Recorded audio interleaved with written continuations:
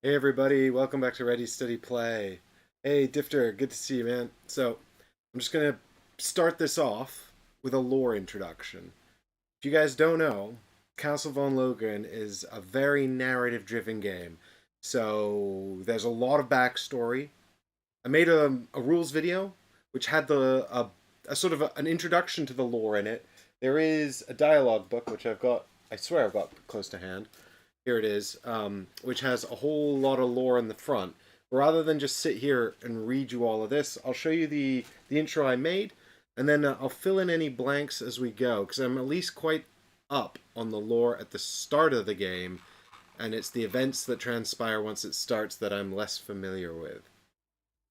And Difter, don't worry, your attendance is always missed, but I'm always pleased to see you in the next thing. And Alessandro, hi, and thank you, Alessandro, for the nice compliment about the rules video. It was quite an undertaking, but I'm pleased to be here demonstrating the game as well. Of course, I was sponsored for the rules video, so this isn't a review or anything like that. It's just going to be a demonstration of the first chapter of the game. And of course, if the Patreon supporters like it, we might come back and have a look at Chapter 2. They'll have to let me know if they want to see it. But in the meantime, here is Chapter 1, because I thought it'd be helpful for everyone to get to see the game in action, especially seeing as you all saw the prototype so many years ago on this very channel. So it might be interesting as well to see how the game has developed over time. Anyway, here we go. A bit of lore. This is the same section that's in the rules video. In the distant future, in the far reaches of space, we find a thriving human civilization. Their decades-long journey from Earth was one of great difficulty that required immense ingenuity and necessitated rapid scientific and technological progress. The chief architects of these advancements were a human named Deacon Pagin and Godos, a powerful and enigmatic artificial intelligence. While the pair are responsible for the salvation of humankind, they created something else, something secret, the Orlakallan, a time travel device.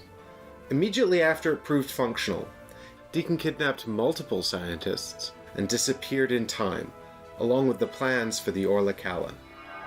In response, Karsek was formed, a security force with the sole purpose of finding out when Deacon has gone and why. Now, 10 years later, Karsek have managed to create their own Orlakallan. They have tracked Deacon to the year 1077. All that remains to do is to assemble a team of Karsek's top agents.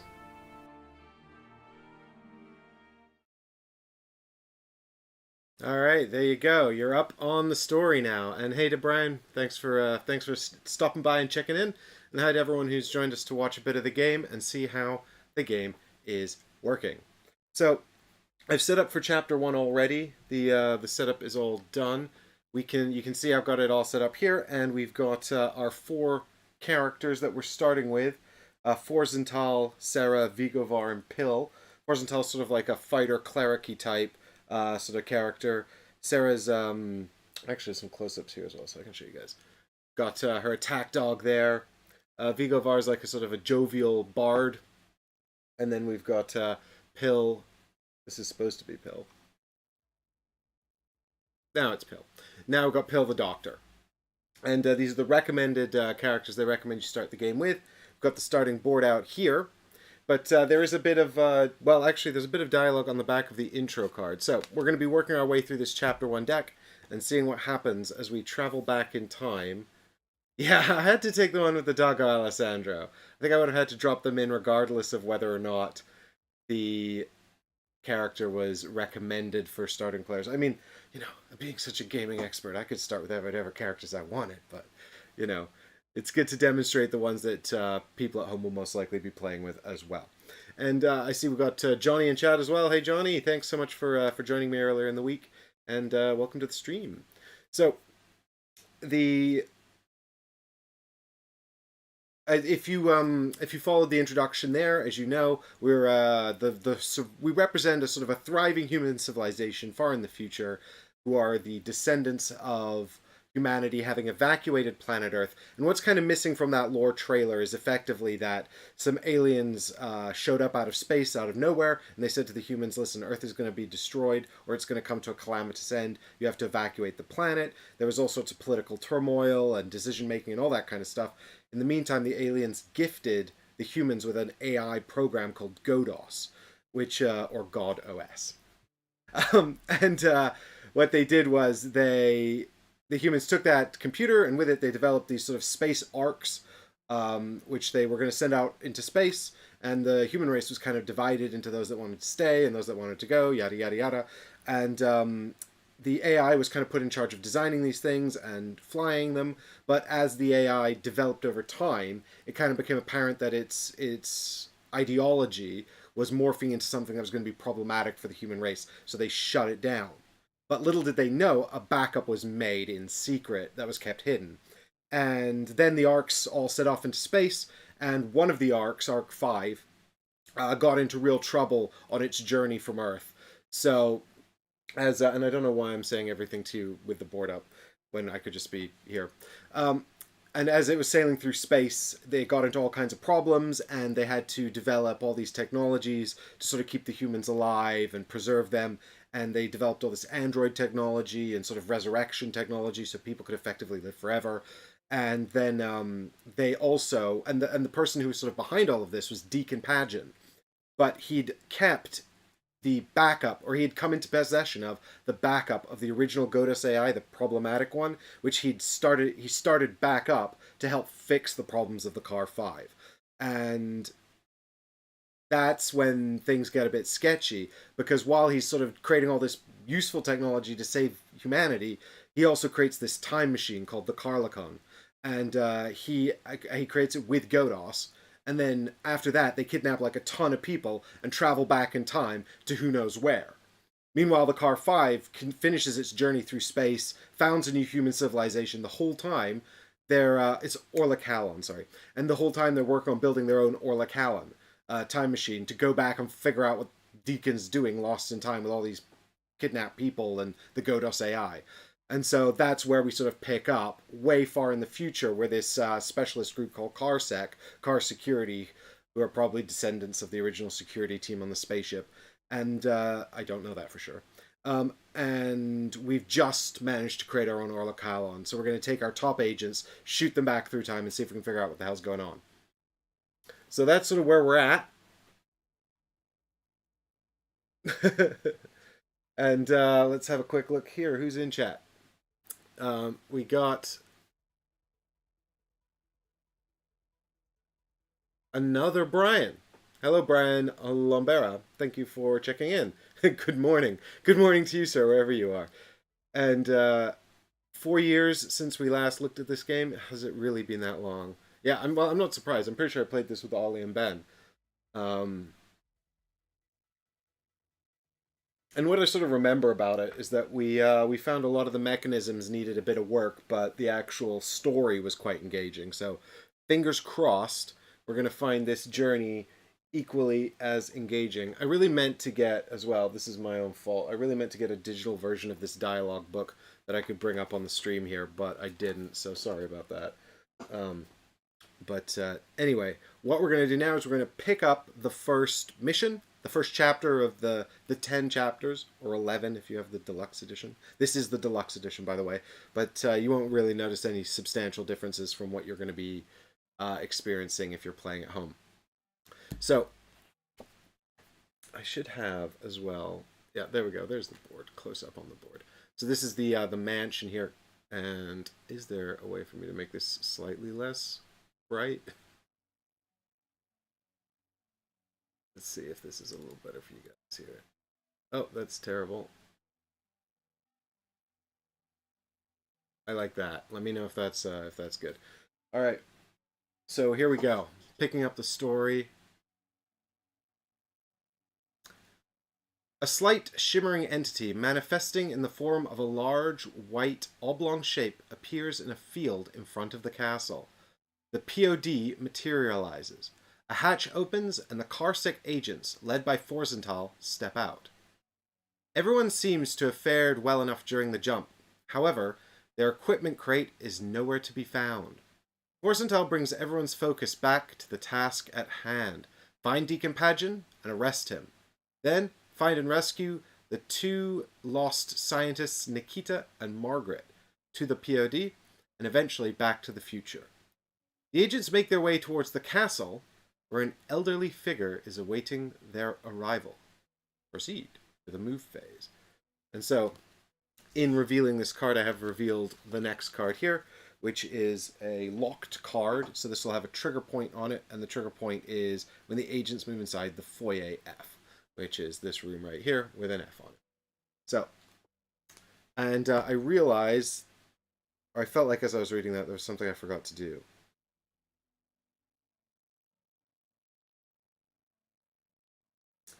I can read you the backstories of the agents. That's something we can do real quick. But yeah, I was going to explain actually that the Carsec agents, which you also briefly popping into existence on the lore trailer there, are all assumed to be traveling as a group. So we've got 4 in play. There are 4 more, but they're all assumed to be present for the story. And I feel like as well, there's actually a bit of dialogue here that we should be reading as well. And I think this dialogue is actually comes up after you're done reading. Yeah, the prologue. Here we go. So sorry, this is I think this is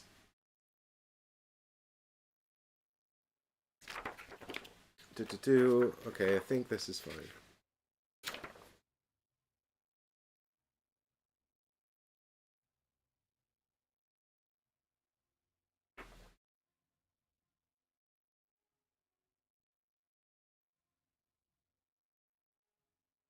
Okay, so we're skipping ahead to story moment. Sorry, there is a section here of dialogue where the characters all meet up and have a chat. Do you guys want to hear that?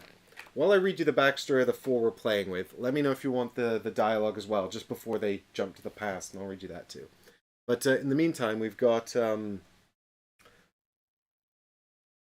call sign Pill, aka Emily Adams. Pill is a doctor. She was also a doctor in her first life, and unlike many of her resurrected colleagues, she remembers all the details of her previous life, including the wizard's first contact with humanity. So I guess maybe the wizards are the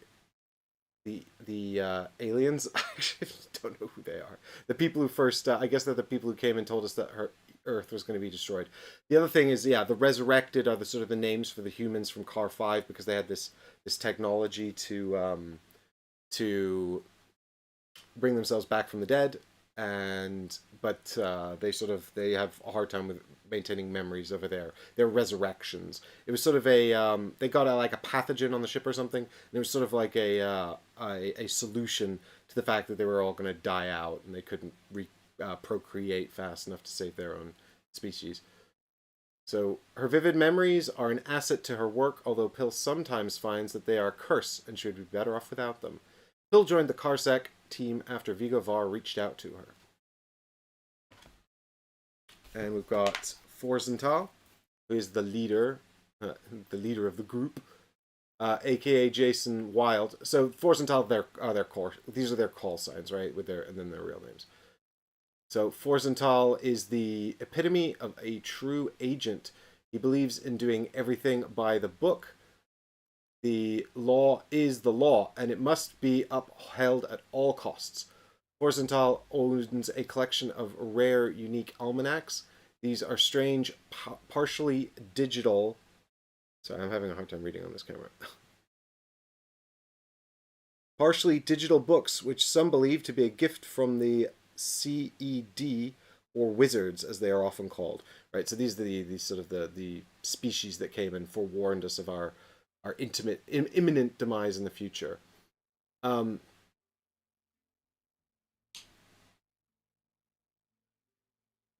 They inform Forsenthal of many things that come in handy in his line of work, from weather forecasts to an uncanny ability to foretell and thwart potential crimes.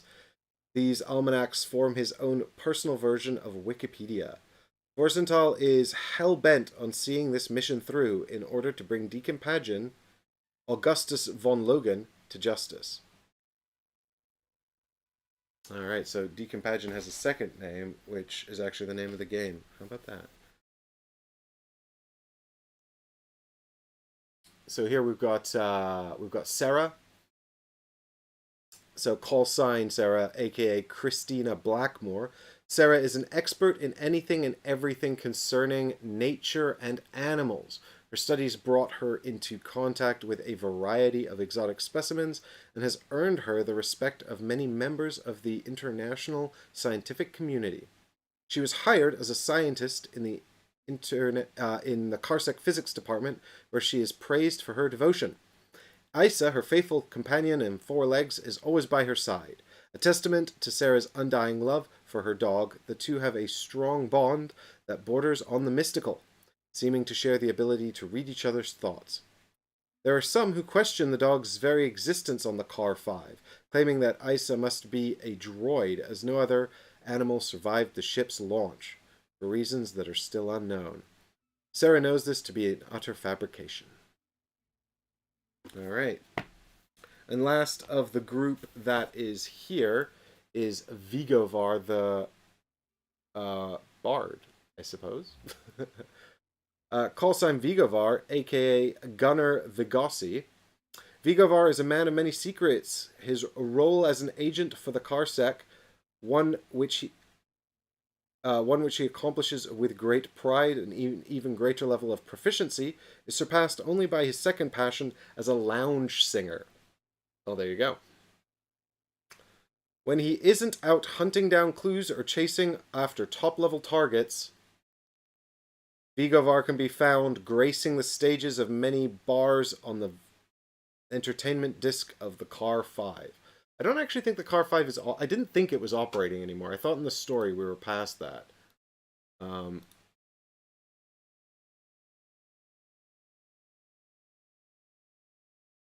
Like Pill, Vigovar's on a secret personal quest to uncover the true nature of the wizards.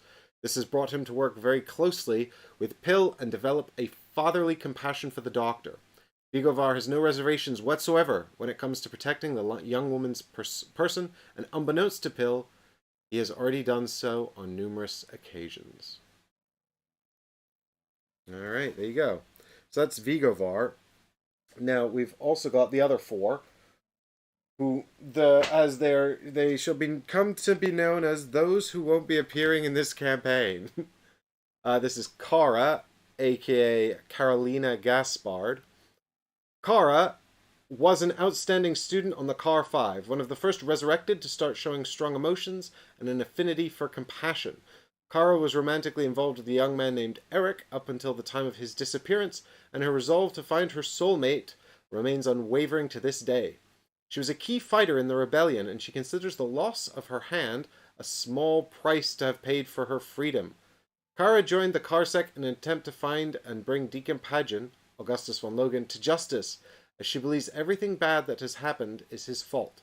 Although she may disagree with some of his methods, Kara admires Forzenthal's resolve to have justice served, and she works closely with him in the hopes of seeing this come to pass. So the capturing of Deacon Pageant.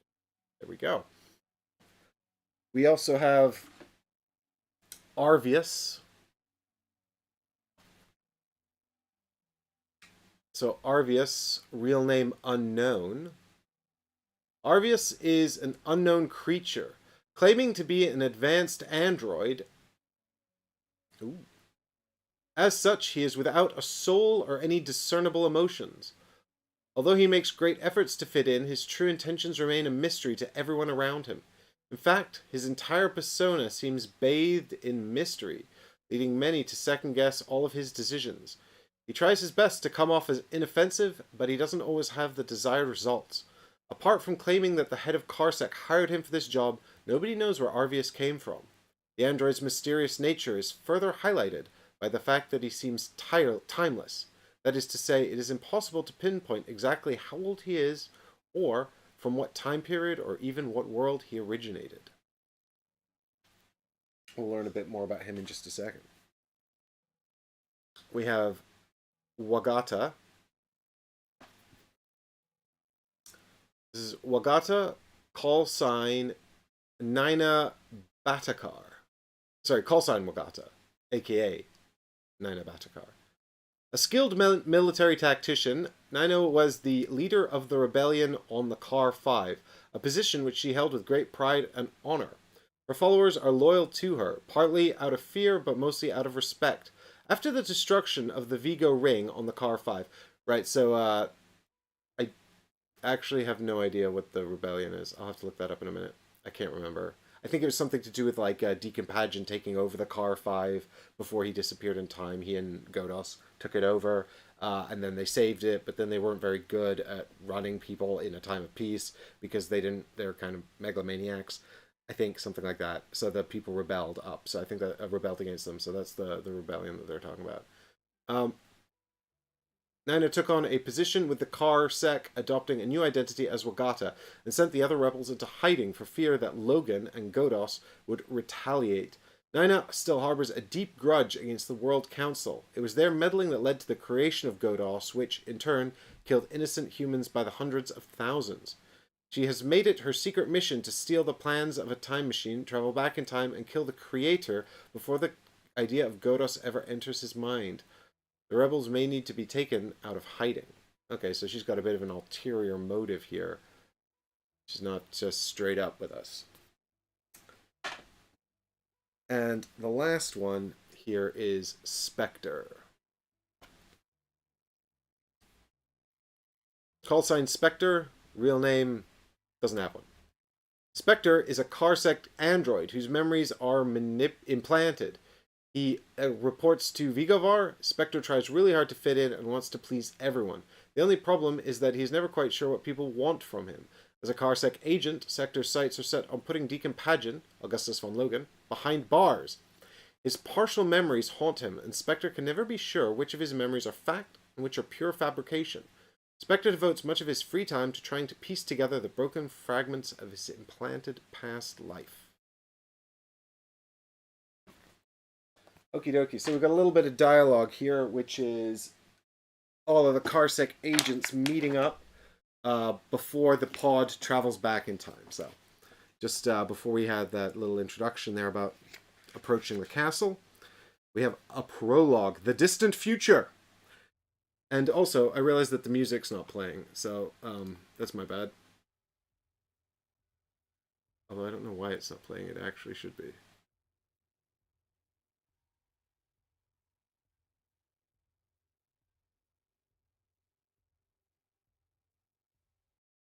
I'm going out on a limb here, though, and assuming y'all can't hear that. There we go. The artificial sun above the capital city of Blue York is shining above the plaza, making this feel like a hot summer day. Gunnar, a Carsec special agent, is sitting at one of the tables, sipping a fresh cup of coffee. Gunnar is Vigovar, I think. Yes. Sipping a fresh cup of tea, and being quite annoyed about it being hot. Looking around, he is quick to notice that the loud motorbike that has just pulled up a few feet away... He's quick to notice the loud motorbike that has just pulled up a few feet away. The man riding it, Jason Wilde, turns off the motor, removes his helmet, and walks up to the table. So this is Forsenthal. Gunnar also stands and slaps Jason on the back. Now, I'm going to have to give everyone a different voice, because otherwise I'm just going to be reading their names back and forth. So, Jason sounds like this. Gunnar. And Gunnar sounds like this. Ah, Jason, what a surprise. What a surprise you called me here. I'm still happy to see you. Please, do take a seat. Jason pulls the Baroque-looking metal chair back from the table and sits down while taking a good look around. What is this, a tea house? It is. It's my favorite place in the whole city. Jason shrugs. He's not a fan of tea. What do you want, Gunnar? Gunnar leans forward, placing his elbows on the table, and with a sly expression, he whispers to Jason, We did it. Did what? The time machine. We managed to replicate it. The Orlacalan? No way. Are you serious? Yes. Did you try it? Well, kind of. How do you know it works? That is where you come in. Jason, although extremely intrigued, pulls back from the table, unable to conceal his surprise. You want me to test it? It's not really a choice. You see, somewhere far, far back in time, there's this madman who's doing something that could end our very existence. Deacon Pageant, I know. Everyone from the old team knows. We're all still alive and kicking, so his time-traveling plans obviously failed. Yes, good old Deacon, a revered military mastermind, then the prime commander of a colonization ship that practically moved the whole civilization to the other side of the universe. That's quite a load for one man to carry on his shoulders. No wonder he went mad.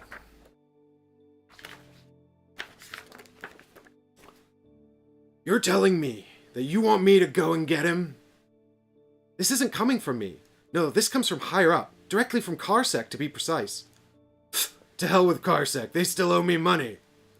Do this gig and you won't have any more money problems, ever. I quit Carsec years ago. Why would they want me back? There are some excellent, very concrete reasons why Carsec is putting together a team. After a few seconds, Jason looks up. His expression completely changed from what it was moments ago. 2 questions. When do we start, and who's coming with me? Gunnar produces a holopad, and from it, he pulls out a holographic list that he exports to Jason, who opens it and reads it right away. I only know Christina Blackmore and Emily Adams from this list. Who is Carolina Gaspard? Ah, right. Well, she's a resurrected, and you won't be disappointed. She's trained in the same way as you were. You two will get along. She also likes to break things. Don't let that arm of hers bother you, or the lack of it. Also, don't ask her about it. That's health advice.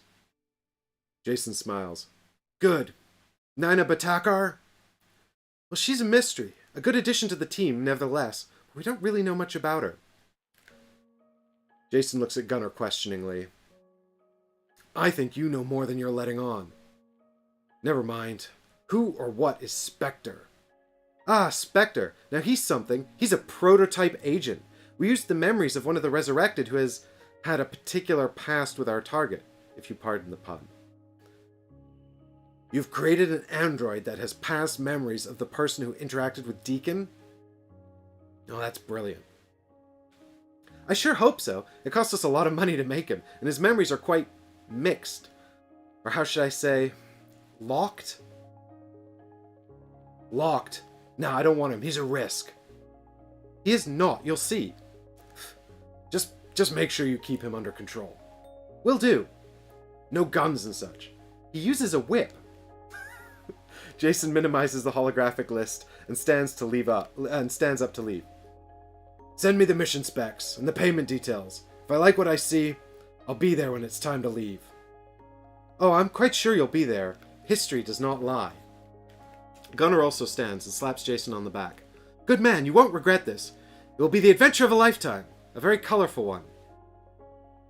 Now, not quite ready to share in Gunnar's enthusiasm, Jason walks back to his bike, turns on the engine, and rides away toward the crowded streets of Blue York.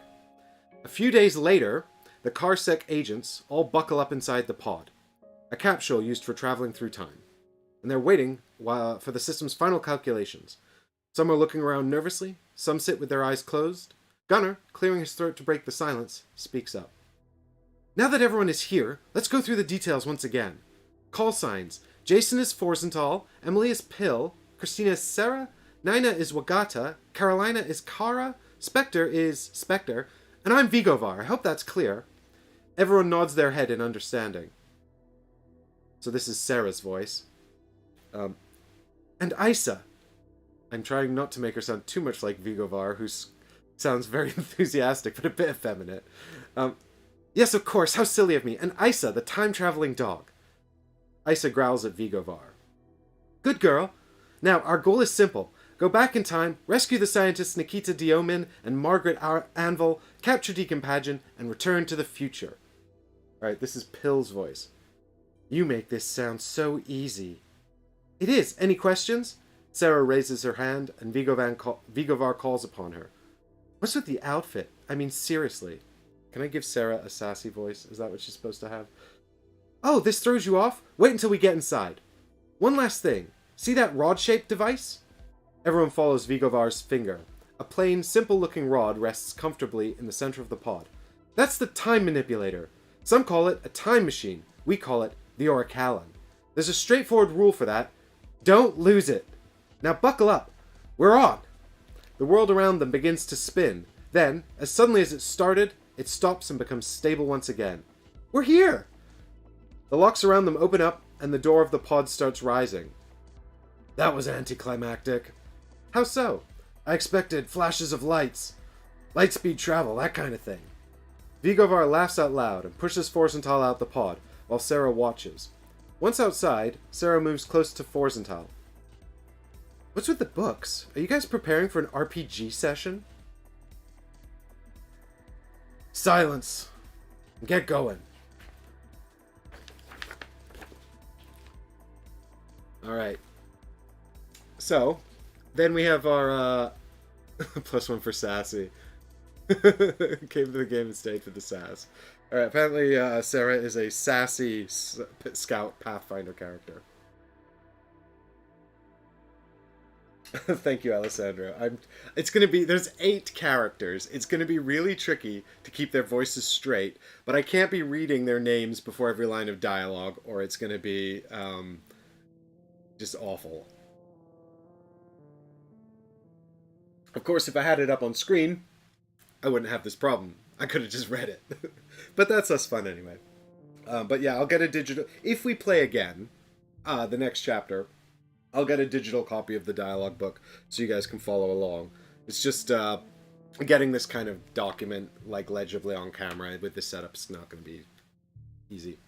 Okay, so now we've exited the pod. Right here, we are back in time. Oh yeah, we need to pick a leader for the start. I guess we'll make it Forsenthal. I guess, or it sounds like it should be Vigovar from the dialogue I just read, actually. I thought Forsenthal was the leader, but maybe Vigovar is, like, sort of the leader.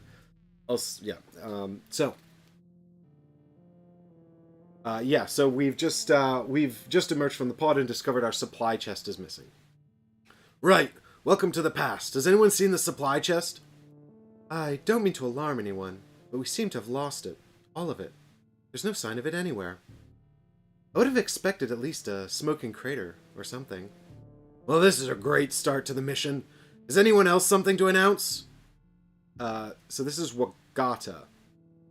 The Orla Callan has fried the navigation system. It's completely useless now.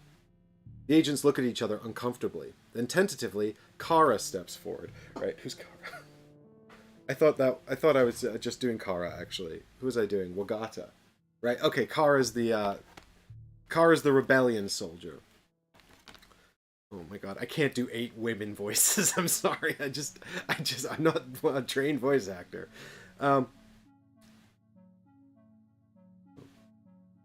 Look, I know that things... No, that's Pill's voice. I can't just give her Pill's voice.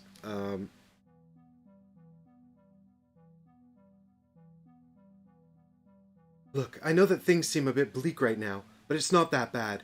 We can take on anything or anyone that this castle throws at us. We're Karsek.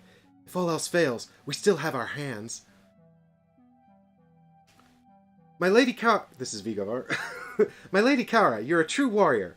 Vigovar steps into the middle of the group. Can I have your attention, please? There will be time enough for this chit-chat later. As you know, there are 2 main aspects to our mission. First of all, we need to locate 2 scientists and escort them out of the castle. Then, we need to find Deacon Pagan, number 1 on our most wanted list.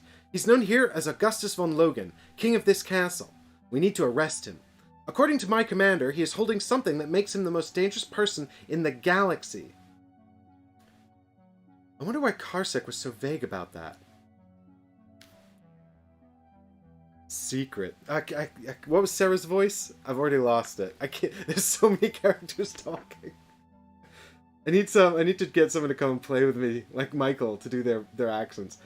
I wonder if I can give someone a northern accent. I should have done that. I can't do a good northern accent. I can only do yellow and red. What's with the bard outfit? I mean, seriously. Okay. Secrets. Pill silently lifts her hand and points towards the hillside. Sarah's dog Isa starts growling, her fur bristling. The agents notice a man on the hilltop. Hey there, who are you? The man starts walking towards them, and as he approaches, they notice he is a very advanced android model, like nothing they've ever seen before. He's holding a cane, with a light plume of smoke emanating from it. Who are you? Greetings, everyone. Allow me to introduce myself. My name is Arvius.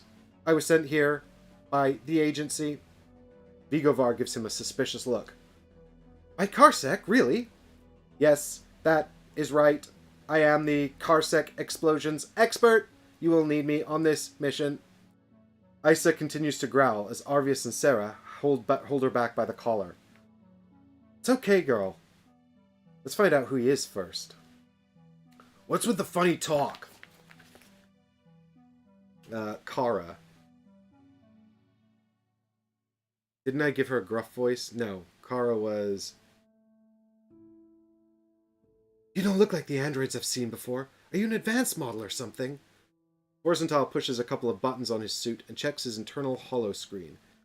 Something's not right. I don't have you on my list.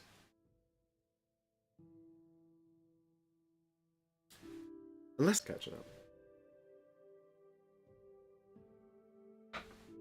Sorry, I just paused there while we reconnected. I also don't know why. Did you get... Oh, there's Kara, right. Okay. So that was Wakata. This mission hasn't even started yet, and it's already weird. And then Forsenthal. Arvius, what Carsec division are you from? Demolition, but that is not important. Please, I am here for the same reasons as you, to capture Deacon Pageant. Arvius walks over to Forsenthal and shows him a holo badge, the same kind Carsec agents use on the car ships. So this is Spectre, who is a different kind of android.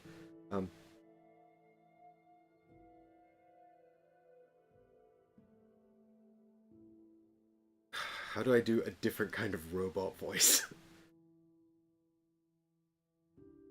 I can't find anything about you in my database either. Forsenthal steps closer to Arvius. Well, since you have a badge, I guess it's fine by me. The more the merrier. Just don't get in our way.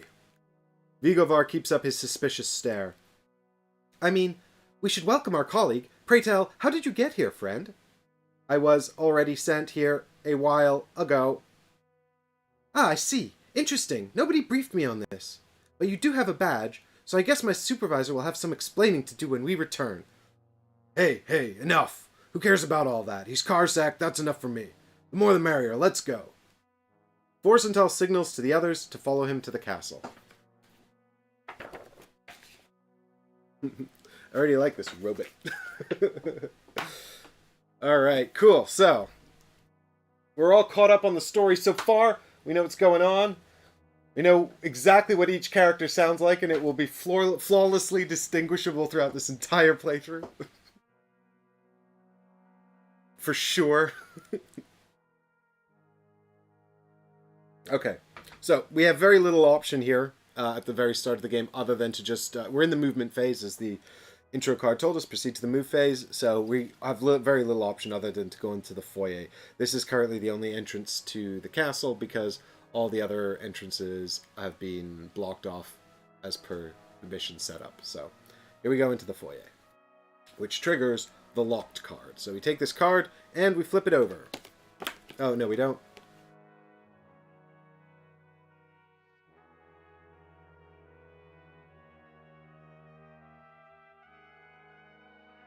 We read the next story moment. I thought I just read that. Yeah, I just read that. Is this a typo? Sorry, bear with me, folks. We definitely should have read...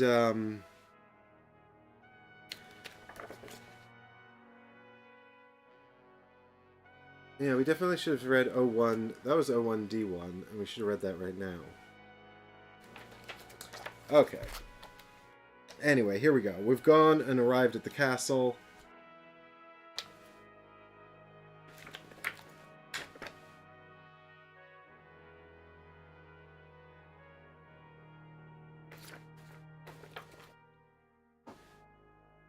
Heggers, that android seems pretty sus. I saw him murder Purple in the pod. Okay, so now that so we triggered the locked card by entering the foyer. So now we're going to read this event card here. Okay, so there's dialogue point 2.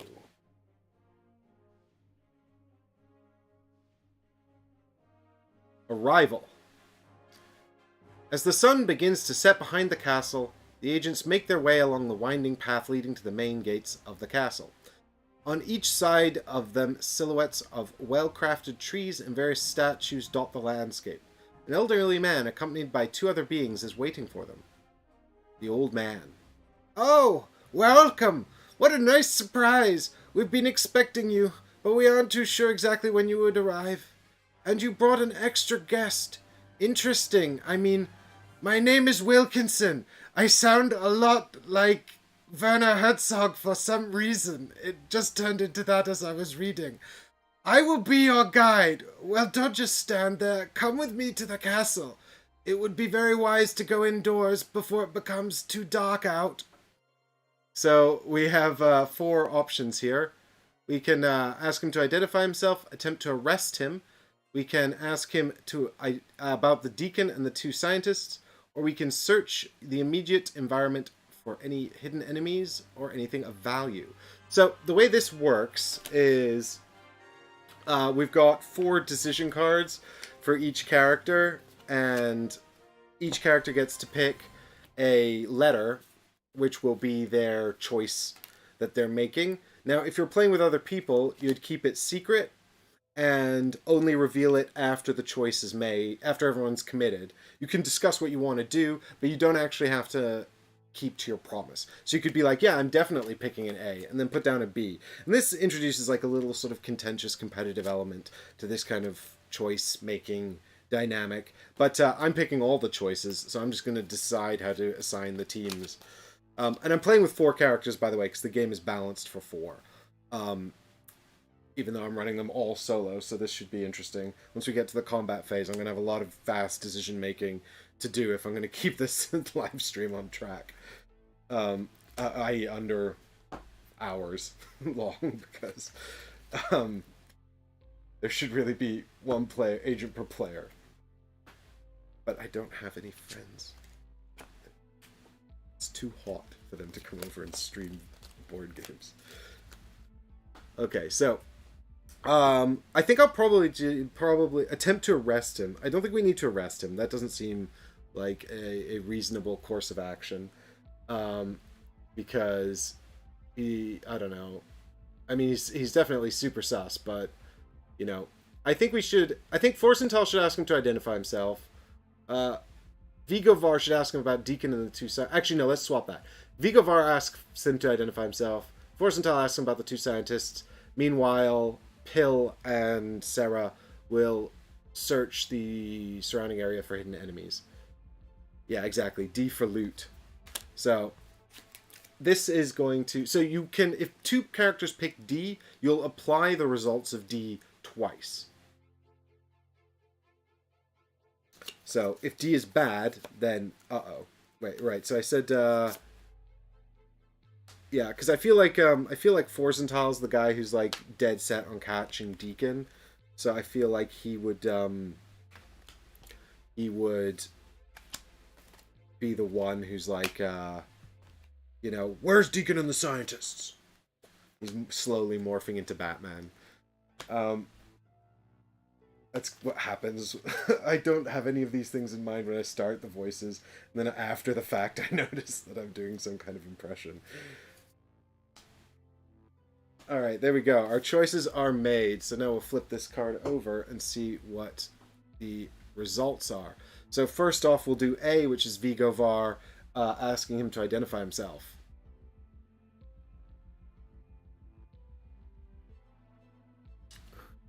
Am I going to have to manually focus this camera? It's on autofocus, but it's not good at autofocusing. How dare you question me, a servant of His Majesty, King Augustus von Loghan? Nothing happens. So then we skipped B, which is good because apparently we use health. And now we're on to C. By the way, I totally forgot. Oh my god, I'm so sorry. Full spoilers, obviously. Like, we're probably not far into the game enough yet for this really to be considered major spoilers, but this will spoil all of Chapter 1. So if that bothers you, that's a probably pretty solid introduction to the game right now, and off you trot, because the rest is full-on spoilers from here on out. It cannot be played without spoilers. It's completely impossible, so... oh my god! Yeah, my partner Leanne designs these shirts over on her website, Isle of Cat, like an island of cats. This is her shirt. I didn't mean to do a shout out. I was just wearing it. I do like them, and they're very um, sustainably produced. All right, back to what we were doing. All right, so now we're on to Forsenthal, who approaches about um, Deacon. Surely you must mean Augustus von Loghan, the king. He is where he is supposed to be. You will meet him when the time comes. Now for the scientists, I'm not sure what you mean, but if they live here, they should be nearby. Wilkinson winks. So, this little question mark means hint icon. This is a, this is useful information that you should probably keep track of. So, basically, Augustus might be here. Who knows? There's something going on here that's all a bit strange, but the scientists should be here if they live here. And then our two characters who searched for loot. Searching around the trees, you discover many more guards, stealthily hidden, as well as a small chest. So draw one green treasure. So in this instance, I will get to draw two green treasures, because we've got two characters with that option. And they'll each get to draw one green treasure each. But we can freely trade these amongst ourselves at any time outside of combat. So that's them. There's also actually, I totally forgot, I'm sorry, in my efforts to quick track, on our way to the foyer, we also find the Karsek or Loghan unique treasure. So this is, of course, the time travel device, the rod that we must that Vigovar helpfully reminded us under no circumstances should we lose. And the way it is in the game is it's a purple treasure card, and it's kind of just a really crummy treasure. So there we go. So the Karsek or Loghan we found on our way to the castle. So at least we haven't lost the time travel device. For the time being, let's give it to Forsenthal. And he'll equip it in his hand like this. We can do a little zoom in there as well. Hopefully you guys can see that. Okay, I'll have to move this up a bit. There we go. We're going to be really tight for space here. I don't know. I'm going to have to figure it out as we go, because I need a whole combat row, which might have to be the bottom of the board here. We'll see. Anyway, that's a problem for Mike in half an hour when we're getting more equipment. So we can do Pill first, I guess, because she's earlier in turn order. Oh, what happened to the leader token? Oh, I did give it to Vigovar. Okay, fine. So it's actually Sarah then. So Sarah draws a green treasure card, which is the Pendant of the Wolf. It's a small item. It's worth 2 energy, so I can scrap it for resources. And I can discard it to negate all the strike cards affecting you. That's pretty good. I think we should give this to Forsenthal because he's got the Orlacallan, which has gain initiative on it. Initiative is a combat function where we can draw an extra card. The way the combat decks work, more detail on this later, but you'll see here that it's a mixture of blue and gray cards. So the combat decks kind of represent the mishmash, exciting immediacy of combat. And so they have gray cards, which are enemy attacks, as well as blue cards, which are agent attacks in them. So as you draw more cards off your deck, you might get more cool attacks that you can do, or you might get smacked by enemies. And so,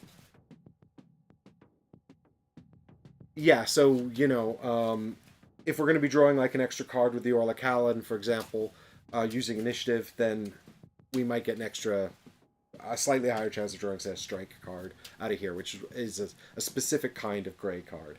There are 2 kinds, hazards and strikes. So we'll give that Pendant of the Wolf to Forsenthal for now, and then we'll draw another green treasure for Pill.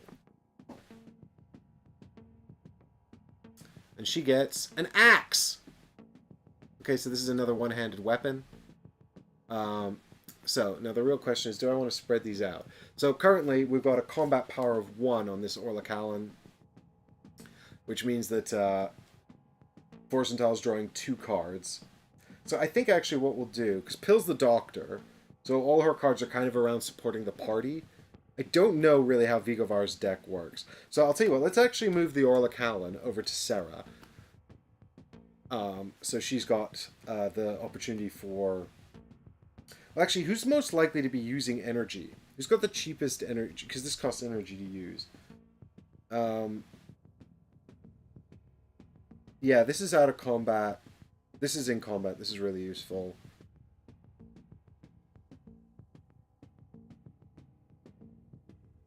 I don't know. Let's give her the Loghan, and we'll give the axe to Forzental. Because he's got the most expensive combat ability. So this is energy. It's a resource that we're going to use to use abilities, buy cards. It's got all manner of functions that you'll see as we go. But we want to get some more weapons and things. Obviously, this is our making up for our missing equipment. So we're still somewhat in need of more gear. Okay, so it says the top card of the chapter deck is a locked card. And it does read, after resolving story card 3, remove this and resolve story card 5. And read story card 5. Also, so this is card 4, by the way. And this is also reads the next amount of dialogue. So we will go over to the dialogue book. And we'll read dialogue next.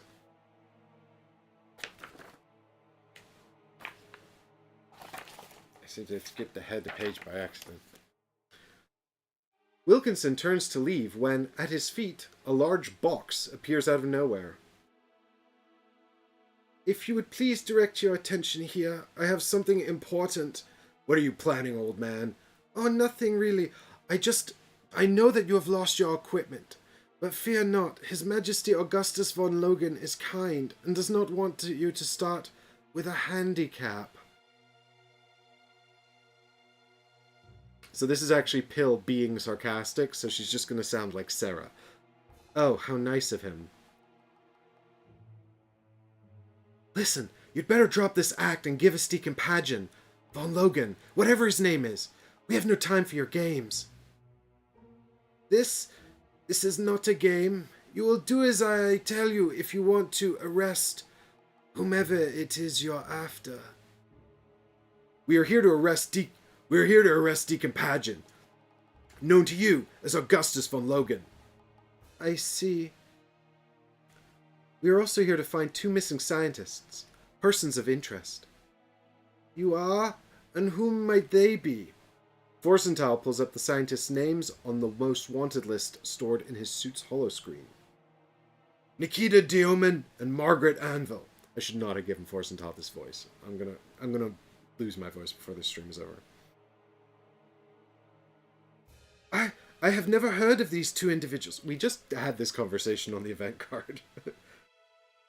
I have never heard of these 2 individuals. Careful. Listen, look in the box. Take what you need and meet me at the door over there. Quickly. Wilkinson is watching the group from the other end of the foyer, but due to the sheer size of the hall, he seems to be very far away. You there! Have you finished yet? Great! Come over here! This is Pill. I know who you are. It just came back to me. Who is he? Maximilian Kemper, the billionaire. He owns the entire UN, the entertainment ring on the Car 5. Wilkinson looks slightly troubled. My lady, with all due respect, you are mistaken. I am just a humble servant of His Majesty Augustus von Loghan. I should have given one of the agents this voice. I'm going to be sad once Wilkinson's gone. Forzental grabs him by his shirt and pulls him up, his face inches away from the old man's. Now listen here, I've had enough of this. I'm becoming rather impatient rather quickly. Where are the scientists? Forzental drops him back to his feet. Wilkinson, obviously shaken, tries to calm down. A signal begins blinking in Forzental's visual screen. Somehow, Wilkinson has managed to transfer a map of the castle to Forzental's suit's internal computer. My apologies. We'll leave now. What? That's it? We're just gonna let him walk? Forzental turns to Kara and gives her a long, stern look. It's fine, Kara. Let's go. The group exit the foyer through the large doors at the end of the hall. Once inside the corridor, with the doors firmly shut behind them, Forzental turns and speaks to the group. Right. The guy Wilkinson. He's with us. He's acting, pretending to be Loghan's faithful servant, and he's scared. But he transferred a full map of the castle, a map heads-up display, to my suit's internal drive, and marked the locations for what I presume are the holding cells of the scientists. I will share this information with you all.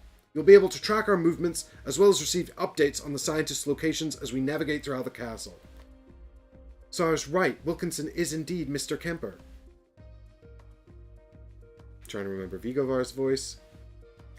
If I may, it would seem to me that Wilkinson, or Kemper, is constantly being watched, and I do believe those bodyguards with him, they aren't his bodyguards. I think they're keeping an eye on him. We need to help him as well. Right, we're getting ahead of ourselves. We need to prioritize and resolve everything in order.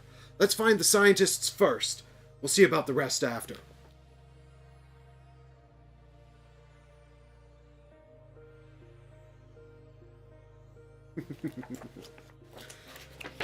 Alright, so we have resolved the locked card here, number 4, and now we have a new mission.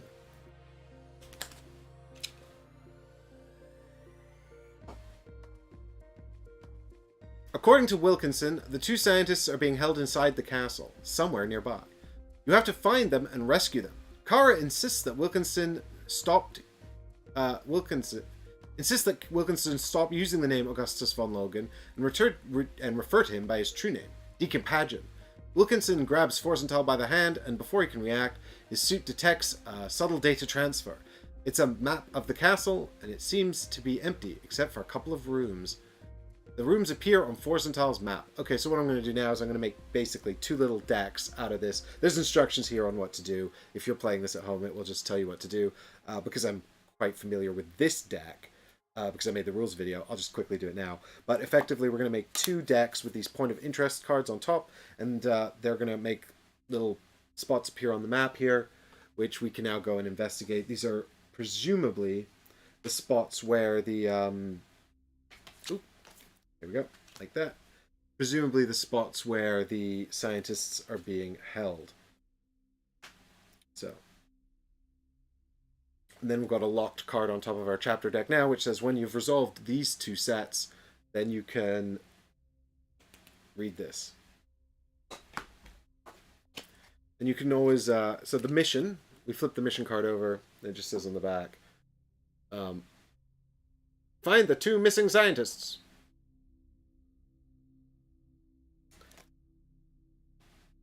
And that is done.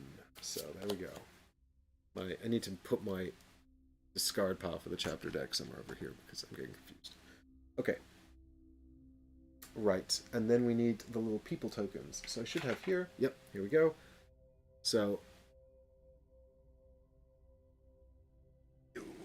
it is blue person token in room 13 and the red person token in room 16. There we go. Alright, so I will give you guys a little close-up view here of what's going on with my camera over here, and I will explain a little bit about the game's mechanisms here as well. So you can see the board. Maybe I can sort out the focus here a little bit. Is it this? There we go. So we're here in the foyer. So this is this token, by the way, is our whole group. Everyone, all 8 agents are here. This is the group token. It represents everyone. We move together as a group and interact with the game collectively. So we have these 2 points of interest that have just appeared on the map, thanks to the data we've received from Wilkinson. Presumably, these are where the 2 scientists are located. We've also got over here a green random event token that I set up at the beginning of the game, and there's a blue one here as well. Now, the way the castle is configured, we can't actually get to the red person token without resolving the blue token. We don't have to do this green token. We could ignore it. We could go and do this or this, and then once we've done the 2 scientist tokens, the story will progress.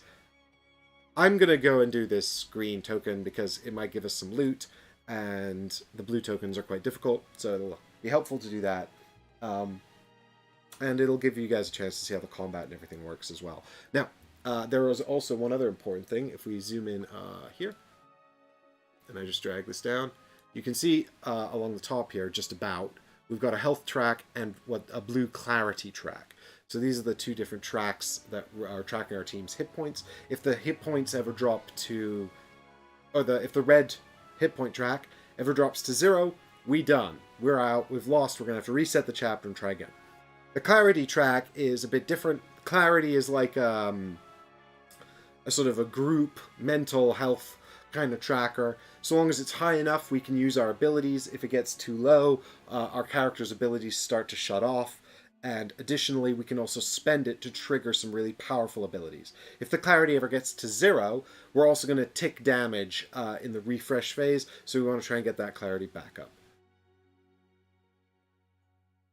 Alessandra said, so the colors indicate the level of difficulty of the event. Does it also mean better loot? Yes, you got it, Alessandra. So you can see it here, actually. I'll see if I can show you on this camera, because it's off screen, because there's a lot of cards, and we got a lot of stuff to look at. But if you have a look here, I'm going to try to show you without revealing how messy my office is. But if you have a look here, you can see that we've got 8 decks of cards. The big ones at the back are monsters, and the ones up front are treasures, and they're color-coded. So the green treasures go with the green monsters and the green random event tokens. Blue with... and sometimes, it's not always the same. Like, you might have a green random event that summons one blue monster. But, you know, so it's not totally certain. But green monsters are the easiest, blue are harder, red are harder, purple are unique bosses that will be sort of instructed to find and put out. Exact same with the treasures. Red treasures are the best, green treasures are the worst. They scale up. You're more likely to find red treasures as the game progresses, and so on. And yeah, so but not every, and so just like the same system, the event tokens, which I actually have off screen. Let me see if I can get that for you as well. But we got, I'm going to try to show you this without everyone... Oh, this has actually got quite a long reach. Okay, that's fine.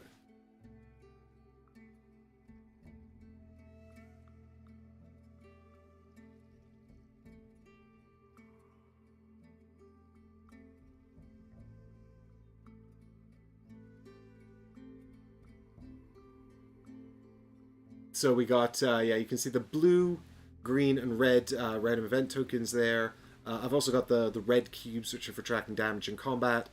And the tray closest to the camera actually is stun tokens. That's the purple one. Stun is very useful in combat. And also the tracker tokens, which are used when we trigger an ability. They're like a cooldown system for abilities and stuff.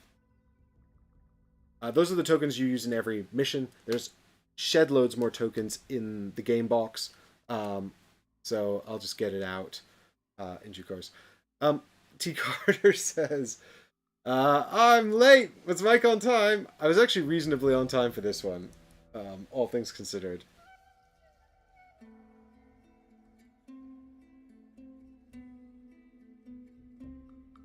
Hey, we begin when we begin. We always have the best intentions, but sometimes, like, believe it or not, like, streaming on Tuesday, streaming Everdell with Johnny, I was reminded just how much easier it is to stream video games. Like, streaming a video game is so easy compared to streaming a board game. We should just done video games, man. Alright, so, here we go. Right, so yeah, I'm gonna go, so now it's, what we've actually done here is resolve the event phase. So after, I actually probably jumped ahead one step here, but it didn't matter because we only trigger our combat phase if we have face-up enemy cards in a combat row. We currently don't have any face-up enemy cards in a combat row, so we're not going to trigger any combat. So a round is move, resolve event thing, or resolve something, some story thing, and then refresh phase. So I might have skipped a refresh phase here, and I apologize for that. But no, because I haven't moved yet. So we've just gone through one event phase. So an event phase can be resolving a whole bunch of cards. You only stop resolving cards when you resolve something that doesn't have a resolve the next card on it. So you can see here, the mission card just says, find the 2 scientists. That's the end of that card. whereas most of these other ones had instructions to remove the card and then read the next. Am I focusing the wrong camera here? Yeah, so remove this card, read the next card. So we just read a whole bunch of cards in a row because that's what the story card said. But now that that's all done, we're actually into the refresh phase, which is the end of a round. And the first thing we do in the refresh phase is check to see whether we have 0 clarity. We don't have 0 clarity, so we can proceed on to the next step of this phase, which is refreshing things.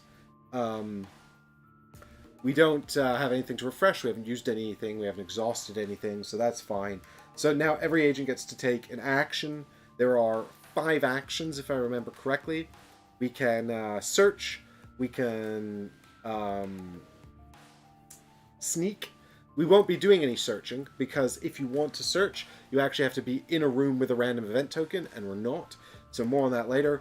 But we could search, we could sneak. We can also do 3 sort of restorative functions if we're not doing any of those other functions.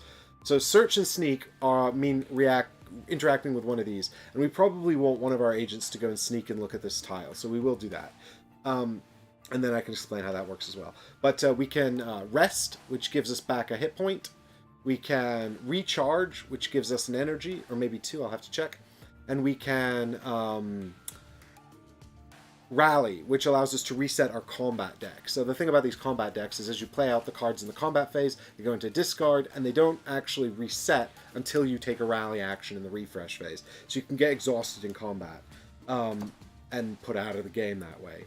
So we don't need to rally, we don't need to rest. So actually everyone should really do a recharge except for someone who should sneak. So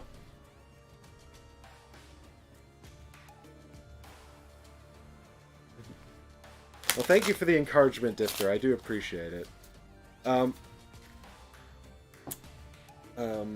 Right. So yeah. So let's recharge everyone except for, I guess Sarah should go and do the search because she is. This track is annoying me. I'm sorry. It's not the right music for right now. So.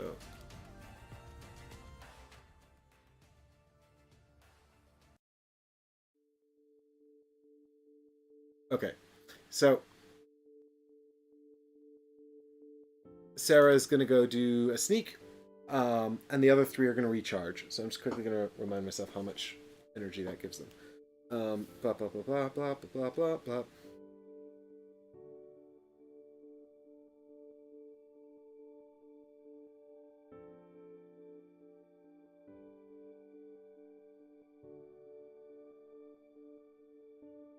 Three! Oh my god, way more than 1. Brilliant. Good. Okay, so recharge up to 8 on Vigovar, and also Forsenthal and Pill. And then when we sneak, effectively we pick a room that contains a random event token that is not, that we could move to next turn. So in this case, we could actually sneak either of these 2 tokens. We will probably have a chance to sneak this one later. So we're going to sneak this so we can have a look at what's underneath. And I'll explain how this works and what we're hoping to get from this as I flip the tile over. So, there we go. So, first up, the diamond symbol in the middle is a green treasure icon. So we're going to get to draw a green treasure card. Whenever you sneak, whoever sneaked, only one person can sneak. And actually, after you've sneaked, we're going to tap this so that it's sideways to show that it has been sneaked and cannot be snuck again. So, so actually, Sarah would be the only person looking at this in secret, not showing it to anyone. She's then freely able to tell people what's on it if she wants, but she's not allowed to reveal it to the table because only she saw it. But she's going to get a green treasure, and you have to resolve the diamond symbol, so you have to be honest with the table about that. You can't make it up. So she'd say, oh, I get to draw a green treasure. But what we're also paying attention to are the 4 symbols around the outside. We got 2 energy, and then a blank, and then 1 clarity, and then a lurking enemy. So this is important for us to remember, because when we search, the number of agents who search will be the number of agents that trigger this tile. So really, we want fewer than 4 agents to search, because if all 4 agents search, we're going to get a lurking enemy. We want to avoid that. But if 1 agent searches, that agent's going to get 2 energy. Great. If 3 agents search, The middle agent gets nothing, and the third agent's going to get a clarity. So if we need a clarity, it's worth sending 3 agents to do this. But I think at this stage, after this combat, we'll probably just want 1 agent to do a search. And by the way, we're not guaranteed to have a combat when we resolve this event. It's going to depend entirely on what the random event is. There may or may not be a combat. We'll see. In any case,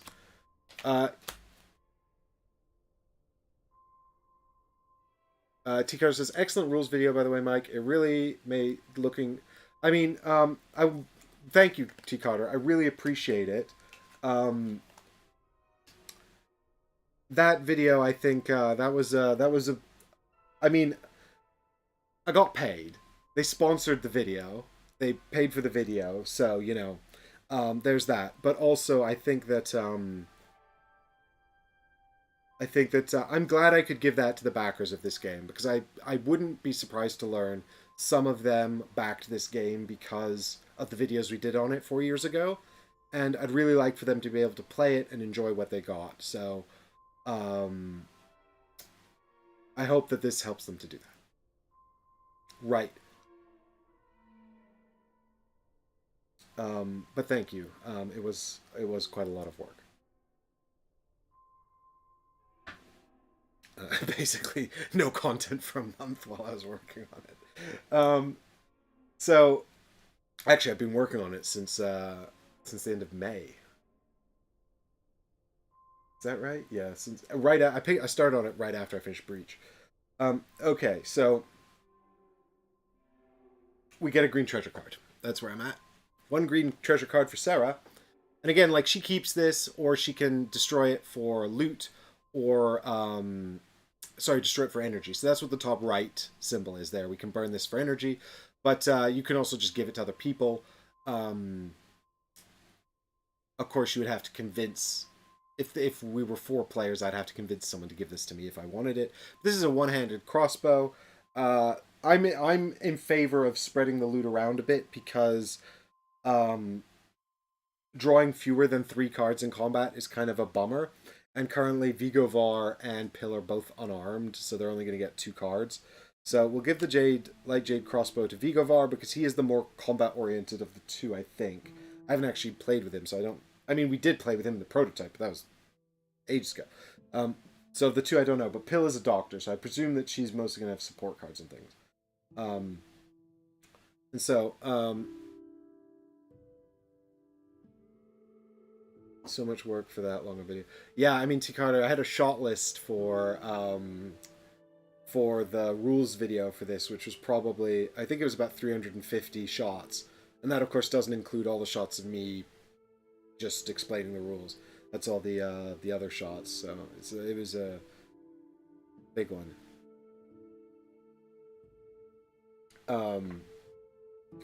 But, you know, it's quite a complex game, this, because... You know, it's very heavily narrative driven, but it's very conceptual, is the way I would describe this game. There's a lot of sort of like concepts and the mechanisms. It's a thematically led game, you know, so it's designed around the story and leading into the story, and all the mechanisms are sort of there to sort of create this sort of sense of what's going on, and so it is quite complex in that regard. Right, so now that we've resolved the refresh phase, the leader token moves around the table, so now Sarah is going to be the leader. Again, in this game, the leader is going to be almost irrelevant. It's really just used for breaking ties on decision making when you can't decide as a group what you want to do. I don't know, there might be story cards that reference the current leader. I haven't seen anything like that, but I haven't seen very many of the cards in this game. You know, just looked at what I needed to make the rules video and all that. So, no, I've played through this chapter already, but most of it, actually. I've not played through all of it. But Sarah, but this leader token, much more important in a game where, in a game with actual multiple players. I think we actually resolve combat in turn order, so that is important for combat as well. Although I don't think it's necessarily too important, the order that the agents attack in, provided they all agree on what they're doing. So anyway, we're back to the movement phase. We can literally move anywhere on the board. You don't have a certain number of steps. So, because this whole wing of the castle is open, we can't just shoot off over here like this, go for a wander around and be like, oh yeah, it's totally empty. That's right. Okay. Well, let's go back to the pod and hang out for a bit. Okay, we're done there now. And boom, the minute we go into this room, we trigger the event phase because there's a token. So that's what we're doing. We're going to now go to the event phase where we look at a green event card. And when you draw an event card, because of course you can see what's on top, you draw one from the bottom so you don't spoil it. You don't know what's coming.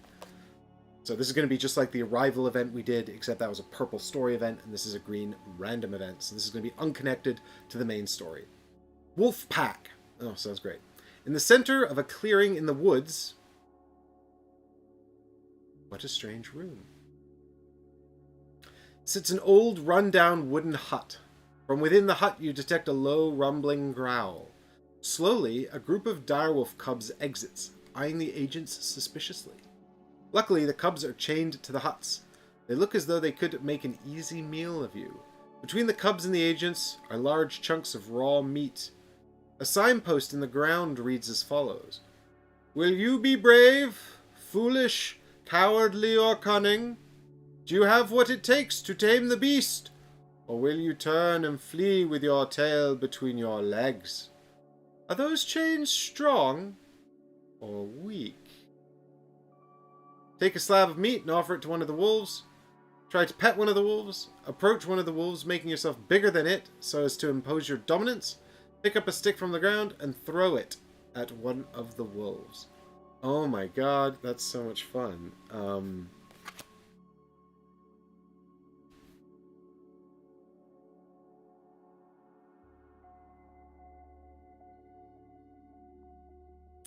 Right, I mean, we gotta feed the wolves some meat, right? I wanna feed the wolves. I wanna be friends with the little wolves. Pet the puppies. Pet the doggo. Pet the doggo. Pet the doggo. And lose the other hand. Yeah, we should have Kara pet them so she loses her other hand. Unfortunately, Kara's not in the party. Yeah, why am I not playing with the robots? We should definitely have the robots in the party more. Unfortunately, we do have Pill the Doctor, so. And I'll just reiterate, the actual agents on the board only matter in the terms of resolving combat. All the other agents are here, and if they have a story moment, they will appear for their story moment. Just like in a video game, when you're playing with you can only have a certain number of people in the party, but all the other characters just magically pop up in cutscenes like they were there in the background the whole time. This is the exact same concept, so... what we're gonna do, I think we should feed I feel like feeding the doggos is the right thing to do, right? The nice thing to do. I think Sarah should try and pet the dogs because she's like the animal expert. So like if it might, I don't know, it might be like, if you're Sarah, the animal expert, then, it all goes well. And if she gets her hand bit, then Sarah is going to have a performance review meeting because she didn't do a very good job of interacting with nature. So we got pet, feed, and then pet. Yeah, we'll feed first for sure. Can't we throw the stick for the wolves? Is that not what it says? It says, pick up a stick and throw it at one of the wolves. Oh no, I wanted to play I thought it meant play fetch. Good catch, Carter. I don't think that we want to throw it at the wolves. That sounds mean. Do we want to assert dominance? Is that something we want to do? I think we should definitely have... I think we should have Pill and Vigovar feed them, and then I'll let you guys decide what you want to do with Forzental. Is he going to make himself look big and dominate them? Or is he also going to feed them? Or is he going to pet them? Because I'm not having him throw a stick at them. I don't want to throw sticks at dogs. It's not my jam. And if I should have picked that response, then too bad. Yeah, we should send Isa, the other doggo, to negotiate. Go, Isa, talk to your brethren. Train the pack. See if you can get them to help us in combat.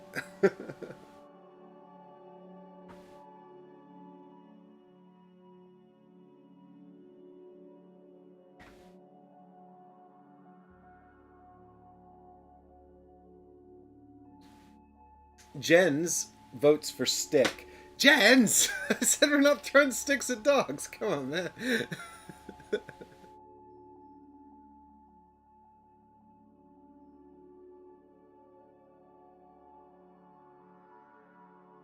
another petting of the dogs.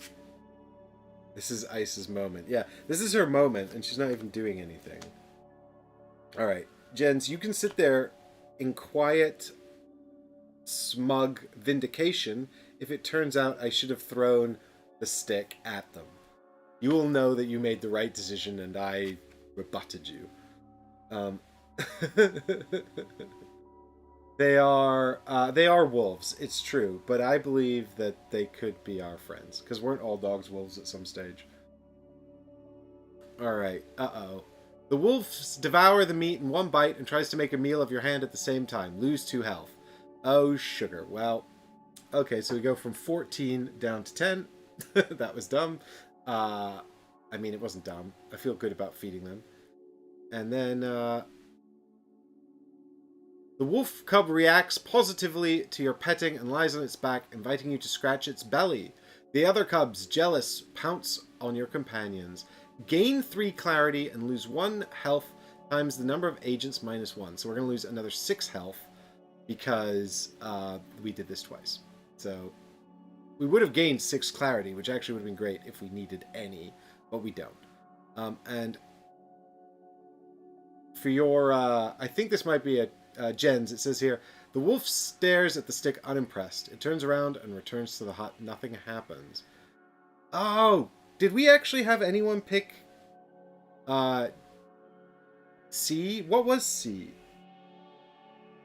Approach one of the wolves, making yourself bigger than it so as to impose dominance. Oh, Sarah should have done that. That would have been really good. Never mind. We live with our choices. So we have to lose another 6 health, so now we're down to 4. So I think we're going to be doing a lot of resting this turn. But we don't actually... Oh, and then we have to read the... Oh, no. Never mind. Then we have to read the event results. Enthralled by the wolves, the agents are unaware of the other creatures hiding in the woods. Without any warning, the agents find themselves surrounded by enemies. Geez, this might be a really short game. I might be about to lose this, actually. Let's find out. So, right, just to clarify... That is the summon enemies symbol. Because it's a single green symbol, we're going to summon a number of enemies equal to the number of agents minus 1. So 3 enemies are now going to be summoned. These are face up. So there's my discard pile for random events. And also, I would argue actually that I might well have picked the stick one there, Jens, if it said throw it for one of the wolves, which seems to have actually been what the card was intending, not at the wolves, but that's fine. Okay, so we lost basically all of our health playing with dogs, and now we're going to have to do a fight. I'm sure this will be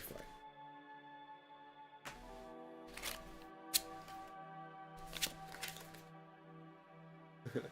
I'm about to be eaten by wolf pups, the card. That is what is happening. Alright, so in the interest of space here, I think we're fine putting out the enemies along the bottom of the board here. This might become more problematic later. So our first enemy will be a thief.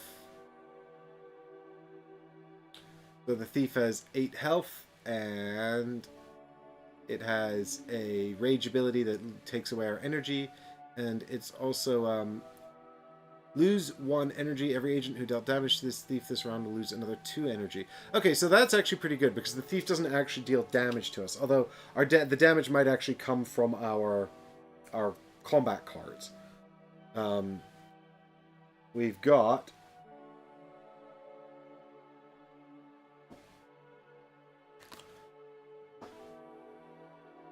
the Forsaken Maid! 10 hit points. Lose 1 health if your clarity is not at maximum. Well, it is at maximum for now. But also she has a rage ability that says lose a clarity. Death Pipe Yeah, can you imagine? Like TKO first T TPK. TPK first event. Oh no, not the Goblin Horde. Uh oh, I don't like any of this. Discard the top 2 green treasure cards. Why would I care about that? Anyway, it doesn't matter. What matters is that they've got lose 1 hit point, and that's bad because I've already lost all of my health. Fortunately, Pill does have 4 energy and also an ability here that says gain 3 health. So we might just have to use this rejuvenate ability with Pill right away. All right. In fact, I think we can use that right now. Because it should be pretty clear from these when you can use them. So I think we're going to use Rejuvenate right away. So I'll take one of these and put this on here. And then it costs 4 energy, so she goes down to 4, which isn't great. But I'm just a little nervous about dying. So we'll go back up to 7. Alright. And now we have resolved the event card. We go into the combat phase, wherein the party will take on these enemies. The 11-step combat phase, which begins with choose your weapons. At this stage now, we can't trade, so we're stuck with whatever we've got. I'm thinking this is fine. And do we want to use the Orla Callan to gain initiative?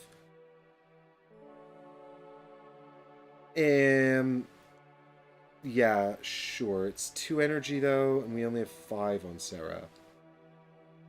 And the Isa ability costs 4, and it's really good. So no, actually, I shouldn't have given her the Orla Callan. That was silly. Never mind. Also, you guys cannot see what I am talking about. So, she's only got 5 energy here, and the Orla Callan has the ability where we pay 2 to gain initiative. Initiative just means effectively we can swap out a card in our first round of combat, so it could mean our turn is slightly better. I think I mistakenly said it let us draw an extra card earlier, which is not true. You draw an extra card, but you don't get to play an extra card. You can just swap cards around to make the cards you drew better. But I want to use this Asa ability probably, which allows us to stun one enemy, and stun means they're just out of the combat for a round, which could be a lifesaver. It costs 4 energy, so that is why. Instant win condition achieved, yeah. If the objective was pet all the dogs, we can now move on to the next chapter card. Okie dokie, so we might as well just go through the characters in turn order here. Well, we're on to step 3, which is, I believe, draw the combat cards. I just want to make sure I do this 100% correctly for you guys. Step 3, draw and place combat cards. Yeah. So it's really important to draw these in a row and keep them in the right rows. So we're going to get and check our combat power here. So Sarah has 2 combat power, one for her unarmed slot here and one for the Orla Callan next to it. So she's going to get to draw 2 cards. So we've got a charged attack, which is an attack card. It does 2 damage. And if it is the last card, gain a energy. It also generates a rage. So we might want to move these around because we may be able to do that for free. But that's the first card she drew. The second card she draws is a miss. So this says cannot be moved or negated. Negates all attack cards to the right. So fortunately, charged attack is on the inside. So now we don't want to move charged attack. So she's going to do 2 damage. That's currently all she's doing. That's fine. So then we got Forzental, and he's going to draw 3 cards because he's got the axe, which has 2 on it, plus 1 here for being unarmed. So we've also got Banish here, which we could use actually to just discard the enemy with the lowest health, which is either the Thief or the Goblin Horde.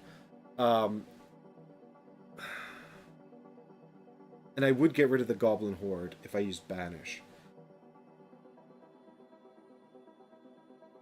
It's 6 energy, which is really expensive. But they don't. Their reward is just 2 energy. Like, they don't even. They have 8 hit points, and they don't even give you treasure when you kill them. These other 2 both give us a treasure. So that's up here that we see that. So yeah, screw it. Let's use at the start of combat. I should have used this in step 2, which is use start of combat abilities. So I really should have used this before drawing cards for Sarah, but I'm gonna give myself a little pass because I'm tracking 4 characters. It's a lot. So 6 energy, and we now put a timer token out on Vanish to show that that has been used, and we can get rid of the lowest health enemy. So I'm gonna get rid of the Goblin Horde. Bye. But we discard them, so we don't get any of the rewards for killing them, which is fine because their rewards was 2 energy, and I don't really care about that. Right, back to Forsenthal then. So he's going to draw his cards. Just make sure there's no more starter combat abilities I want to use. Shot Caller is pretty good as well, actually. So Vigovar has an ability called Shot Caller, which lets him give him and 1 agent in reach initiative. So I wonder if we could give initiative to Pill. And we really want to do that before the next step.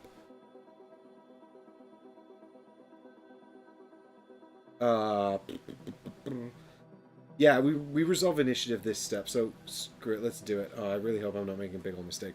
So the way initiative works, so we get 1 initiative, so we're just going to take a combat card and put it here, and you'll see how this works in a minute. And then we're also going to take a combat card and put it here, because she gets initiative as well. So that's initiative there. But meanwhile, back to Forsenthal, he's actually going to draw his hand now. So we've got the preemptive attack. We get the charged attack. Oh, he's doing pretty well. And the disarming strike. Oh no, lose a health. Negates the effects of your equipped weapons. That's fine. I actually don't have any equipped weapons. But the preemptive attack is 1 damage, and if it's the first card you drew, deal 1 extra damage, which is great because it is actually already that. The charged attack is 2 damage, and it says here if it's the last card, gain a damage as well. I start gaining an energy, but I don't. So I could move it over here, but I'd have to pay 2 energy to move it, and then I'd just gain an energy. That seems kind of pointless. So I think we'll probably just leave these where they are. Again, I actually don't have to make these decisions yet. I can make these decisions later, but I'm just talking through it. Right, here's Pill. Can I move my head? Whee! I'm over here now. Okay, so Pill is got 2 cards.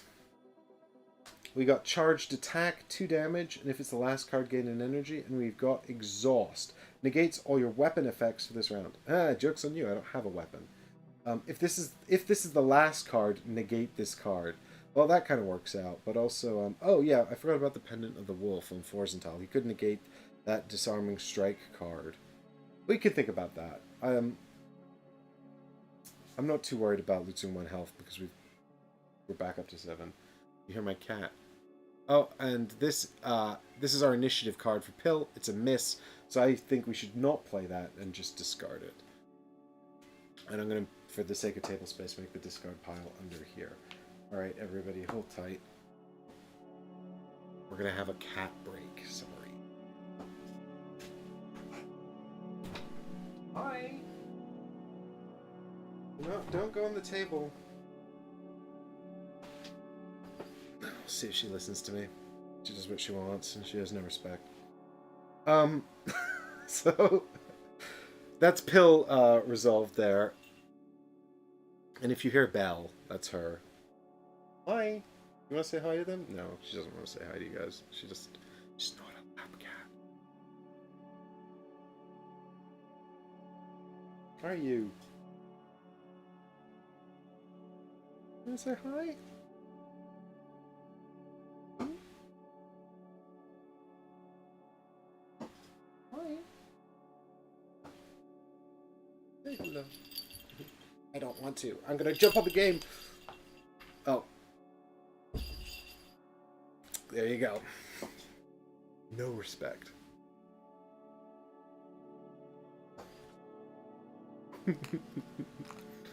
And our health cube's gone. Actually, I think she was deliberately attacking the health cube.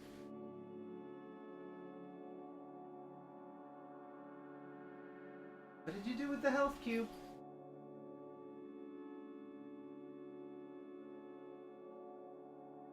This is the true final boss.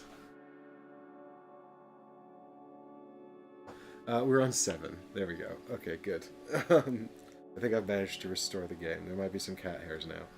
I did get rid of them before, but they may well be back. She wants to look out the window. Here you go. Can't go out the window, though. Right, sorry about that, everyone. Oh, she has upset the energy counter on Sarah, but it was at 5. So that's fine. Okay, yeah, so I just ditched Pill's initiative card, and now we're here over on Vigovar. And Vigovar's got 3 cards, so we should get to see 3 cards here. Let's see what's what. Ah, Song of the... I have no idea what any of these cards do, so we'll learn these together. Song of the Bells, Support. Negate all strike cards for you, and gain 2 per card. If this is the first card, negate any rage you would cause. I mean, that's great, but we're also currently at 4 rage, which is going to trigger everyone's rage ability, enemies' rage abilities, so... I don't think Vigovar's rage is going to make any difference in this respect, but anyway. Ah, charged attack! If this is the last card, gain 1 energy. Well, it's not. Yeah, cat-proofing games, essential Kickstarter goal.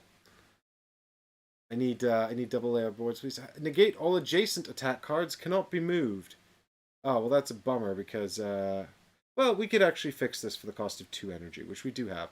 But we also have initiative, so let us take a look at this. Hopefully it's better. Aid. If adjacent to at least 1 strike or hazard card, gain 2 health or 1 clarity. Okay, well, if we replace double block with it, then it won't be adjacent. Right, and also the Song of Bells, which is really good, says negate all the strike cards for you, but we don't actually have any. So I'm going to show you guys how manipulating this timing row works by doing this. So first off, we're going to replace Song of Bells with Aid. And Bonbon wants to go out. And that just goes on. I'm making the discards on the bottom face up, so there we go. That's now discarded. Yes, now I will go let the cat out. Yes, you're done in here, aren't you? Yes, that was it. Quick tour just to destroy the game. Now you're on your way. Okay, so now we're done step 3, which was draw the cards and also resolve initiative, which you saw us resolve for Pill and Vigovar. And now that that's done, we're going to move into step 4, which is resolve the keywords replace and discard. I actually don't have any of those keywords here. So we're going to move straight on again. So rearrange the timing sequence. And now you'll see why I did what I did with Vigovar. I actually, as I said before, I'm kind of happy with all of these. But what these represent, these card rows of combat cards represent, is the sort of the round of combat being carried out. So these are the enemies punching us. This is us punching the enemies. These are an abstraction of us getting into a fight and doing our business. You know, preemptive attack, charged attack, blah, blah, blah. We're shooting our lasers or whatever we do. Well, we've got axes and crossbows, apparently. So we're doing all that. But because we're time-traveling sci-fi agents, we can manipulate time and change the course of these events, which is what we have an opportunity to do right now. So, what we're going to do is we're going to go into Vigovar's combat row here. We don't like the position of the double block next to the charged attack. If it's next to the aid, we can gain 2 health. So, we're going to move the charged attack out of the combat row and swap its position with the aid card. And now the aid is adjacent to the hazard, and the attack card is not. So we're going to get to trigger both of these. And that's going to cost 2 energy. 1, because the charged attack has 1 energy symbol on it. So this is the hourglass in the left there. So we pay 1 to move, 1 because the price of this card is 1, so 1 just to activate this card and move it. Then we have to pay for all the cards we moved over. In this case, just 1, which is the aid card, so 1 energy, because that's the cost. If this was 2 hourglasses or 3 hourglasses, it'd be more expensive. For example, if we wanted to move over double block, it would cost you 3 energy. But we only had to pay that. So 2 energy in total. 1 for activating the charged attack, and 1 for moving over the aid card, which brings us down to 1 energy left on Vigovar. And that's that. So we're done reconfiguring the timing rows, and we are into applying any negative effects. No, we're applying negate effects. My bad. So this is basically for example, again, we'll come back to Vigovar's timing row here to demonstrate this really quickly, but the double block says negate all adjacent attack cards. This is a support card, so it's not negated. You can see here the cards types are in the middle. There's 2 types of good cards, attack and support, and there are 2 types of bad cards, hazard like this, and also strike, which represents the enemies actually attacking you. So the hazard's like the enemy's doing something bad, and the strike is the enemy's hitting you. But if we left it like this, then the double block would negate the charged attack, which means it would go sideways and have no impact in this conflict. It would be skipped over in a minute when we come to look at its benefits. But because it wasn't negated, because we moved it over here, none of these are actually negated. You can also negate hazard cards and strike cards if you have some means to do that, aka the e.g.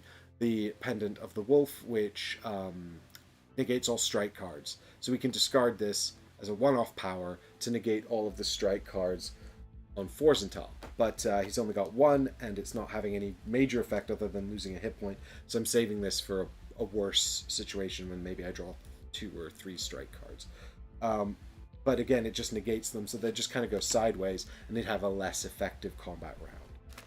Anyway, now that we're done resolving negate, it is time to execute the timing sequence. So again, we'll start with Sarah because she is the leader here. And this is just, execute is just,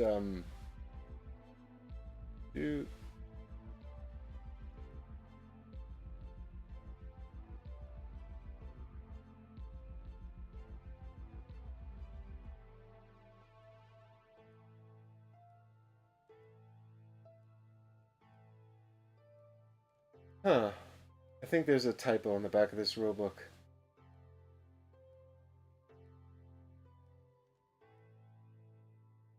Yeah, there definitely is, because they've left.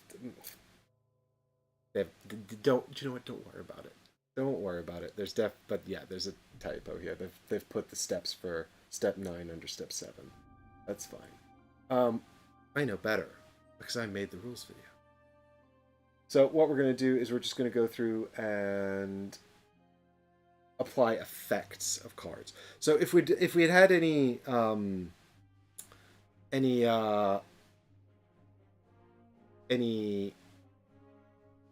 discard and replace cards to resolve, then we would have resolved parts of those cards already in an earlier step. But now we're going to resolve everything else. There's nothing to resolve here. Actually, I don't know if I have anything to resolve at all. Nothing on... oh, yeah, on Forzental. So on Forzental, we're going to lose a health, thanks to this strike card, which I didn't get rid of. So that's fine. So we go down to 6. Nothing to resolve here.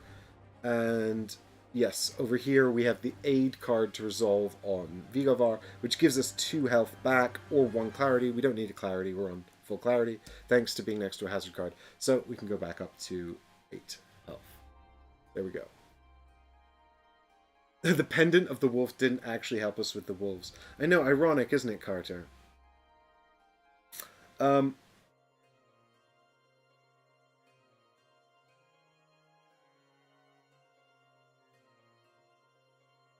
Okay, so now that we've done that, we're going to do our damage.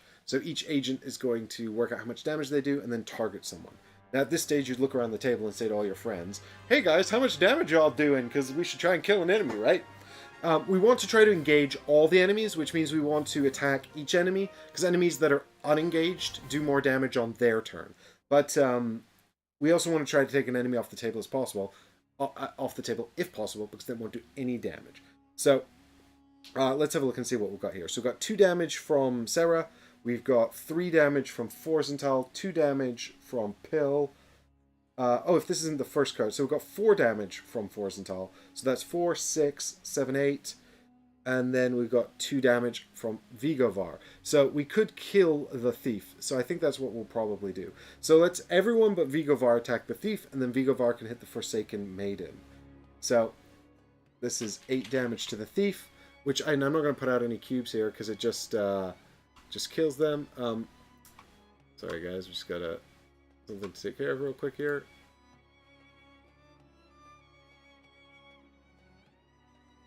There we go.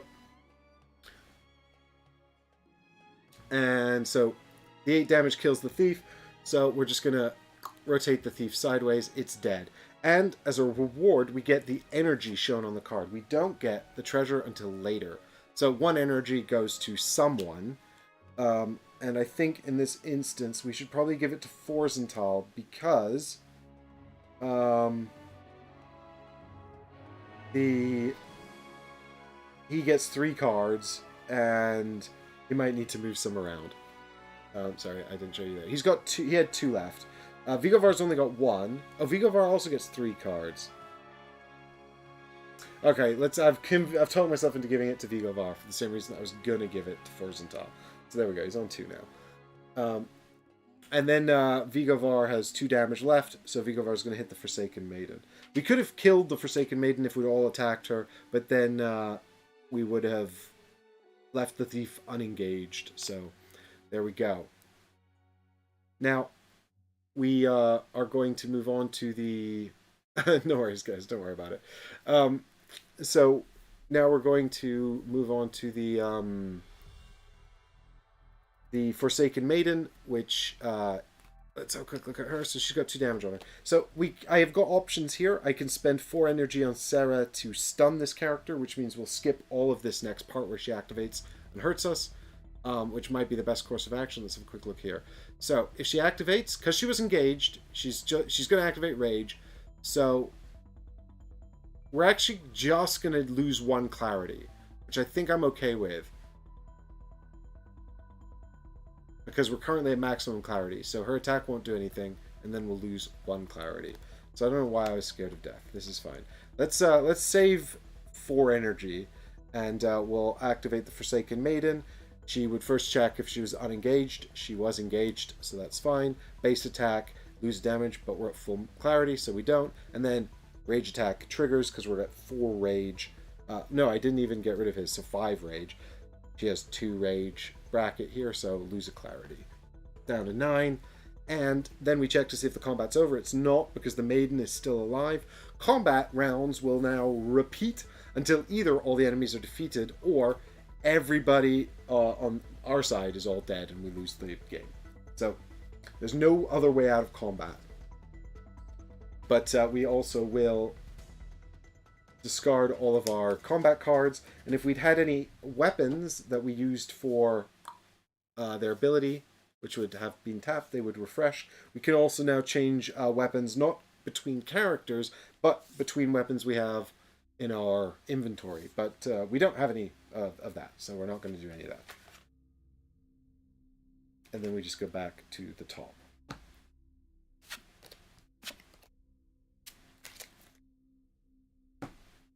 Then. All right. And we'll start with Sarah again. Which is 2 cards. Aid and Isa Bite attack. Oh, fearsome. 3 damage, negate an adjacent strike card. That's great.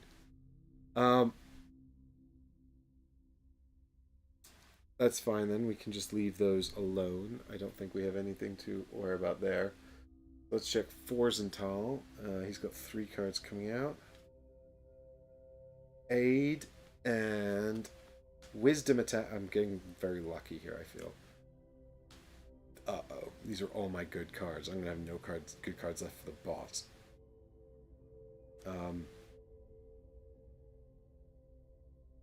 Aha! Oh dear. So this card here is the Counter Strike. It says, if adjacent to at least 1 attack card, lose a health and 2 energy. And then it's adjacent to an attack card, which also says, do a damage. And if both agents in reach have an attack card at this timing, if both agents in reach have an attack card at this timing, add 3 damage. I mean, actually, Forzental, who is in reach of Hill, currently does have an attack card in timing 2. So there's that. So we'll see if Vigovar can get an attack card in timing 2. So timing refers to the position of the card within the combat row. So timing 1, timing 2, timing 3. So this is in timing 2, as is this. As is this, but Sarah's not in reach of Pill. Because Sarah's on the other side of the room or something. I don't know. Vigovar and Forzental are in reach of Pill. Because we're supposed to be in a circle. Okay, so Vigovar, what have you got going on? Alright, we got Union Attack. Oh, if I should move this over there. If only I had more energy. And Incantations, well, it is an attack, so it'll trigger Pill's Union Attack. But if I swap these, which I definitely can't afford to do because it costs 4 energy. But this is Agents in Reach gain a... I mean, we did total overkill for this round. Agents in Reach gain a energy. If adjacent to at least 1 attack card, deal 2 damage and gain a clarity, which it is. Hey, this is great. Way to give me the really good characters to start. Alright, so that's done. Now we can rearrange things. I actually don't see any beneficial rearrangements that I can do here.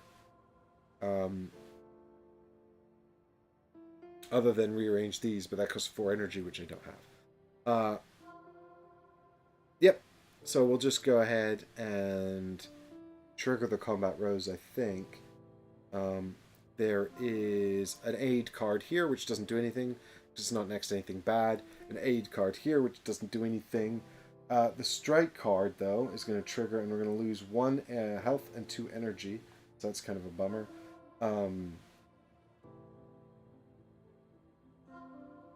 Should I have paid 2 clarity to overcharge and then try to move these around? No, I don't think so. Overcharge is an ability each agent has. You spend 2 clarity, you can draw an extra combat card. You can do it even if you've already drawn the combat cards, so you can see what you're going to get.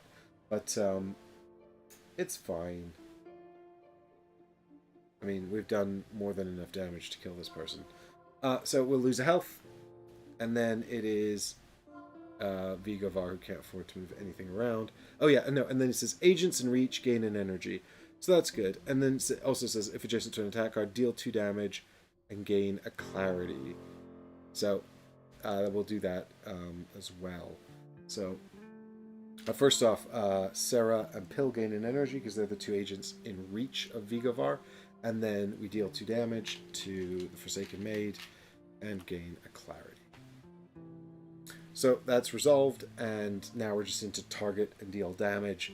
And everyone's just going to target her. 3 from Isa. We've also got 4 from Forzental, so that's 7.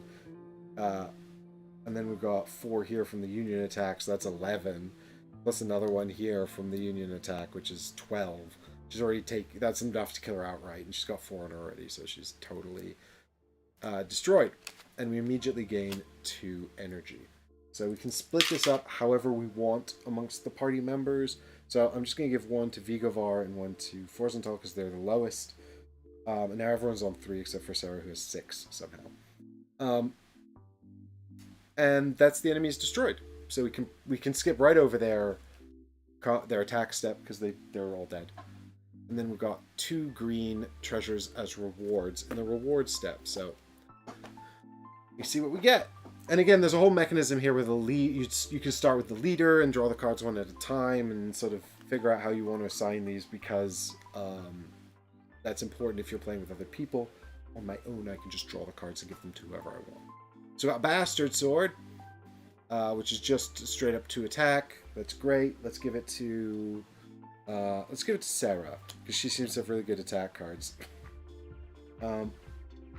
I mean, I do need to give a weapon to Pill as well. Let's see what we get next.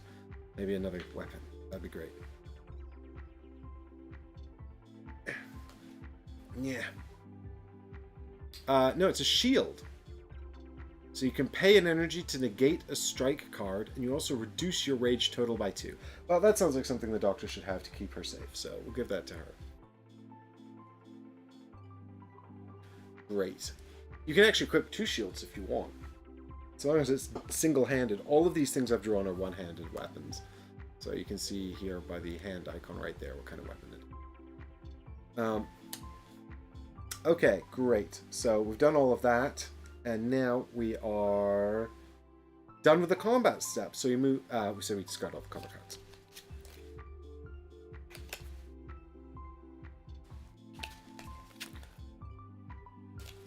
And we are into the rally phase. So you all remember what we saw in the search token earlier, do you? Do you remember what we saw? If I remember correctly, one person should do a search and get 2 energy. So I think here's how we're going to do it.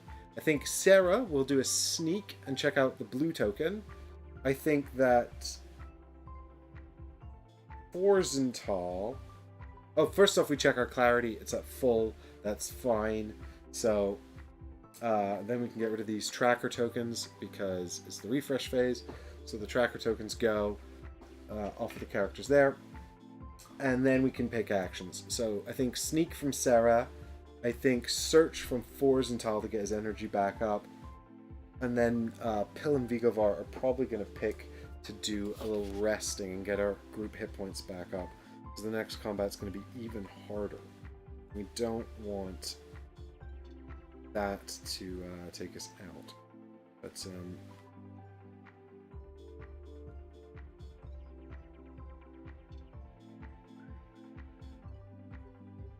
I knew my way around this rulebook. No, I can't find it.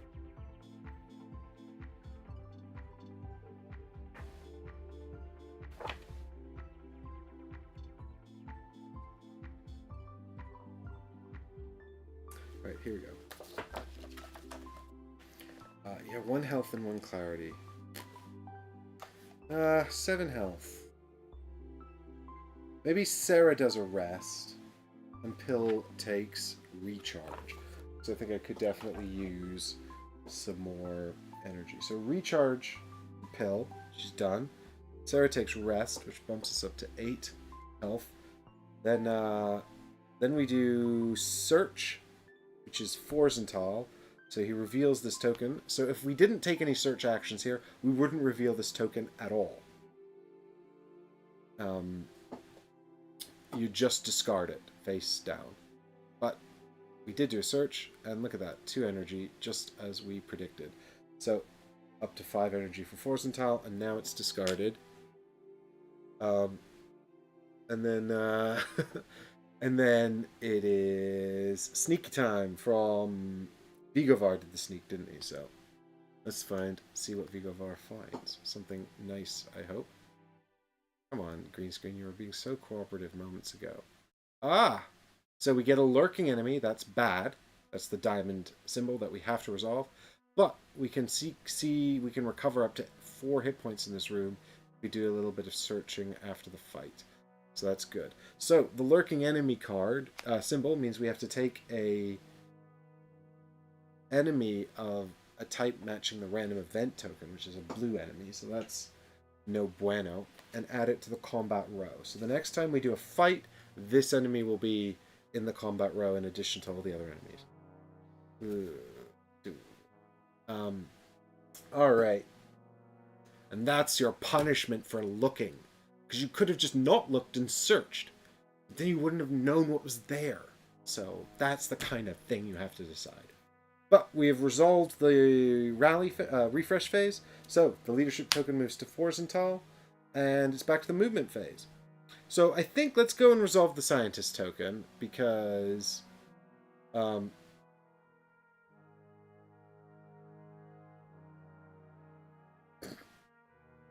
is happening over there? Don't be nice to each other in chat.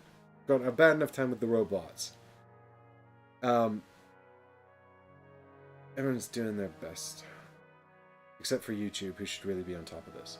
Right. So, in here, we have ended our movement in the room with the blue enemy token. Blue person token, sorry. So, voila.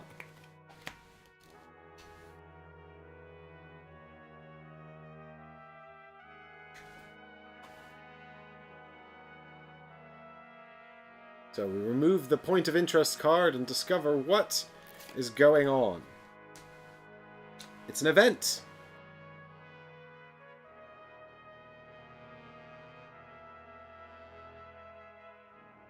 Nikita Diomen. So that's one of the scientists we need to find. Just like Wilkinson said. The entire room is painted in a sickly hospital green color, and the smell of disinfectant permeates the air. There is medical equipment everywhere. Scalpels, claws, tweezers, mirrors, and many other less recognizable items.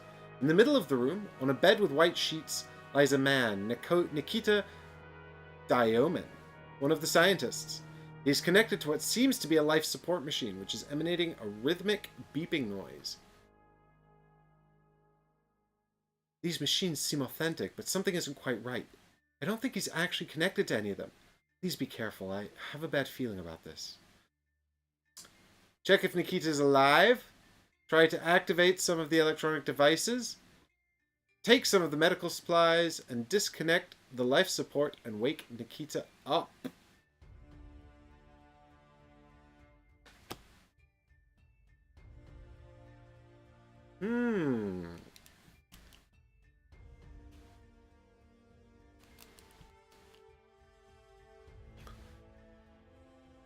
Choices, choices, choices.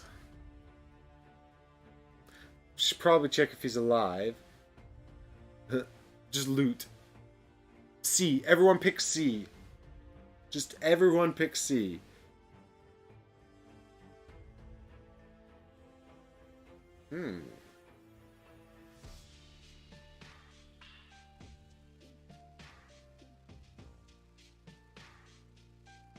So,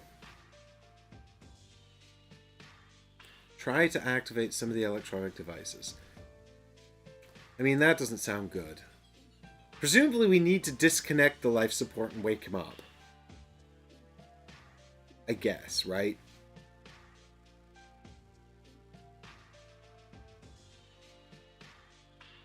I mean, I don't know what the result of that would be if we didn't check if he was alive first. Yeah, it'd be helpful to know if he was actually alive. This is true. So that in mind, I guess the doctor should check to see if he's alive. Although she'd also probably be good at taking medical supplies, but we've only got one. And I think that's probably the priority, right? So check to see if he's alive. And Forzental, I think he should just maybe be looting. Find me some medical supplies. And then I think what we're going to do is have Vigovar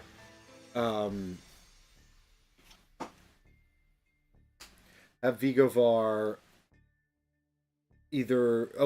should disconnect the life support and wake him up, because he's basically the head of the mission, isn't he? So he should be liable if we kill one of our targets. And then it's whatever Sarah does, right? So she can also loot like Forzental, or she can try to activate some of the electronic devices. C also seems good. Could you show the top again? Did it have any clues? I can, but I don't think it had many clues. So bear with me here, folks.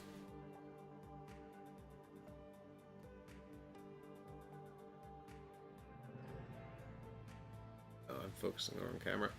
That's why. The entire room is painted in a sickly green color and smells of disinfectant.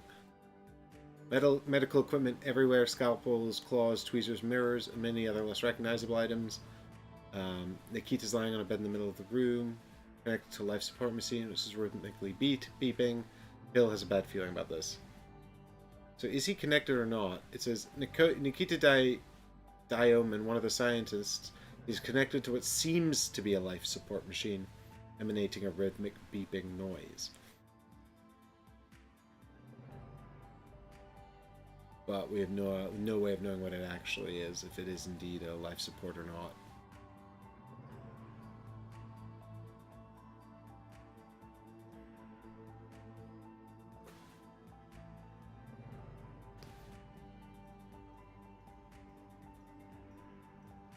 And so we currently have Bill checking to see if he's alive, Horsenthal looting the room for medical equipment, Vigovar disconnecting the machine. Didn't Pill say he wasn't? Pill just says, these machines seem authentic, but something isn't right. I don't think he is actually connected to any of them. Please be careful. I have a bad feeling about this. So, yeah, okay, so it looks as though he is, but Pill says he's not. He's connected to what seems to be a life support machine. I don't think he's actually connected to it.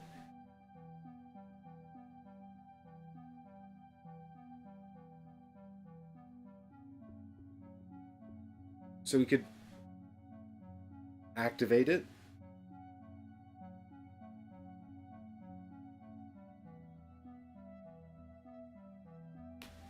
I mean, what's the worst thing that could happen? So he's just sleeping. Yeah, he's literally just having a nap. So I guess for Vigovar... So the question is, do we want to turn the machines on with Sarah, or should she just maybe loot the room like Forsenthal? There's no guarantee we'll find anything useful looting the room. But,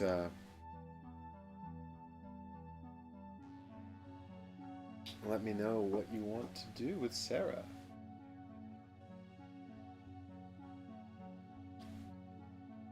Yeah, it's a time bomb, Alessandro. He's just having a nap. He was supposed to be guarding the bomb to make sure adventurers, sci-fi adventurers, didn't come and turn it off, but he fell asleep, so... That's that.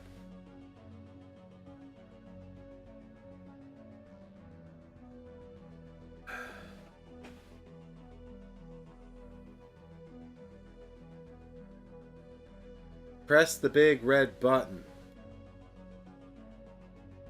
Alright, I'm going to assume you think Sarah should activate a machine then, Carter, so here we go.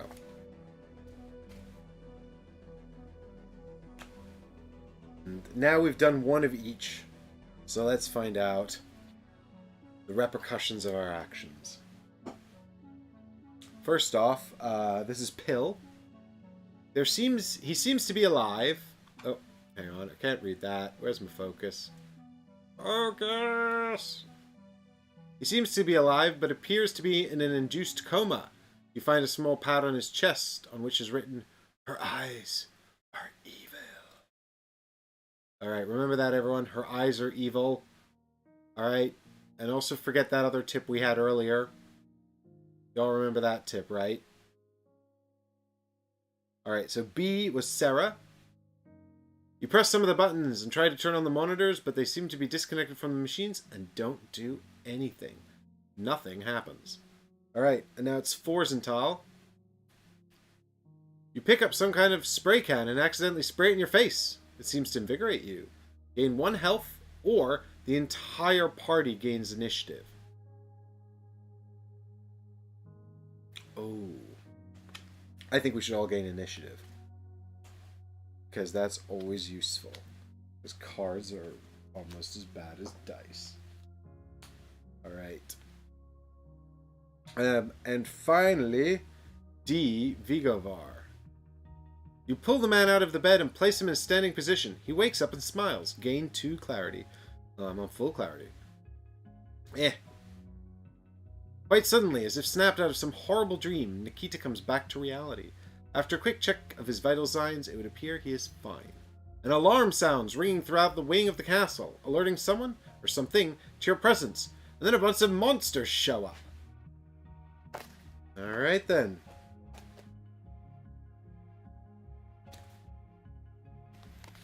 So, it looks like we are doing combat again. He was actually sleeping. Indeed. He was indeed actually sleeping.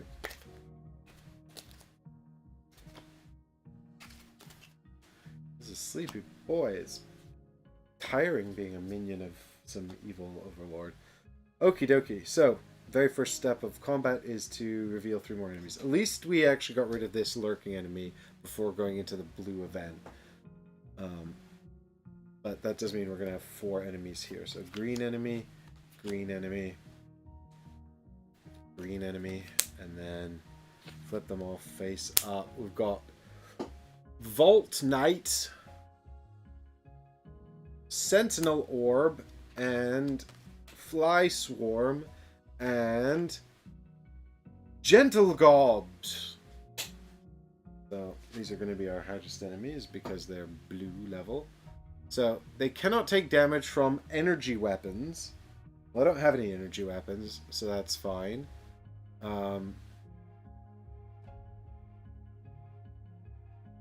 Amusing. So lose 3 health or an agent pays 3 energy. Well, that's real bad, so we want to try to kill these guys as fast as possible. They've also gotten a rage characteristic of 0. The agents may pay the total of the Gentle Gob's current hit points to discard in energy to discard them. That's fine, but that's unlikely to happen because they have 11 health and I don't have any energy. Alright. Hey, Alessandro's heading off. Thanks so much for hanging out, Alessandro. Have a good night and see you in the future. Or the next one. Fly Swarm cannot take damage from ranged weapons. In this case, Vigovar actually can't attack them because he's using a crossbow. Lose 2 clarity if there are any combat cards in an agent's discard pile. Well, we all have combat cards in our discard pile, so yeah. Agents discard the top card from top combat card from their combat deck. What a bummer. Alright, we've got Sentinel Orb. Only 4 health. But lose 3 health and 3 energy. But it doesn't have a rage attack. So, I mean, that's 4. So we should probably try to kill that as fast as possible. And we've got Vault Knight. Cannot take damage from energy weapons. Lose 1 health. Lose another health if adjacent to an active enemy. Agents who engage Vault Knight this round gain 1 energy. Remove 2, so he heals himself. Okay, so if we take out the Sentinel Orb, he'll only actually do 1 damage to us, which isn't terrible. We're on 8. So, I think this is sort of doable. Anyway, start of combat. I just have enough... I don't have enough energy for Banish on Forzental, because I've got 5, it costs 6. Do I have any other start of combat stuff I want to use? We could use Pill's Virus, deal 1 damage to all enemies. I don't actually know if that's especially useful right now. Isa can stun an enemy, so we'll see how... we'll make a decision about stunning enemies maybe after we've seen whether or not we killed any of them. We don't need initiative because we got party initiative, so they've all got initiative.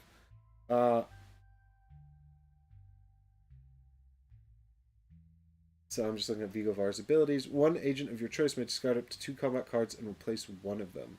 A Song of Chance. Well, we can just about afford that. We don't need to use it yet. So we haven't got any starter combat stuff. So we'll move straight on to 3, which is step 3, which is draw the combat cards. So 3 for Forzental. So we've got Delayed Strike, lose 1 health, and if it's the first card, negate it. Well, that's great. That's just going to be negated then. But I knew I'd be getting all the gray cards. I had such good hands last round. Lose a health. If adjacent to at least one attack card, lose an extra health. Well, it's not currently. And, okay, now it is. So there's the charged attack. It's 2 damage and +1 energy because it's the last card in the row. But we do have our initiative, which is a gray card, Exhaust. Negates all of your weapon effects this round. So, I don't actually have any weapon effects. So I think we're probably safe to actually swap these two around because this has no effect on me. So weapon effects are things like the anything in the box at the bottom here. I do believe.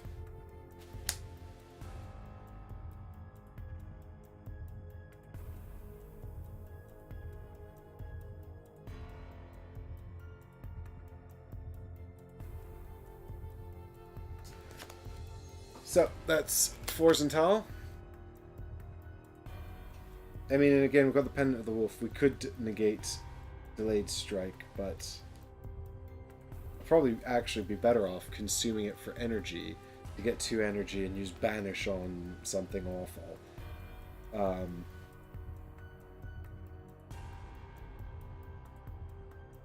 But I should have done that at the start of combat, and I forgot, so I'm just going to have to be hard on myself about it. Alright, Pill.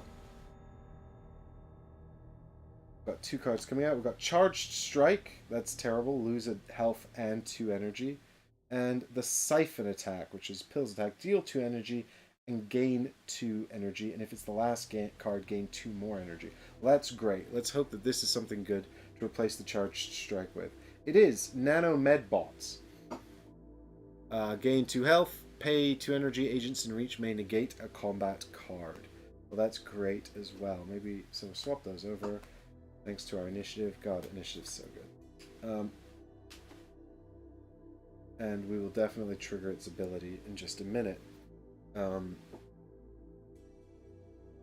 first, it's Vigovar next. And he's going to get 3 cards, bearing in mind he can't attack the Fly Swarm. So we've got a Direct Strike, lose 2 health. If last card, negate it. It's not. It's the first card. We've got Recharge, gain 2 energy, and if this is the last card, gain another energy. Which it won't be. It'll be the middle. And we've got the Charged Attack, 2 damage, and if it's the last card, gain 2 energy. Great. So, finally, over to Sarah. Oh, wait. Vigovar's still got initiative, so let's have a look and see what he's got here. It's Impressive Attack, 2 damage, and pay an energy to prevent it from being negated. Well, we'll just get rid of the object, the Direct Strike, because that makes the most sense.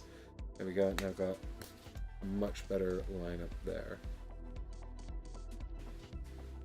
And finally, Sarah, who's got 3 cards as well now. We've got the Charge Support. So this gives us Replace a Combat card, which is really good. We've got... Oh, no! So good! Oh, Asa coming to help. Gain a health and a clarity. If adjacent to at least one striker hazard card, gain +2 health. Well, it's not currently. And it won't be, because here is a critical attack. 2 damage can't be negated. Right, and what is this? Energy attack. So it's 1 damage, but you can pay 3 energy to make it +2 damage.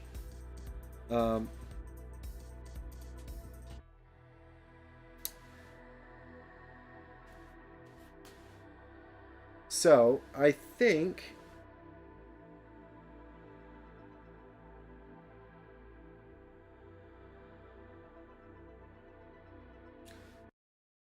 that's fine for now, because I think I'm going to use my energy to trigger Charge Support and see if I can help Forzental to do some more damage. So... Oh, but how much do I care about Asa's aid? Maybe I should replace Asa with the energy attack. Because she's only doing 1 health. Yeah, that's fine. We need big attackies right now. Sorry, Asa. As much as I love you, I need your bite, not your support package. Okay, so now we're going to trigger the keywords Replace and Discard. We have only got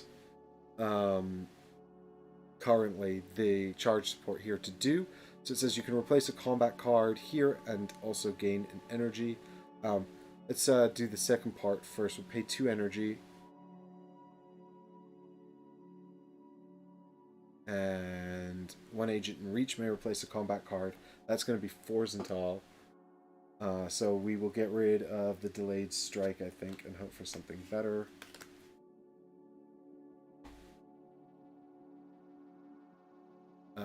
Preemptive attack, 1 damage. If it's the first card, deal an extra damage. Perfect.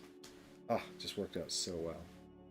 Okay, and then we get we'll do the first part next. We get an energy, and we can replace a combat card, and we'll just replace the charge support because it's useless now. Oh no! Oh god, that just came out and negated all of my attacks. That's so bad. Do I have anything I can do about that?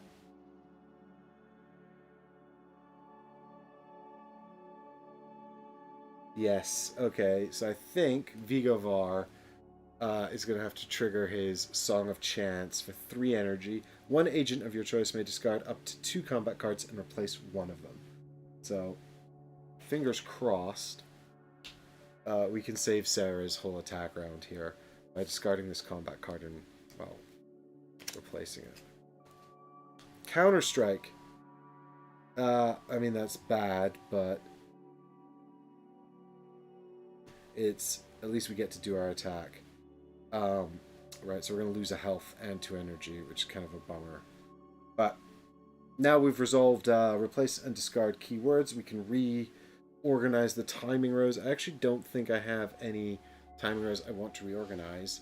And I'm going to be right back, as I'm just going to sort out this light over here. I've been keeping it off because it's so hot, but Vigovar is disappearing into the darkness now that the sun's set, so hopefully that'll be a bit brighter on him. There, you can see him a bit better. Okay, maybe actually too bright. But that's too dark.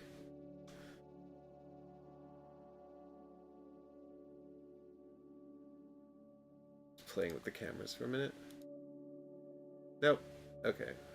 This was the best option, I think. Okay, cool. So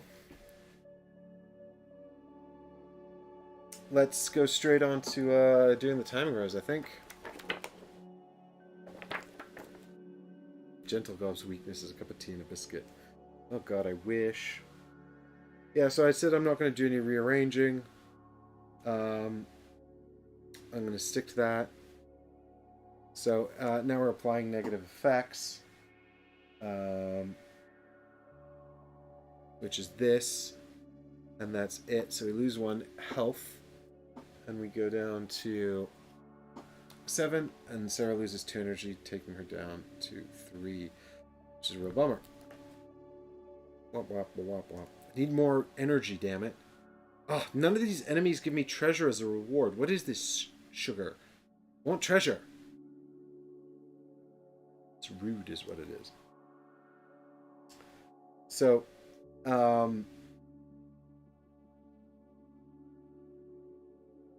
alright, now we're going to get the benefits of the timing sequence as well.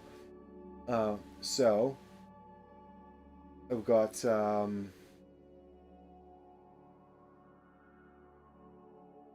we've got 2 health coming in from Pill, so that's great. We'll go up to 9. And she gains 4 energy, taking her up to 10. So maybe we are going to use that virus ability because we have nothing else to do with that. We get 1 energy off of the charged attack for Forzental. We've got no benefits there. And we've got 3 energy coming to Vigovar, which is great because he's in trouble. Alright, so let's see how much damage we got coming out of our group now. So we got 4 damage from Forzental, 2 damage from Pill, that's 6. We got 4 damage from Vigovar for 10, and 3 damage from Sarah, which we could put up to 5 damage. And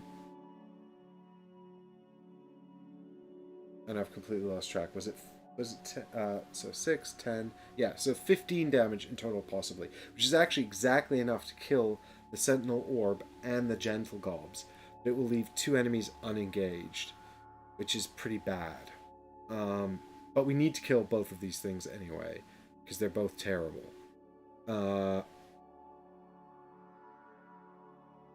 just going to lose a shed load of clarity.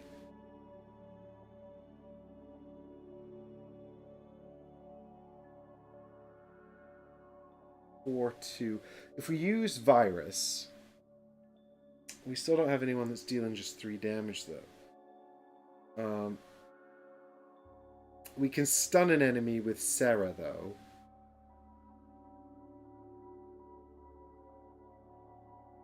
No, we can't, because she lost too much energy.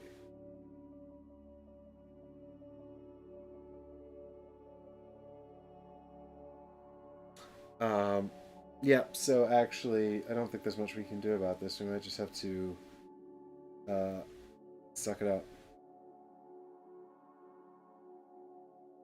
At least we can rejuvenate with pills still. So yeah, let's do that. Let's hit the Sentinel Orb for 4. That could be 4 Zental kills the Sentinel Orb. Oh, and that gives us an energy. Great, we can give that to Sarah. So when you kill it, you immediately gain the energy on the top of the card, which is just 1 in this case. But then everyone else hits the Gentle Gobs, which gives us 2 energy, which we can split up. I'm inclined to give 1 to Sarah and 1 to Vigovar. And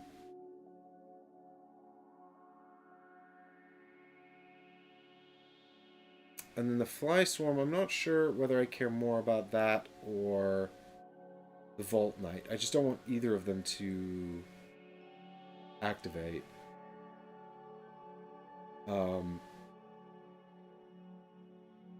But the Vault Knight's alone, so he's only doing 1 health damage. And I think, is that better or worse than 2 clarity? I don't really know. Once clarity starts going down, that feels scary. I don't like it. So let's stun the Fly Swarm. So we'll pay 4 energy, taking us down to 1. We'll pop a stun token on them. And now it's the enemy's chance to retaliate. It's just going to be the Vault Knight, who is going to be dealing 1... Well, first he's unengaged, so he deals 1 health and 1 clarity damage. So health goes down to 8, and clarity goes down to 9. And then he's also going to do his base attack, which is lose another health, so we're down to 7. And finally he's going to heal himself for 2 because we've triggered his rage response. But it's he's got no damage on him, so it's fine. And then it's the refresh.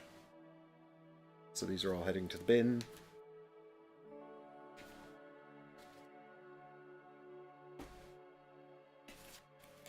Oh, wrong way around. Oops.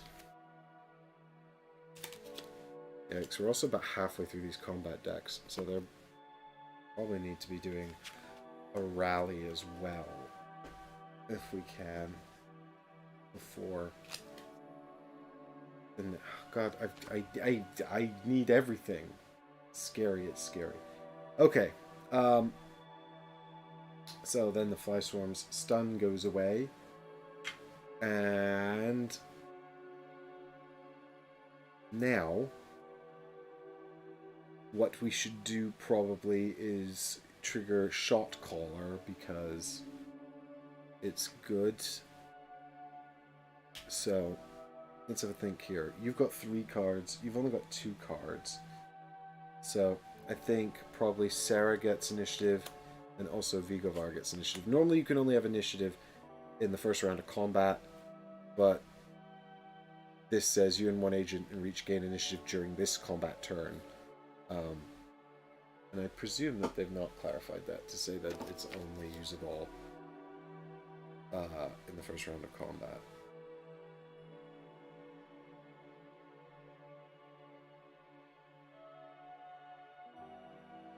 Nope. Not that I see here. So if I did that wrong, my deepest apologies. But I did pay 4 energy for it, so I feel like I deserve it. And that's that. So, again, I could swap out his crossbow if I thought I was going to attack the flies, but we've still got the Vault Knight to deal with as well. So, let's stick with that. Card time. Starting with Forsenthal, he's got 3 cards again.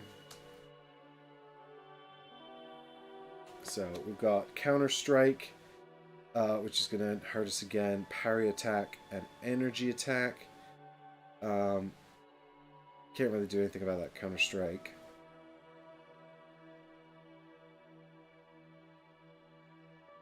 Oh, but Parry Attack will negate it, so that's fine. Great. Good. Good. Good draw, Forsenthal. Because Parry Attack is literally a parry that negates one adjacent strike card. And Counter Strike is a strike card, so go figure. Alright, Pill's got 2 cards. I forgot she had the Adamantium Shield, which can negate strike cards. I should have used that. Alright, we've got the Union Attack again, which is not going to trigger currently. And the Parry Attack. So, yeah, it'd be very expensive to trigger that Union Attack, because I would need to move around Forsenthal's attack, which would be expensive. Alright, Vigovar, what have you got? Oh, Pill's got initiative, doesn't she? No, I gave it to Sarah. That's fine. That's good, actually. 1, 2, 3. Oh, that's so annoying because he's got a Union Attack in slot 1 as well. Maybe I'll try to figure out Forsenthal's thing and we can do a shitload of damage. What is this Incantations attack? Agents in reach gain an energy. If adjacent to at least one attack card, deal 2 damage and gain clarity. This is great. Vigovar's amazing! An aggressive attack. 2 damage, pay an energy to prevent it from being negated. I don't even need to. What is this then? Aha! Good! Initiative works out. Alright, Sarah. Let's see what you got. 3 cards, please. Delayed Strike is no bueno. If that's the first card, that's negated, so it's fine, actually. Got Aggressive Attack and Charged Strike. I don't like Charged Strike. Please show me something nice here. The Riposte Strike. Oh, that's really bad.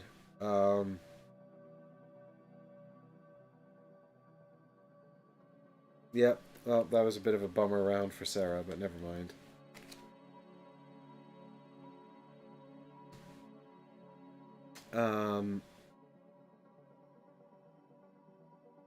Okay, so what we want to do really is... So now we can apply replace and discard, but I actually don't have any replace and discard keywords at this moment.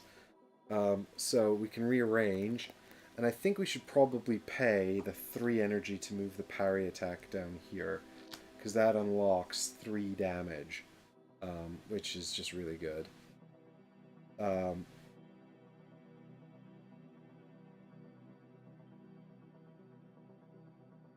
Yeah.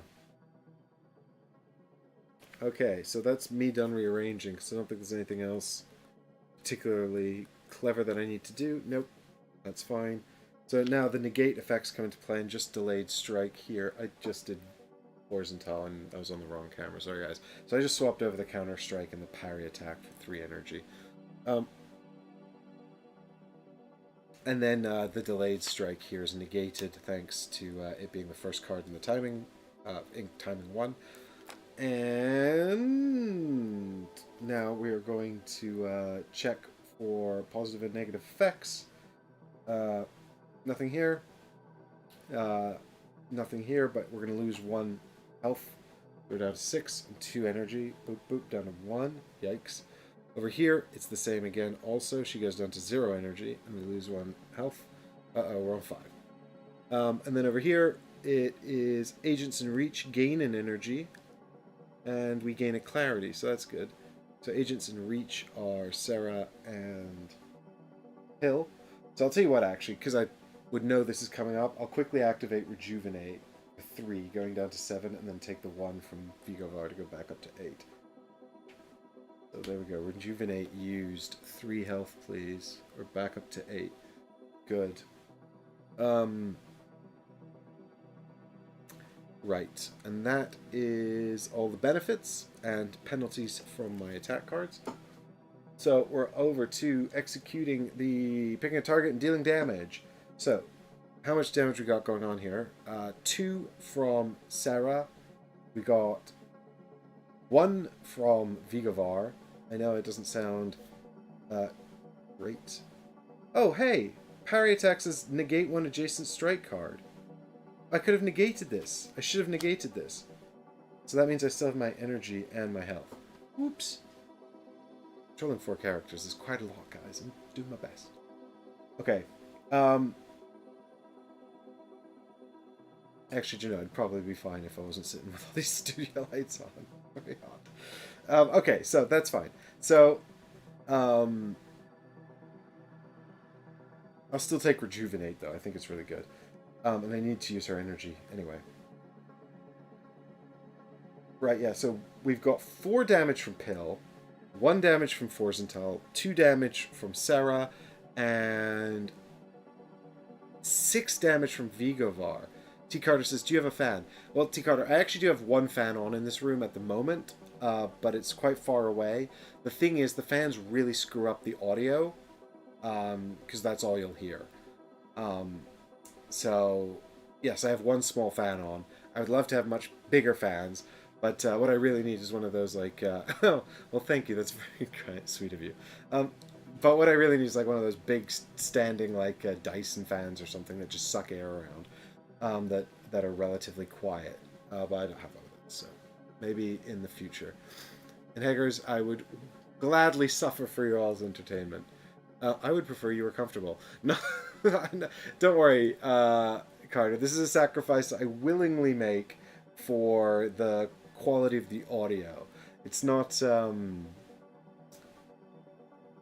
There's nothing quite like what if you ever watched my unboxing and repackaging of the Trove chest for Too Many Bones, the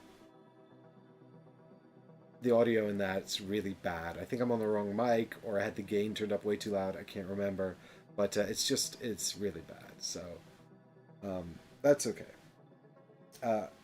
You know, we're getting there. I might take a break in a minute and go get a glass of water. Cool off a bit. It'll be fine. So now Vigovar can't attack the flies. So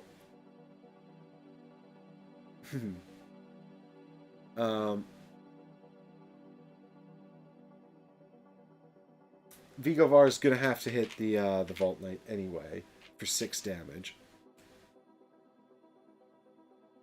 Oh, yeah, but we're going to get another 2 damage and a clarity from the incantations attack. I didn't do that, did I? So we'll go up to 10. We get to do an additional 2 damage. So that's pretty amazing. So we've borderline killed the Vault Knight. He's on 8. Sarah and Forzental are both... Forzental's doing 1. The 5 swarms on 7. Oh, this is a bummer, because I'm not going to be able to quite kill them both. Oh, but if I use the virus, I might be able to. I think, actually, if I use Pill's virus, I can kill them both. So let's go ahead and pay 3 energy. We'll go down to 5 on Pill. In order to activate the virus, which is 1 damage to all enemies. And we go blop, blop. And so now done 9 to the Vault Knight, so Forzental hits it for 1 damage and kills it. And then we've got 2 damage coming from Sarah, and 4 damage coming from Pill, which is 6, which kills the Fly Swarm. Now, did I say the big cubes were 5 or 3? I can't remember, but I'm treating them as 5. So, it is done. They're dead. Now we need to redistribute some energy. We've got 3 energy to give out thanks to the combat round here. So I guess we should probably give it mostly to Vigovar. As much as I'd like to give it to Sarah, I've used both of Vigovar's abilities. So clearly his abilities are just better. So give him 3 energy. And then we can clean up. And then we can also go to the reward step and claim the rewards, which are nothing.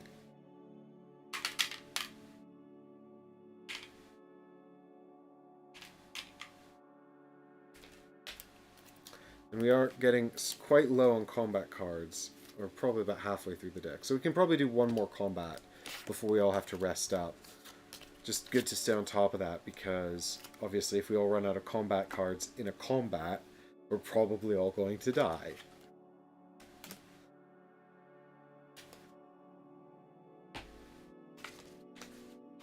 Pill actually has more because she's been drawing fewer.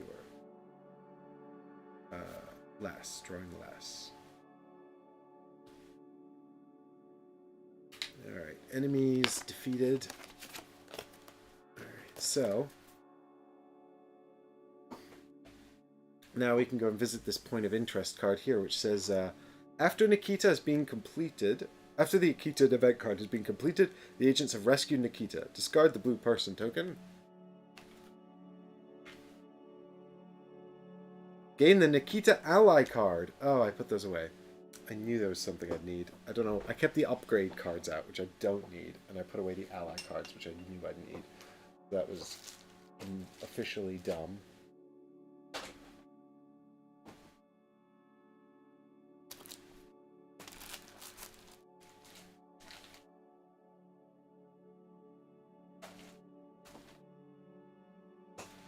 Oh, come on. Oh.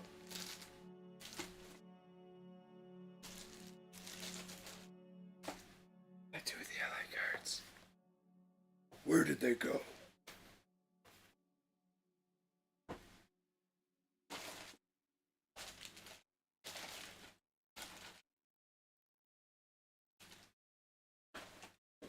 Failing my search check over here.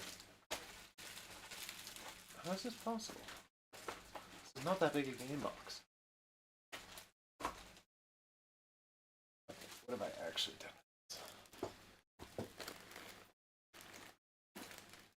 Have I left them? Have I shuffled them into some other deck by accident?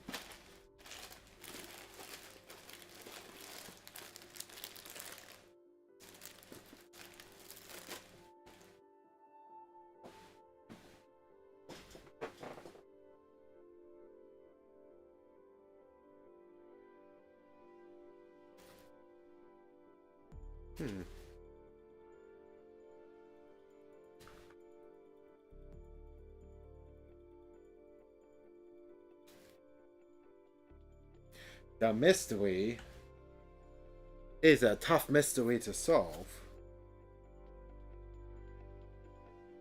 Okay. Well, I'm going to take a quick break, get a glass of water, and find the ally cards. So, y'all talk amongst yourselves, be nice to each other, and mods will be on chat, so please keep an eye on the, bots for us. And T. Carter, I just noticed your comment, so here's the Union attack card here, which says that if both agents in reach have an attack card at this timing, add 3 extra damage. So, time for the chat show, exactly, because Michael and Chris aren't here to take over. So, that was just about making sure I had an attack card. Now, bear in mind, an attack card, T. Carter, is, you know, it's a type of agent card that has attack on it. So, in the green box. So I managed to get an attack card in timing 1 on all characters. And so, oh, did I have one on Sarah actually? I forgot to check Sarah. I think I just did Vigovar actually. Oh.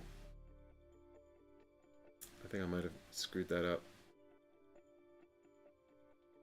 Yes, I absolutely screwed that up. I did. Hold on. I can fix this possibly.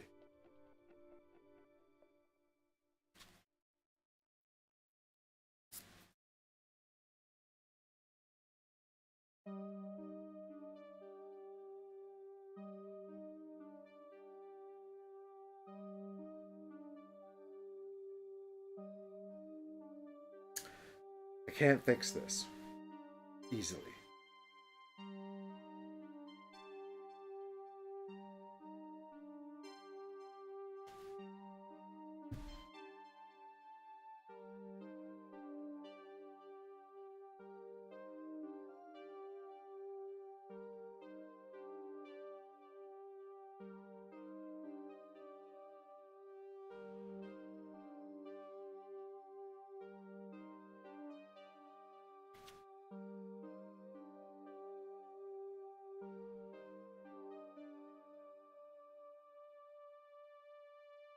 I think the best thing to do in order to keep the show rolling on would be to pay the energy cost to rearrange the timing. The downside is that Sarah can't afford it.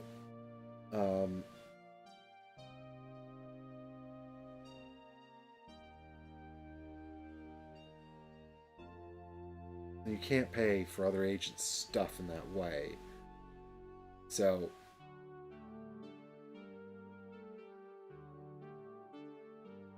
I guess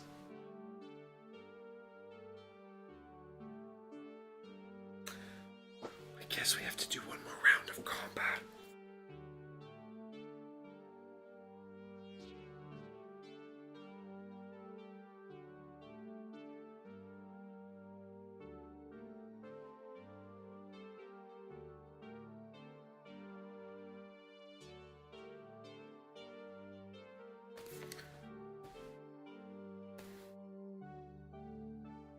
So I think what would have happened there is that the fly swarm would still be alive, and I would have had to have Pill attack instead attack the Vault Knight, because it was the 3 extra damage from Vigovar that enabled them to take out the Vault Knight. So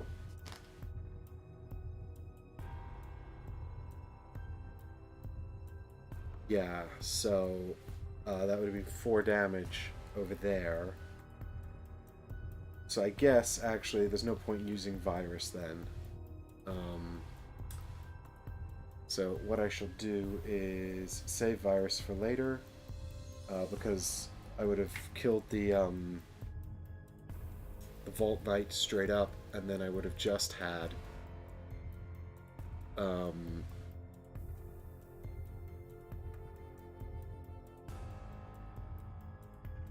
instead of 7 damage on the Fly Swarm, 1 less if I didn't use Virus, and 4 less because I didn't use Pill, so only 2 damage on the Fly Swarm. So we've effectively still got a Fly Swarm with 5 hit points left to kill, and then the Fly Swarm would have retaliated using their core attack, which is lose 2 clarity, and then they also would have discarded a card from each agent's deck as well.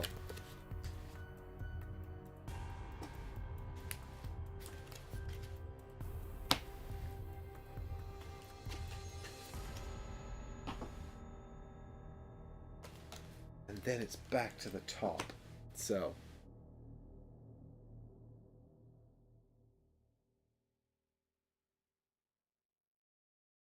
right. Vigovar will unequip his crossbow because he can't shoot the flies with it. And who took the? We took we gave all of the energy to Vigovar, didn't we? So yeah, I should have 2 instead of 3, because he didn't kill the fly swarm. So then it's combat cards. 1, 2, 3. And 1, 2, 1, 2, 1, 2, 3. Okay, so what do we got going on here? We've got 2 hazards on Florzenthal, but they're just killing combat cards to the right, so that's fine. We've got charge support anyway, so that's going to trigger in a minute. We've got attack and direct strike, which is bad, but we can actually use the adamantine shield to get rid of that on Pill there, so that's fine. So we'll just use that to negate that in a minute. We've got Vigovar's got charge support and counter strike, so he'll replace counter strike. We'll see what he gets in a minute. And Sarah as well with aid, preemptive strike, and charge support. Everyone's got charge support except for Pill. Alright, so now it's the keywords. Charge support, might as well replace a combat card. So we'll get rid of block. No, we'll get rid of block at, yeah, here. Because if we draw attack card, we want it to be inside the other block card. And it is miss. Well, that's effectively the same. We gain an energy, and we can pay 2 energy to let Pill do something useful, but I think we should actually just keep our energy for the time being. I don't think Pill really needs it. Have we got enough damage here to kill the flies? We need 5. I see 1, 2, 2. Wow. Yeah, it looks like we're going to pay 2 energy and let Pill replace Direct Strike with something else. Should it be Pill? Yes, because they have to be in reach. So, Pill is going to replace Direct Strike with Riposte Strike, which is actually just as bad. Actually, it's worse. We're going to then spend 1 energy to use our shield to negate this. Alright, we're not doing enough damage. It's no bueno. Alright, so it's Vigovar. He's going to gain an energy and replace Counter Strike with something else. Thanks to charge support. Sorry, again, I'm going along the characters and not changing the camera. My bad. So, reduce charge support, gain energy, get rid of Counter Strike, replace it with another charge support. Okay, and then we're going to trigger charge support, gain an energy, replace a charge support with a miss. Great. Well, he's going to be completely useless. Or maybe he won't be, because now we're going to go and do Sarah. And Sarah is going to use charge support to replace a card. Let's use the bottom first. Oh, we don't have any energy.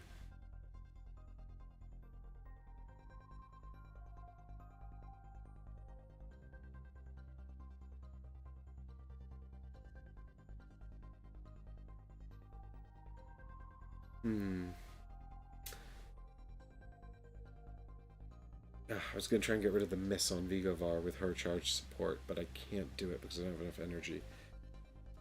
Oh my god, this is terrible. We can't kill these stupid flies. Sarah needs to have a little nap, yeah. Cup of coffee. Or Red Bull. Hashtag not sponsored. That's fine. Let's not worry about that too much. We would have known this anyway, so before we move on from Vigovar, let's use the second part of his charge support here. So we'll pay 2 energy, and we'll let Sarah replace Asa here with, hopefully, an attack. Asa, leap attack! Yes, good. Good.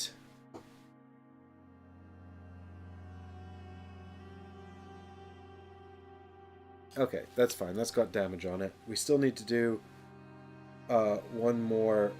We're not going to get the buff here. It says the agents in reach both have to have attacks in timing 1. Neither of them have attacks in timing 1, so that's not going to help.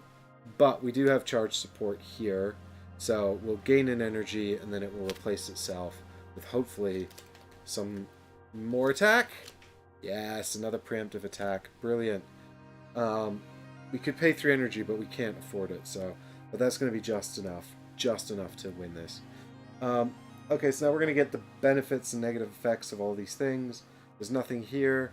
There's nothing here to do.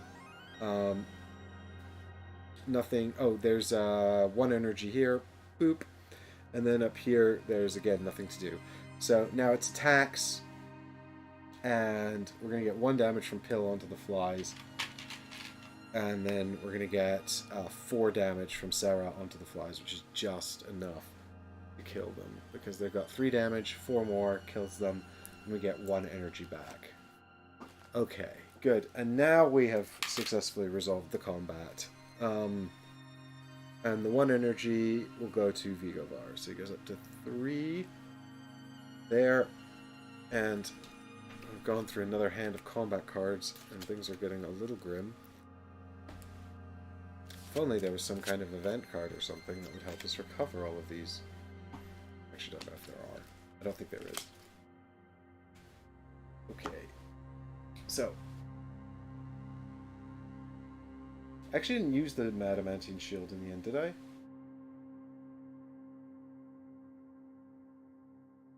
I might have. Oh, I think I did, yeah. So I should have tapped it. Then it refreshes, but that's fine. Um, Actually, no, it'd still be tapped. It'll refresh in the rally phase because we won the combat. If we hadn't won the combat, it would have refreshed at the top of the next combat round. Anyway, right, that's it. So, uh, now we need to gain Nikita's ally card. I need to go find it. I'll be right back. And you'll entertain yourself.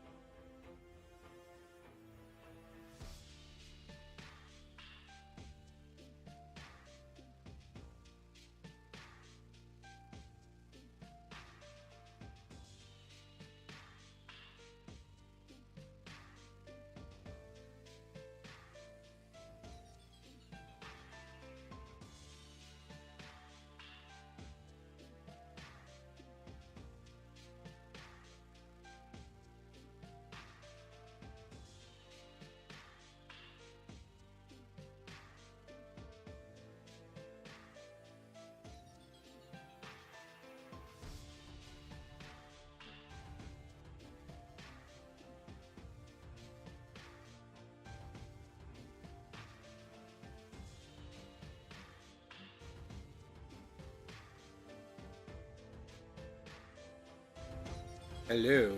Well, I'm back. I found the ally cards. We're all good to continue.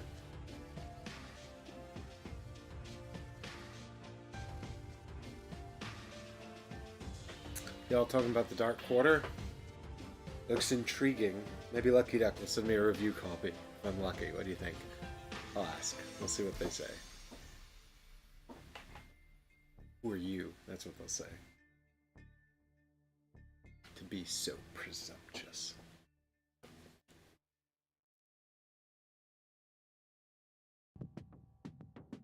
So we gain the Nikita ally card. Here we go.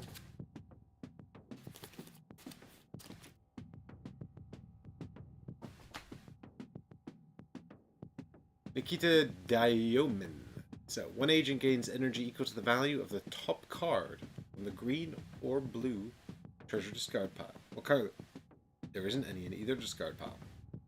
So, this ability is team-wide. The ally cards are not assigned to any particular team member. They're just for the whole team.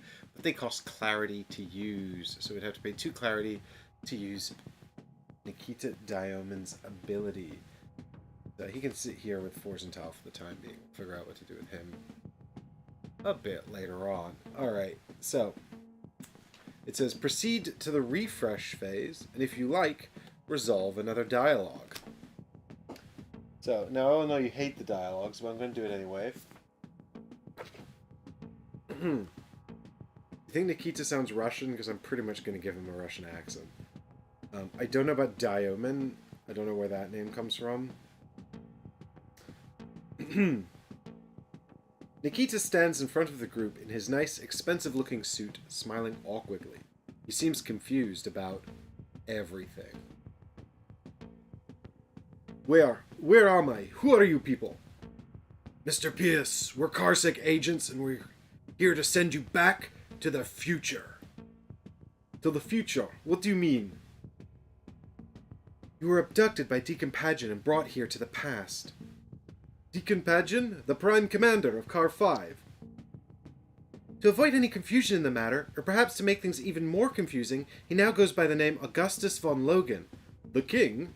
Vigovar rolls his eyes, a look of exasperation on his face. I'm wasting my breath on this one. Mr. Pierce, please, follow us. We'll explain everything before we leave. Yes, all right. The group exit the room and continue down the hall, Nikita following them closely. He is obviously ill at ease with, and Pill, noticing this, smiles at him reassuringly. I don't know why Forsental calls him Pius or Pius in this. That's not his name. Unless he's unless there's something here I'm missing. Because I guess Wilkinson was actually someone else. So maybe these are all like people who are not who they seem to be. You can see Forsental there calls him Mr. Pius, even though according to the card, his name's Nikita Diamond. So, we will find out more as the plot thickens. John. Alright, so that's that point of interest resolved. And now we get to do a rally phase.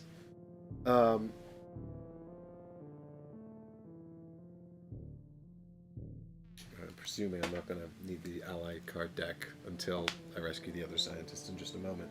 So, refresh this. All the tracker tokens go back into the box. And this turns off. And now we all get to do an action. We already snucked at the blue token, so it should actually be on its right as well. Like that, just to show that it's been observed and cannot be observed again. I do remember, I think we get 4 hit points if we send 2 people to search, and that's what we want to do, so just trying to keep that in my brain there. But everyone gets to do an action. Sarah can actually has a Pathfinder ability I totally forgot about, where she can do a search action and then also do a second action in the refresh step. I don't need to do a search action anymore. So, really, I mean, how bad are these combat decks? I think we can probably get one more fight out of them before we have to reset them. So we're probably going to have to... all do rallies at the end of the next phase. I think we should charge. I think most of them should charge. I think Forzental should do a recharge. Goes up to 5. Sarah should recharge up to 6. Vigovar should recharge up to 6. Re-equip his crossbow. Pill is the only one that doesn't need to recharge. So I think she just takes like a heal for the group, bring us back up to 10 and 9 on the clarity track. And that's that. So we're back to the movement phase, and we're going to move up here and explore this random blue event token, which we have to do if we are to proceed to the red person token, because that's it. There's no way into this room except through the token. So, random blue event. Who knows what it shall be? Not me, because I did not rig this. Maybe I should have put a nice easy one in, but I did not. I'm just going to have to rely on my good luck. Nathan and Abby. This appears to be a child's bedroom.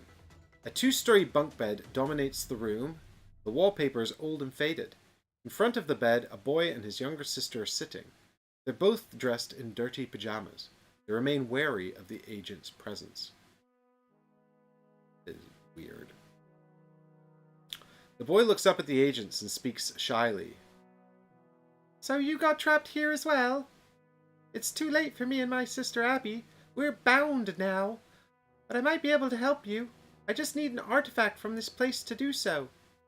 Abby looks up at the agents and screeches loudly for no apparent reason. Okay, so options. Hand over a treasure. Laugh at the boy. No one so young could have knowledge about artifacts and weaponry. Toss a toy at the girl to make her stop screaming. Pick up an old teddy bear and proffer it to Abby. T. Carter. The appropriately reacting with WTF. Yeah, exactly. WTF. What is happening in this scene? Why am I... How come I can't... Okay, there we go.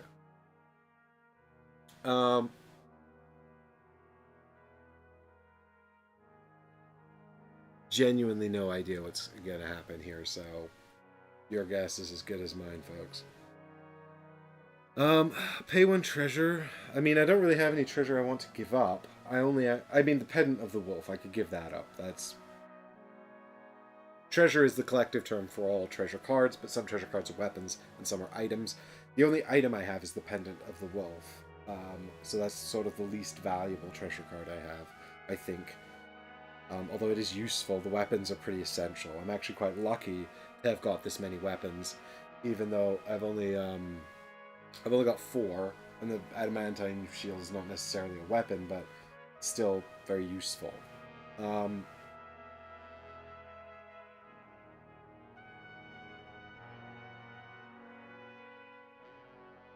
I have so many questions. Me too, T. Carter. Me too. Lurks. I'm going to well, how many we've got? 5 viewers. If you all vote, then we might be able to make this choice together. So let's have a vote. I genuinely have no idea what we should do here. So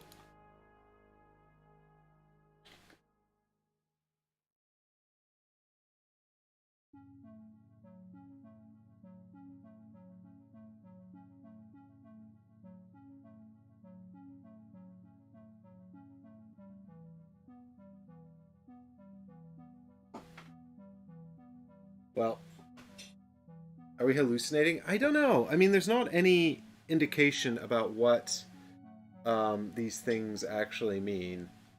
So you guys do want to see me giving up a treasure. We've also got to vote for C. Toss a toy at the girl to make her stop screaming.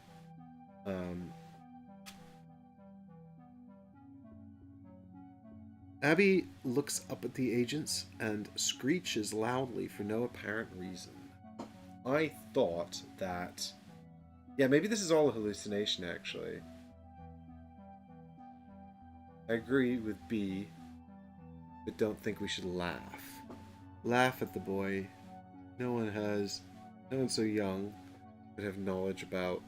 Yeah, but I think maybe they're not young, right? Like maybe they're like maybe it's a bit like Nikita, where things didn't quite seem like it looked like he was hooked up to some kind of life support machine or something, but he wasn't, and the whole thing was a bit of an illusion.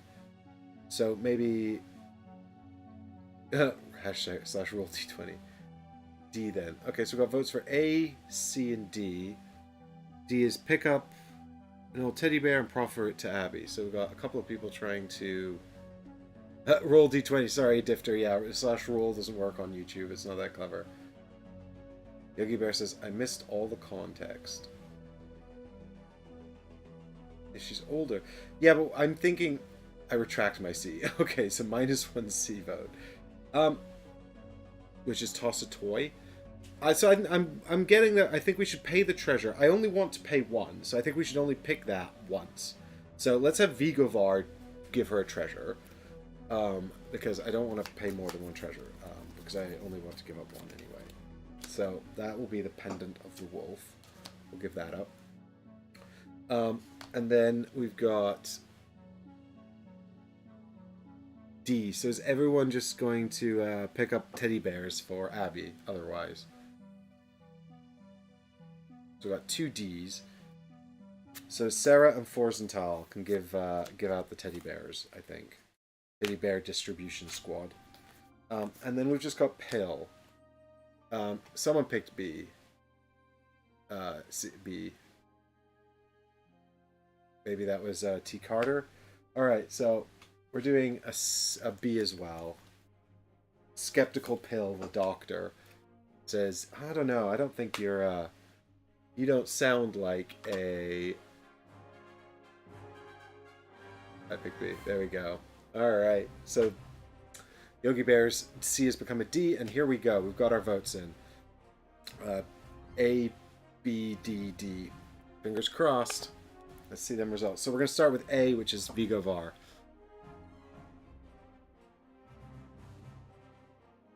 Ah, yes, very good. I can work with that. Oh, it's the child. Ah, yes, very good. I can work with that. One moment. He starts to tinker with it. Once done, he hands your artifact back and gives you back another one. Take your treasure back and gain a red treasure. Okay, so that's like awesome.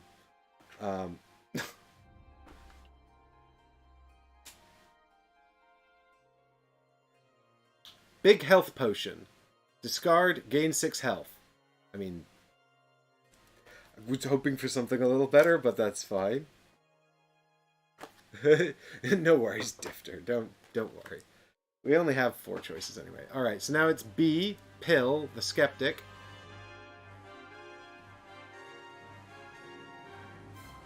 Didn't your parents ever tell you not to judge a book by its cover? With that, the boy grabs a random toy, fiddles with it, and throws it at you. Your arms are immediately clamped to your sides, and you can't move them. Lose 5 energy. Rough. We go down to 2. And then we've got 2 Ds. She takes the stuffed bear and stops screaming. She begins to cuddle the toy, but remains cowering behind her brother. Gain 3 clarity. Well, that happens twice. We gain 6, but it just goes up. Oops. Never mind. Alright, so there's our card discarded. And... oh yeah, now we need to read the event results. My bad. I keep forgetting. The boy and his sister become engrossed in a personal game they are playing. Before you can interact with them further, the room fades, revealing the true nature of the castle, and nothing further happens. Alright. Teddy bear for the win. Well, actually, we should have given over all of our equipment. We could have had a ton of amazing items, but never mind. As it stands, a big health potion will probably ensure at least our... that we at least make it through this boss fight.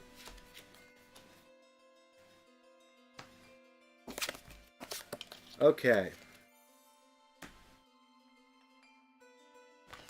So, now we're back to the rally phase, and we're definitely going to have a couple of searches just to get our health right back up.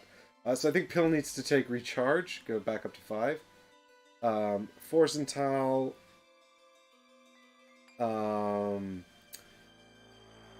Who's got the most? 665. So Forsenthal recharges as well, going up to 8. And then Sarah and Vigovar will...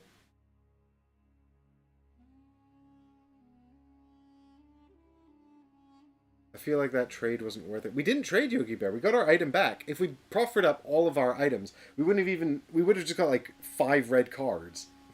Or 4 red cards. 4 new red cards. It would have been awesome. Never mind. We weren't to know. That's kind of the whole point.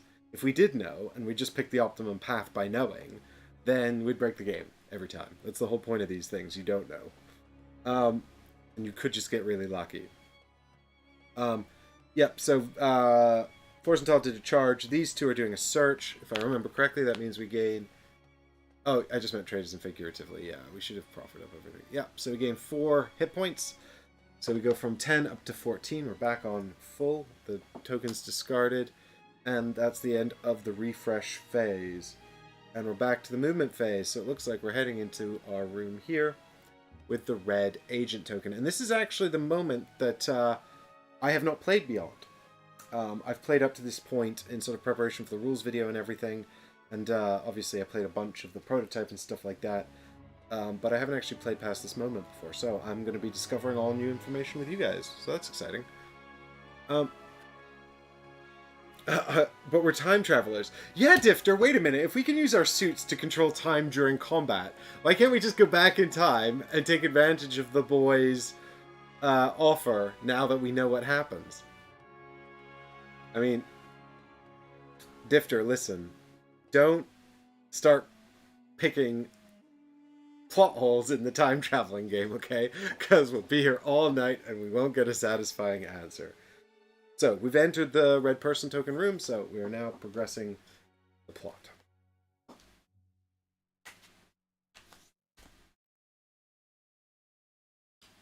Margaret Anvil. The room is filled with all sorts of monitors of varying shapes and sizes, as well as broken surveillance cameras.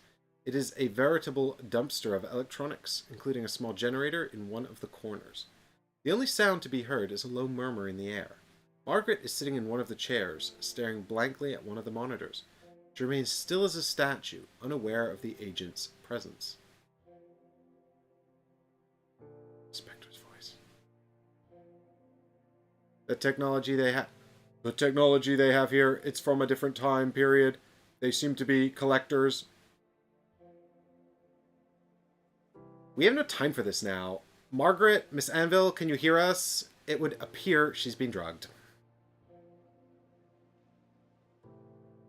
Stand in front of Margaret and make eye contact with her in an attempt to bring her back to her senses. Have a closer look at the generator. Look more closely at the monitors in the hopes of finding some clues about the king. Use your suit's listening system to tune into the noise.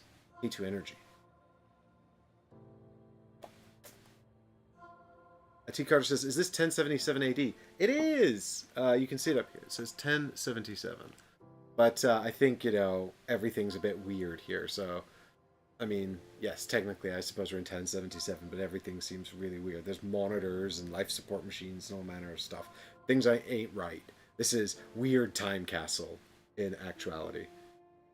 Yeah, I think everyone's going a bit crazy in this place.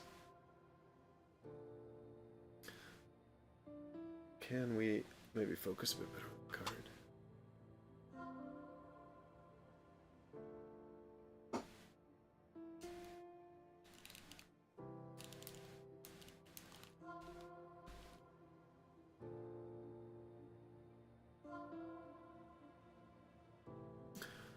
Alright.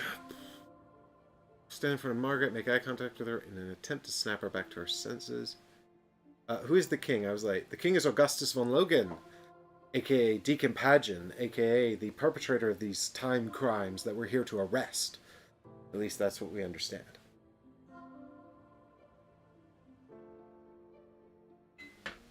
Right. So... I would definitely like to tune into the noise. I'd like someone to pick D. Who has the most energy? Forsenthal. Forsenthal's going to pick D. I want to know what that noise is. Have a closer look at the generator. Look more closely at the monitors in the hopes of finding some clues about the king. Stand in front of Margaret and make eye... So maybe Pill tries to contact Margaret, because she's a doctor.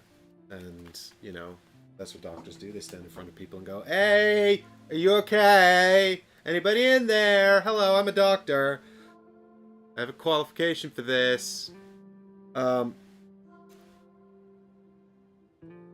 then maybe B and C split up between all of the options but A. Oh, T. Carter, you don't think I should pick A? Too bad, I'm doing it. Well, there's definitely... The thing is, there's always one bad option, right? I say there's always one bad option. Maybe there's not. I don't know. I feel like there's probably a bad option in there somewhere, though. That's metagaming, though. A closer look at the generator. Maybe that's a... Maybe there's something wrong with the generator, like it's a bomb or something.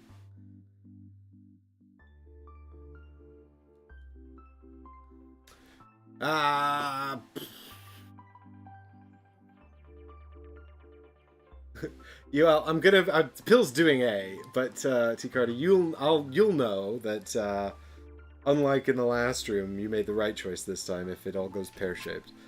I think the monitors might be bad, actually. Let's not look at the monitors. So, let's have the other two look at the generator.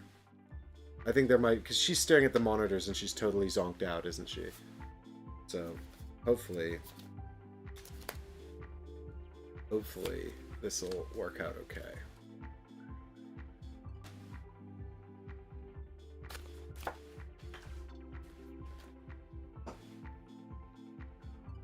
You walk in front of her, and suddenly she makes direct eye contact with you. Seeing her red and yellow eyes, your head starts hurting and you fall to the ground.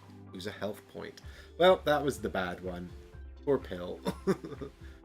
Alright, so... B is the one I did do. Okay. You walk over to the generator and you have a closer look. It seems to be powering everything in the room. You notice some spheres around the generator and you absorb them into your suit. Gain 2 energy. Alright, so 2 energy for Vigovar and 2 energy for Sarah. Alright, the one we skipped over was C, and it's a hint. I can tell you it's a hint, T. Carter, which means that it would have been information that's probably worth knowing, but I'm not going to look at it any further because we didn't learn it. So, there you go. If, when you're all playing this yourself, you can do that one if you want to be smarty pants. And then we've got... How am I going to do this? Come here, Nikita. D. Your suit tunes into the radio waves and you listen in as Wilkinson orders some guards to wait by the door to the room. Everyone gains initiative. So, Wilkinson has betrayed us? I thought he was supposed to be a secret agent on our team. What the hell is happening?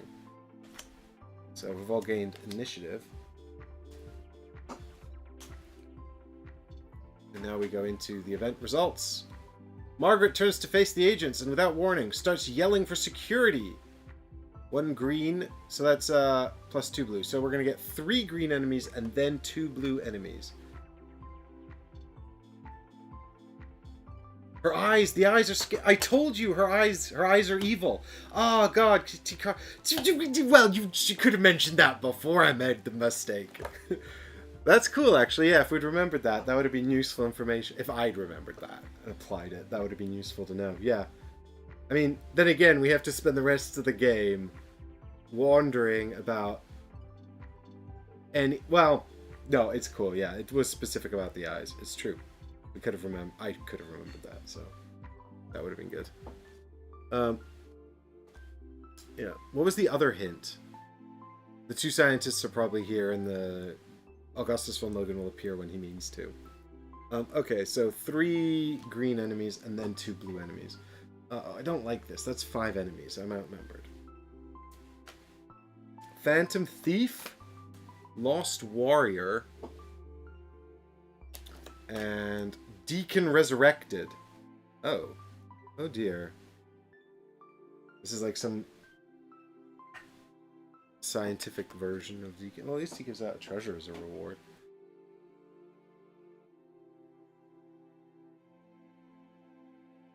Look, it's the king!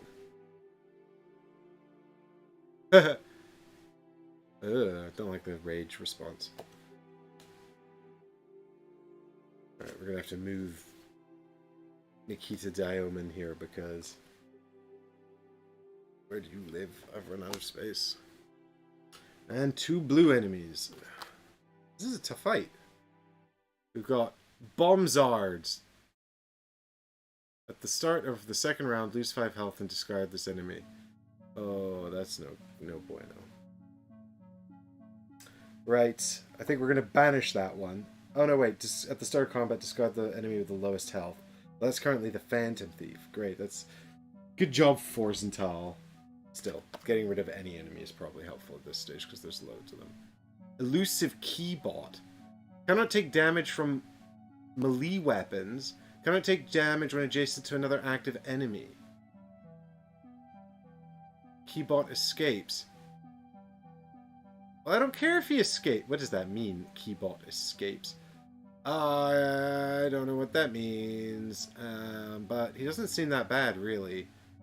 Well, the thing is, as well, all of my weapons are melee weapons. Only the crossbow and the shield are not melee weapons. And, you know, so only 2 of my characters can actually hurt this guy unless I unequip all my weapons. That's fine. We'll probably just take the damage. 6 health. Oh, actually, we're going to get rid of him anyway if we use Forzental's Banish.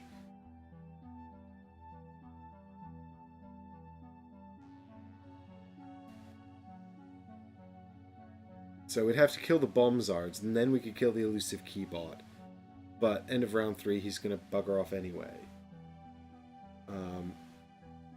Do I have a D6 somewhere to help me track that? I do.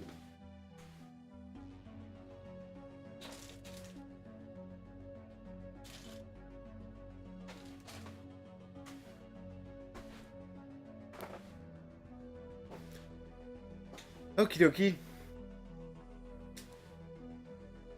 I mean, the Phantom Thief is actually pretty bad. Like, lose 2 health, or 1 agent loses 3 energy. 2 health is pretty bad. So maybe we just banish the Phantom Thief.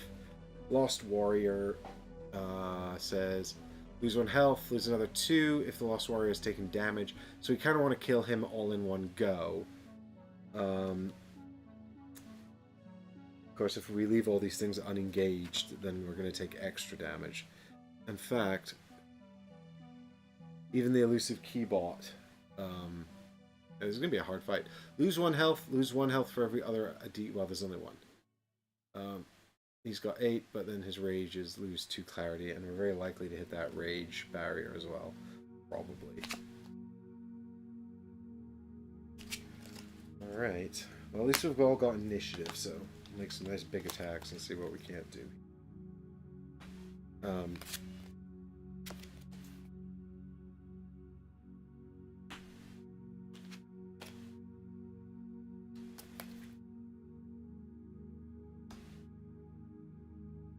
Right, we've also got Nikita, but we actually have literally no treasure for him to react off of, so we can't use his power.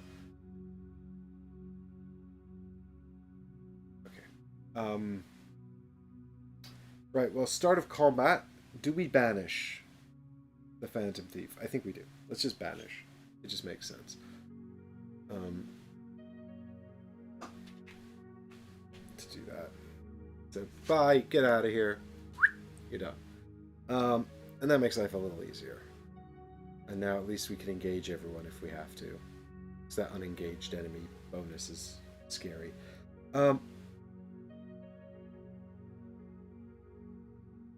We can also stun with Isa, which is nice. Yeah, maybe we can stun the Lost Warrior, actually. We could damage him and then stun him, that would be good. Alright, so proceeding to step 2. Actually, step 1 is just rearrange your weapons. Step 2 is start a combat stuff. So we've done that. Do we want to use the virus to deal 1 damage to everyone? No, not yet. Save that for later, if necessary. Alright, combat card time. Oh, this should definitely have moved on at some stage to Pill. I actually think it might be back with Vigovar now, but it doesn't really matter. So, Pill gets 2 cards. Delayed strike, lose a health. If it's the first card, negate it. Great. And recharge, 2 energy. And if it's the last card, 3 energy. Great. I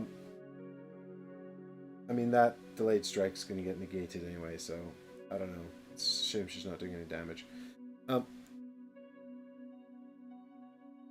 Vigovar's got 3. Oh, right, but we'll do this first, and then we'll do initiative. So we've got the Moonlight Sonata. It's an attack, 2 damage, and bear with me. Adjacent cards do not cause rage. Oh, that's pretty good. Also gain in energy. Great. We've got Aid. Yeah, that's fine. Not ideal, really. Riposte Strike. So this is a bad card. Lose 1 health. If adjacent to at least 1 attack card, lose an extra health. Not currently. Actually, that triggers Aid, which is quite nice. And that's it. That's our 3. And then we've got Sarah. Block, negate an adjacent attack card to the right. So that's negating Isa currently, so you definitely want to get rid of that. Fortunately, we do have initiative. And double block. Ooh, yikes. Not great, but we do have initiative, so that's fine. And then Forsenthal has got direct strike. That's bad. Recharge. That's good, because he doesn't have any energy, which is spent it all. And aggressive attack. Again, also fine. Well, it cost us 5 to get energy to get rid of this direct strike. But we all have initiative. So, let's start back with Pill and see if we can utilize her initiative to some good effect. Aggressive attack. Great, yeah, just get rid of that. Put out aggressive attack. That's fantastic. And then it's Vigovar.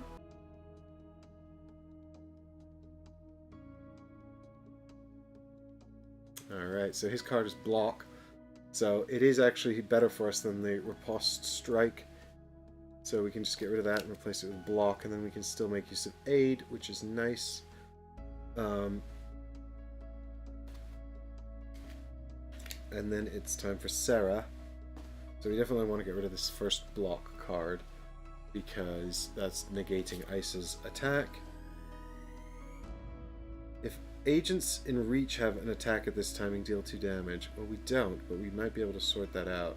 But then Aid wouldn't heal us. Not that we really need healing. Well, what have we got? Oh, it's direct strike. Well, we definitely don't want to put that out. Oh, but if we move leap attack in, which costs 4 energy, which is very expensive, then we can, in fact, have an attack here, but we don't have an attack here unless Forsental's got an attack. Oh, please have an attack here, Forsental. Please let this be an attack. No, it's a strike, and it's a bad strike at that.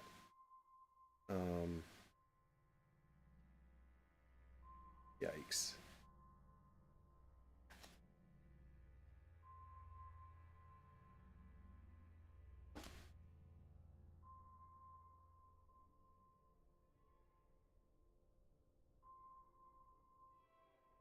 So for the cost of 5 energy, which she doesn't have.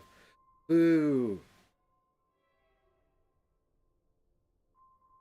Boo, we can't make Ice's bonus 2 damage happen, and I'm sad. I mean, we can, but it would be outrageously expensive and not worth it. No, actually we can't. We can't because Forsental's broke as shit.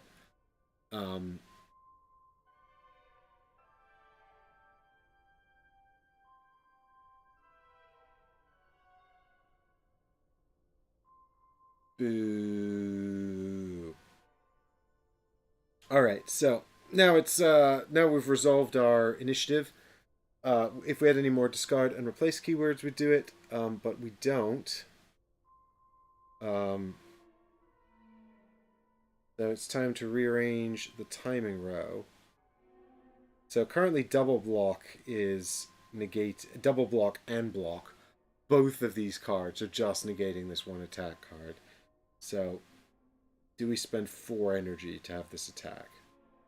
It's so expensive. But I think we do it. Boop! So Isa leap attack moves into here. Ooh, actually, you tell me what you think this card means, guys.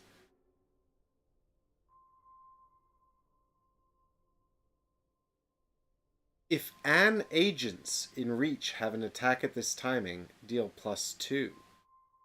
So is that if an agent or if both agents? Do you reckon that's supposed to be? I think that might mean if an agent in reach has an attack card at this timing, deal 2 damage. If an agents in reach have an, if both, I think actually maybe it is if both agents in reach have an attack. Yeah, it does say agents. Boo. We'll have to take the old grim rule, whatever's worse for us. Okay. Bummer. So I think that's the only configuration I'm going to do. We're not doing a lot of damage, which is really quite bad. I can't really afford to do anything else.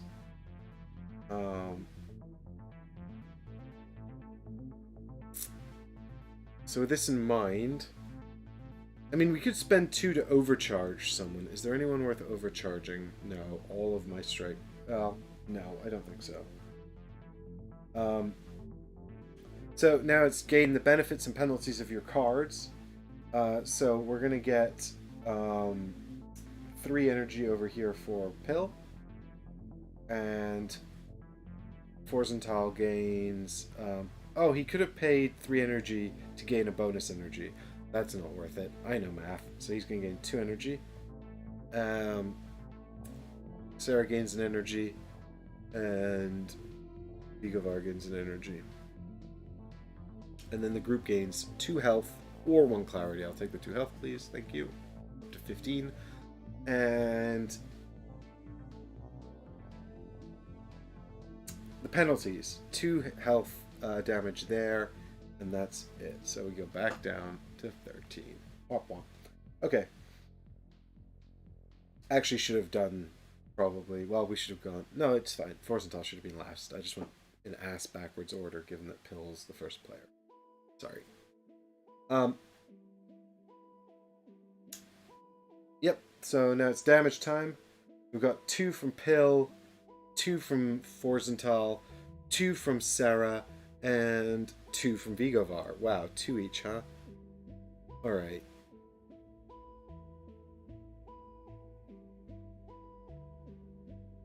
So my total rage actually for the round as well is 3.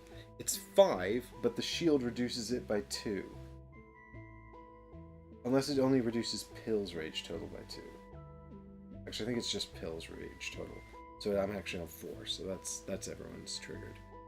So that's 8 damage, which is not enough to kill the Bombzards yet. But it's at the end of round 2 they explode. So maybe we just kind of hit the Bombzards and Deacon Resurrected, and then we worry about the Lost Warrior another time. We're just going to lose 3 health. Which isn't the end of the world. Especially because we have our nice big potion. No, we're going to lose double that because if we don't engage everyone. Right, we'll engage 2, so we're going to lose 5 health, which is pretty bad. But that's fine, I guess. Hopefully we'll get some hopeful stuff at the end of this to help out. We've still got Rejuvenate for 3 more health back, so it's fine. Fine. So, with that in mind, I think we probably do... If I did 8 damage, I probably need to do 3 people into the Bombzards. That's 6 damage. And then 1 person into Deacon Resurrected, just because I need to engage them both to reduce that engage thing. What is reach? Reach is representing the way the group are standing in the room. So an agent has reach to the 2 on either side of it. So Pill has reach to Forzental and Vigovar. because this is supposed to be a circle. Or it laps around the end. Right. So that is my damage dealt. Now it's time to take my punishments. So Lost Warrior, we take a clarity and a health, and then he deals 1 more damage. Oh shit, I forgot about his rage ability though. Oh damn it.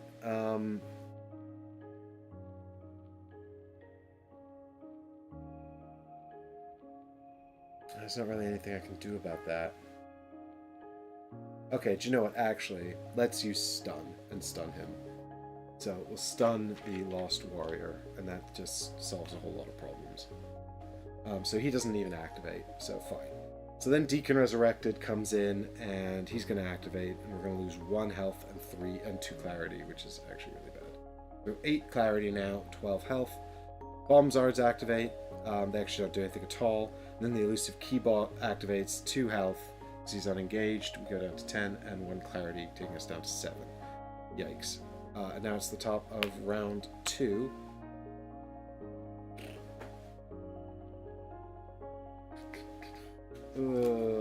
Not ideal. And this stun token goes away.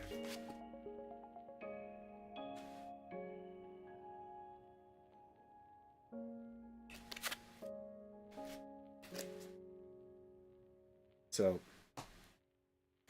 once again, I think Vigovar triggers Shot Caller. Not Shot Caller. Yeah, Shot Caller. Oh, I should have used Song of Chance, maybe. Oh, never mind. I can still use Shot Caller, right? Yep. They have clarity requirements on these. The clarity requirement for Shot Caller is 5. But I'm still on 7, so I'm okay. I'll spend 4, taking me down to 5, to give Vigovar and 1 agent in reach initiative. So Vigovar and also Sarah. And then it is time to draw cards. I'm not... Takes double damage from energy weapons. I don't have any energy weapons. God damn it.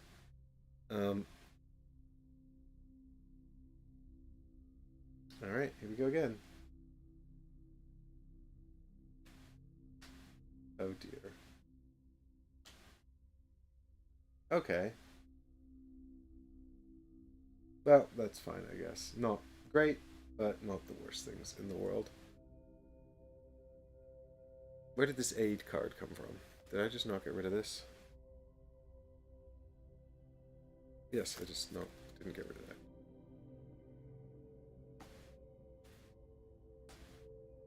Yes, preemptive attack. Nice. Disarming strike. Boo. Preemptive attack. It's fine, I'll take it.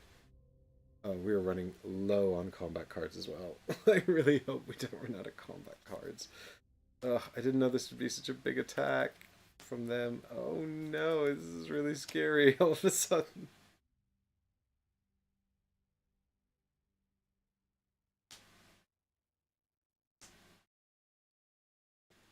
Oh, good. Oh, nice. It's a shame those 2 illusion attacks both come out at the same time, though. It would have been better to have them one after the other, but no. Okay. Right, well, let's do our initiative. We'll do Vigovar first. It is Song of the Bells, so we definitely get rid of that and replace it with this.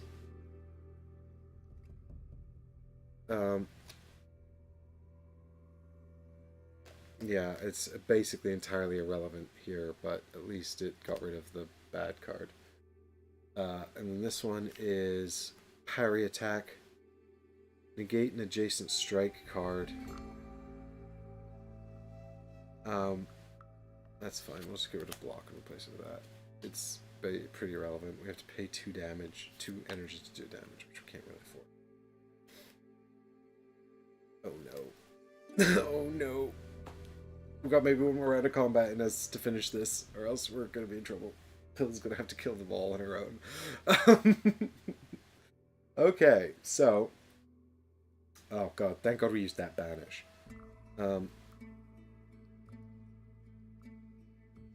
Okay, so let's think now. We're doing reconfiguring.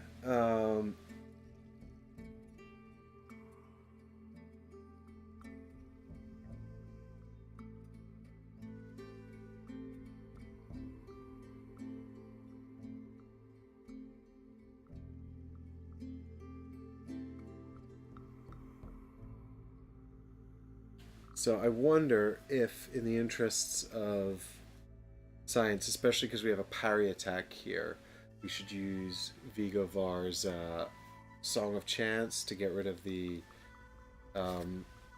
bad card here for Sarah and see if we can get something better. Because if we draw another strike card, the parry attack will cancel it anyway.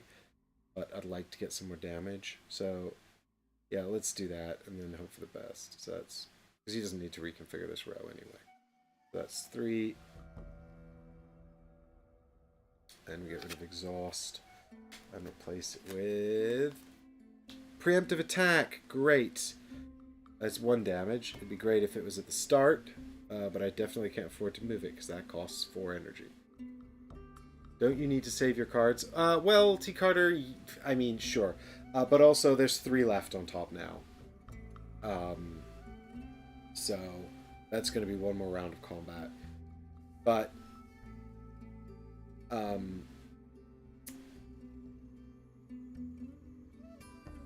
don't think it's really going to matter because, you know, I'd rather have actually the cards out earlier if they're more useful.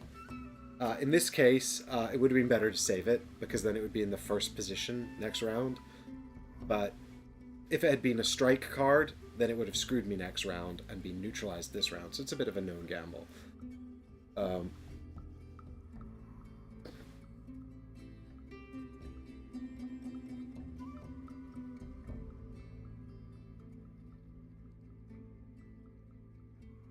Right. I don't think there's much we can do for Pill, though, sadly. This support aid card is totally useless.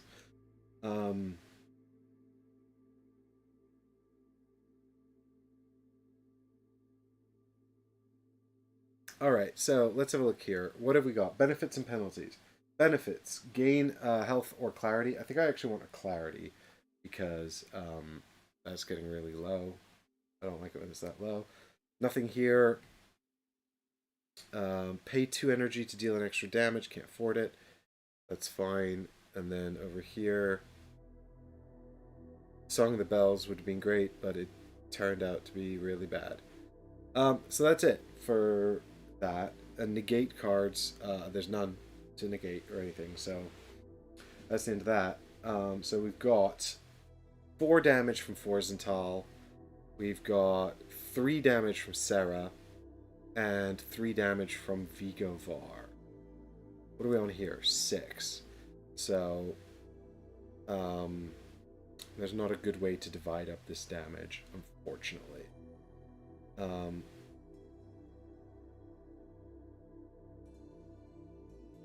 Because he needs 5 to die.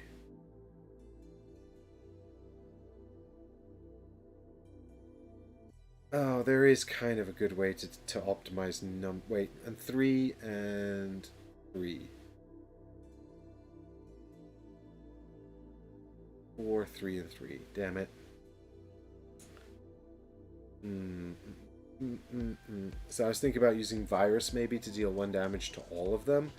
But then the problem with that is it would line up with Forzental's 4 attacks, so that'd be perfect to kill the Bombzard, and then the other 2 could do 6 to kill Decompagin, and I'd be leaving the Lost Warrior unengaged and damaged.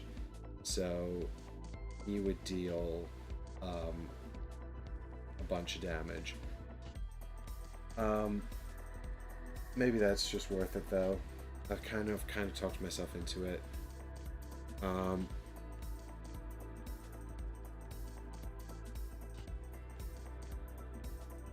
Yeah, okay. So we'll spend 3 here to activate Virus, and that puts 1 damage on all enemies, except for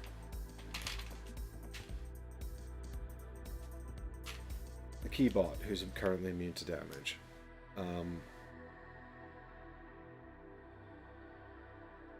And then Forzental has 4. He hits the Bomb Zards, which kills them. So they're on 7, and that's 11. And we immediately gain 2 energy, which I think we should probably give to Sarah, just in case something dreadful happens to her next round. Oh, and I used Song of Chance, didn't I? So, let's do that. And then these two, with their 6 damage, hit Deacon Resurrected. Oh, that actually kind of works out as being dumb, doesn't it? Not really, but sort of. So now I've got an extra damage I didn't need. Is that kind of pointless then? Like, I'm gonna waste a damage no matter where I go.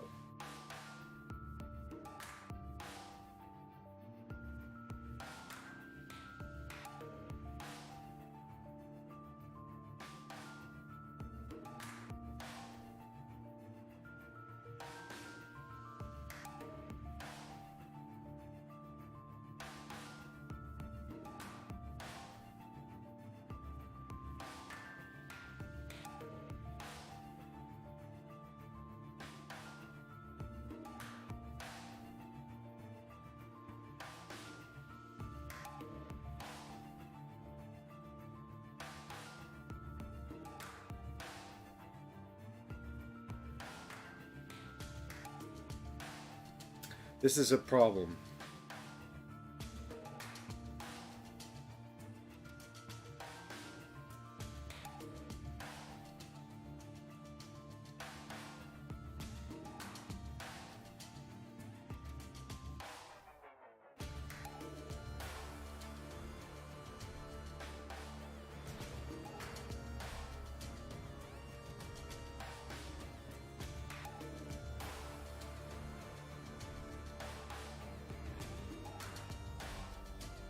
I think actually, though, in the interests of preserving what I have, let's not use Virus. Let's save it. I mean, save it. It doesn't matter. What I'm saying is it doesn't really matter right now, so save the energy. And we'll have these two attack the Bomb Zards, which kills them and overflows. But it's a waste, but it doesn't matter. And then Forzental is actually not going to attack the Deacon Resurrected. He's going to attack the Lost Warrior for 4 damage, because he can stun it. And I think that's better, because otherwise it would heal the Deacon, and I can't really afford to be losing damage on enemies right now. And at the end of the next round, this thing's going to flee anyway. It's going to hit me and flee, but that's kind of fine. If I don't kill it, whatever. It's going to run away. These two are going to die, so...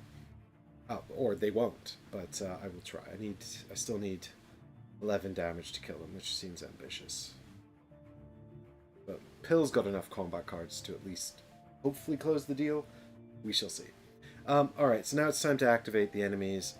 So Deacon Resurrected activates. He is unengaged, so we lose a health and a clarity, and then he triggers. Now we've got so much rage. We've got 4, 5.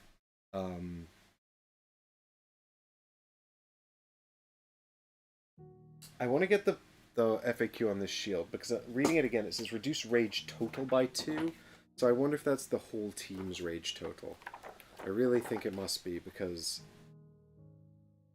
the shields would be much less effective if it's not. And again, I ruled against my favor on this, but I should have actually asked the guys before I went live. I probably actually said it in the rules video and I've forgotten.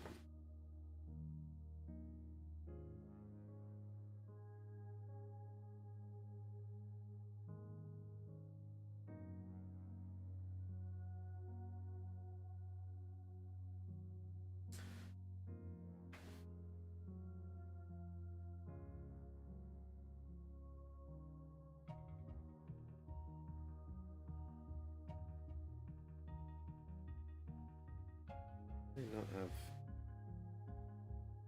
an example with it here.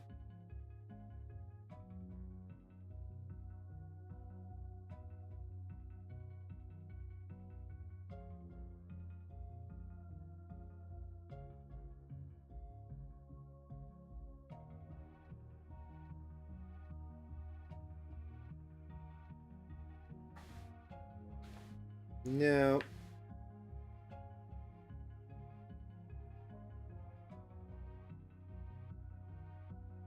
No. Nope. I'm sure they've covered this somewhere, if not here, then on the rules forums, but just can't find it here, so.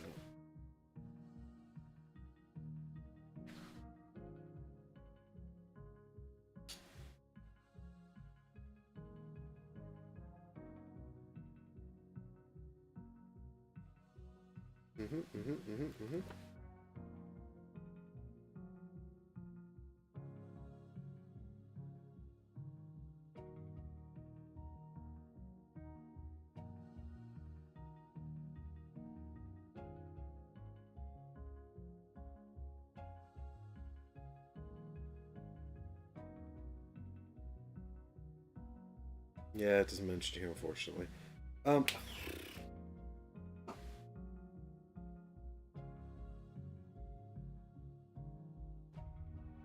Seeing as most things are pooled, it makes sense if it's the Total Rage. I think it must be the Total Rage, T. Carter, because shields inherently have lower combat power, so you're less likely to have rage on a character with shields anyway. So it kind of makes sense that they would sort of protect the group. So I'm going to rule that way, because I'm pretty sure that's how it is. And if it's not, I apologize. So I've got a total rage value of 4 here, minus 2 then, which is 3. Which means I still lose 2 clarity, so I guess it doesn't really matter, actually. And then it's the elusive Keybot, who's going to do 2 damage. And a clarity as well, thanks to... Oh, now I'm on 4 clarity. This is real bad. Alright, and that's the end of that. Sorry for that minor diversion there.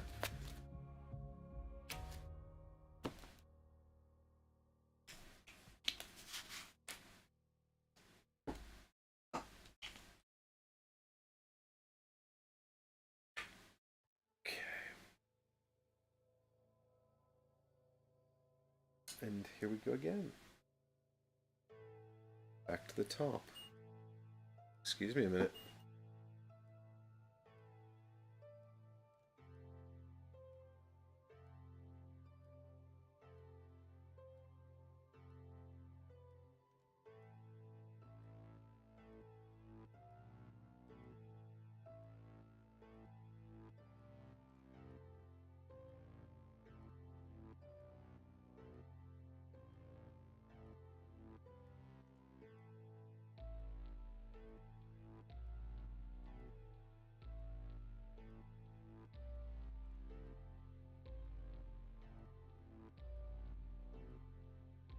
Alright, and we're back. So, more combat cards.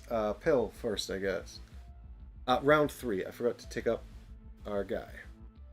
Here we go. He's going to leave at the end of this round. But not before hitting me again. Oh, great. Okay, well, she's just healing more, which is fine, but Pill, I'm going to need you to start doing some damage because you're the only one with combat cards left, I think. 1, 2, 3. Oh, 1 card left after this. Yikes. This is her last 3 cards. Ah, good. Ice a Bite attack. And she negates the strike card. Great. And support.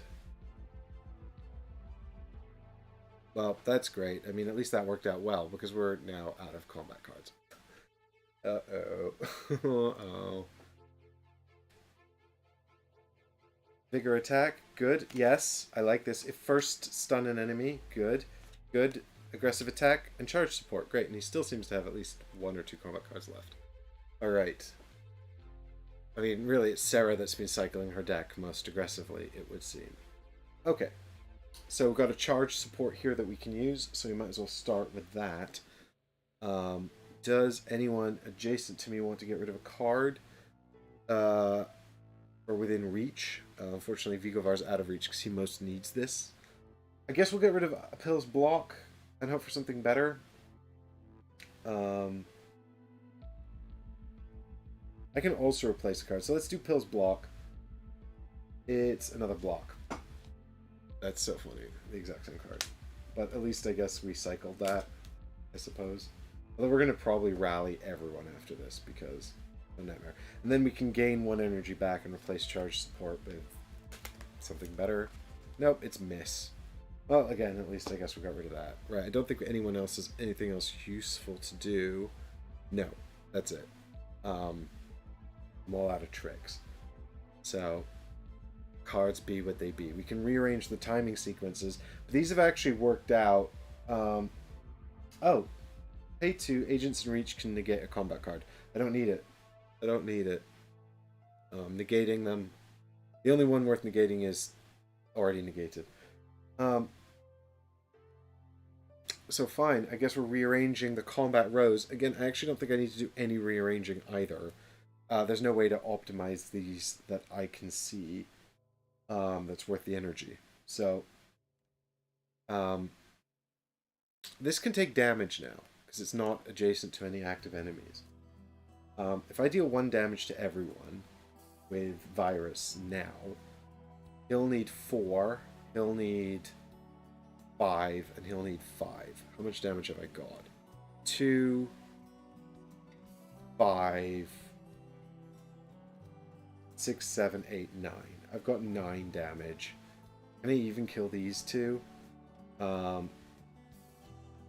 I could just kill these 2. I'm not going to be able to kill the elusive Keybot. That's fine. That's all I need to do. So it's a shame it's going to attack me, but at least well, that's fine. 9 is actually only enough to kill these 2 though if I use Virus. So here is the Virus. What is that? 3. I'm on 8, so I go down to 5. But I did end up using Virus. Could I have used it last turn? Yes. Would it have made a difference? No. So that's fine. Blap, blap, blap. Okay. And then it's gain your positive and negative effects. Here it's gain 2 health, so we're back up to 9. Here we've got nothing. Here we've got... oh, first it's negate cards. This is negated. But we can still use aid. I think we should take a clarity. Oh, what is Virus? Virus requires 6 clarity. I can't use it. But if I can get 1 more clarity back somehow... I can't. Oh, I'm in real trouble. Because I can't use Virus. I should have used it last turn when I could have used it. It does make a huge difference. I said it didn't, and I lied because I didn't pay attention, and now I'm going to die. Oh no. Oh no! This is real bad. That Deacon Resurrected is real problem. Uh-oh. Uh-oh. Alright, so we gain a clarity, so now we're back up to 5. And then nothing over here to do.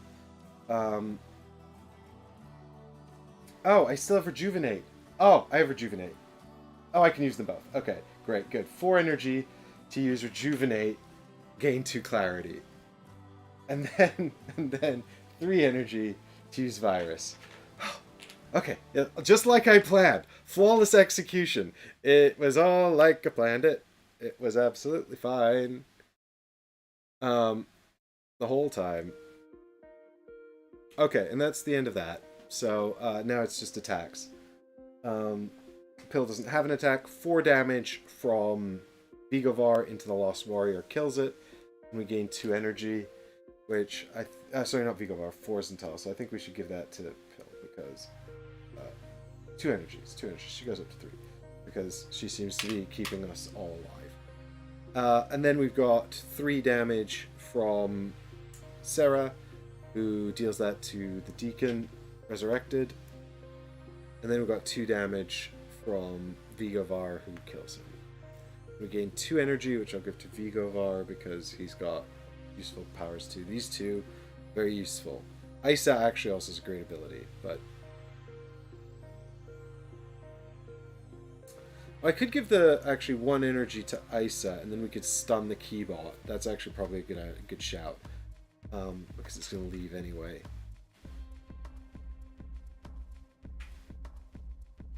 And I have 7 clarity, just.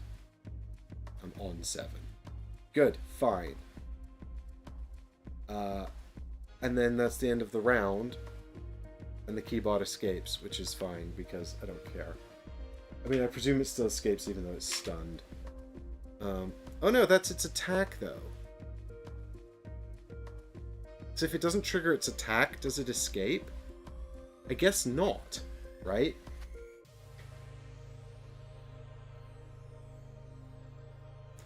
Because that's its base attack. End of round 3, Keybot is... Lose 1 health, end of round 3, Keybot escapes. But that's a base attack, so if it's stunned, it doesn't do an attack, it doesn't activate, so it can't do any of that. So I guess it's still here, trying to escape. That's what... I mean, it doesn't make any sense that it would escape if it's stunned, so I'm just going to say that's what happens. Which means we have to do another round of combat.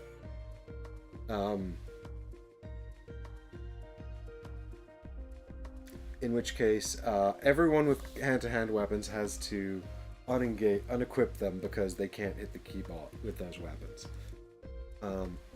That's the top of combat round. I'm sure that Paul will jump in here, the designer, and leave a bunch of answers to all of our questions, because I'm sure he's got the time to watch an entire stream of his game. I'll leave a note, actually. I'll send him a note, and I'll get some answers, and I'll leave them in the in a pinned comment down below in due course. If anyone has a note of the things that have come up, that would also be helpful, but I'll check it out and I'll get that done. Right, okay, so we've changed up our weapons, start of combat, nothing to do currently, so we're gonna basically be praying that Pill draws some attacks. She's also got Overcharge, which I might actually have to use now. Otherwise, this thing's just going to flee if I don't stun it again. So.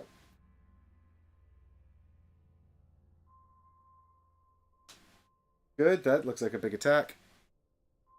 Okay, well, we can reconfigure that for 2 energy to do 2 damage, so that's pretty good. I mean, she's a doctor after all. 1 card! Oh, good. The Moonlight Sonata, 2 damage. That's great. Sarah doesn't do anything. She's out for the count. And Forzental, has 2 cards. Parry attack and double block. Fine. So I think parry attack is borderline I mean, it's actually... Parry attack's only good for negating adjacent strike cards, really. And this is a hazard. It's not even a strike card. Oh, why have I drawn 2? Oh, I do get 2. Right, yes. I totally forgot I unequipped the weapons on these 2. Because otherwise they can't hit it, but also they didn't have enough cards to go... I couldn't accidentally draw too many because they didn't have enough. Right. Okay, so we're 1 damage short of killing it, but for 2 energy, Forzental can kill it. So I think that's what we'll have to do.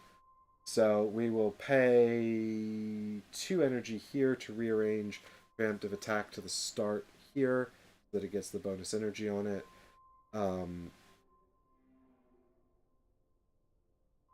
And then we do positives and negatives, so we can gain a health or a clarity. Let's take the clarity. I'm really worried about running out. We've got that giant health potion anyway. Over here, nothing. And over here, gain an energy. And now, damage. We pay 2 here to deal 1. So that's 1, 2 from preemptive attack. Being in the first slot, it gets a bonus.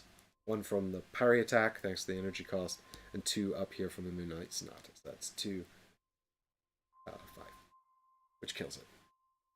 And someone gets an energy, which I guess should be Sarah, because she has absolutely none. And I guess we need to do a recharge round. But there we go. Success. That was tough. Everyone needs to rally. Only Pill has combat cards left.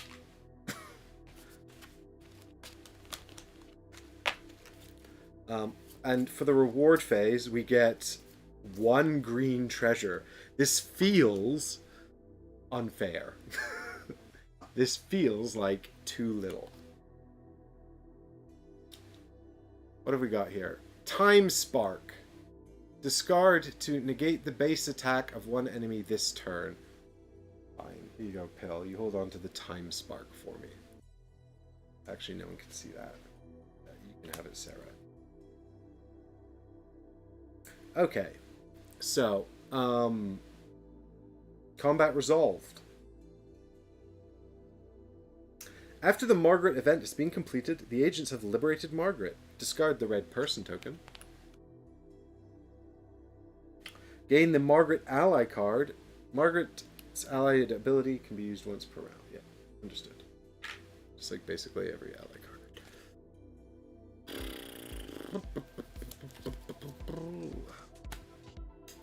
What do we got here?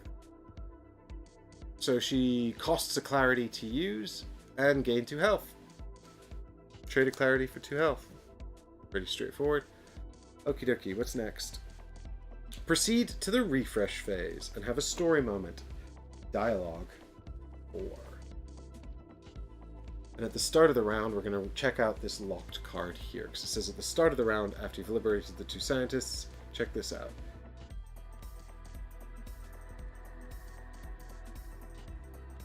I think everybody just rallies, right? It's such a bummer because I'd like to recharge my energy as well.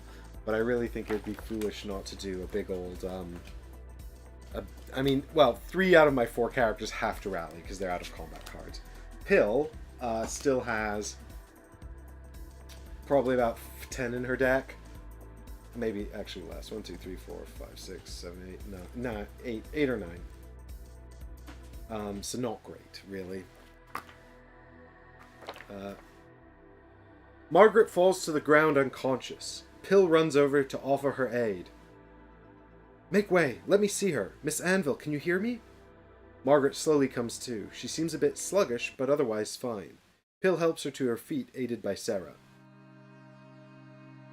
It's okay, I am well. Thank you for saving me. I don't know what happened.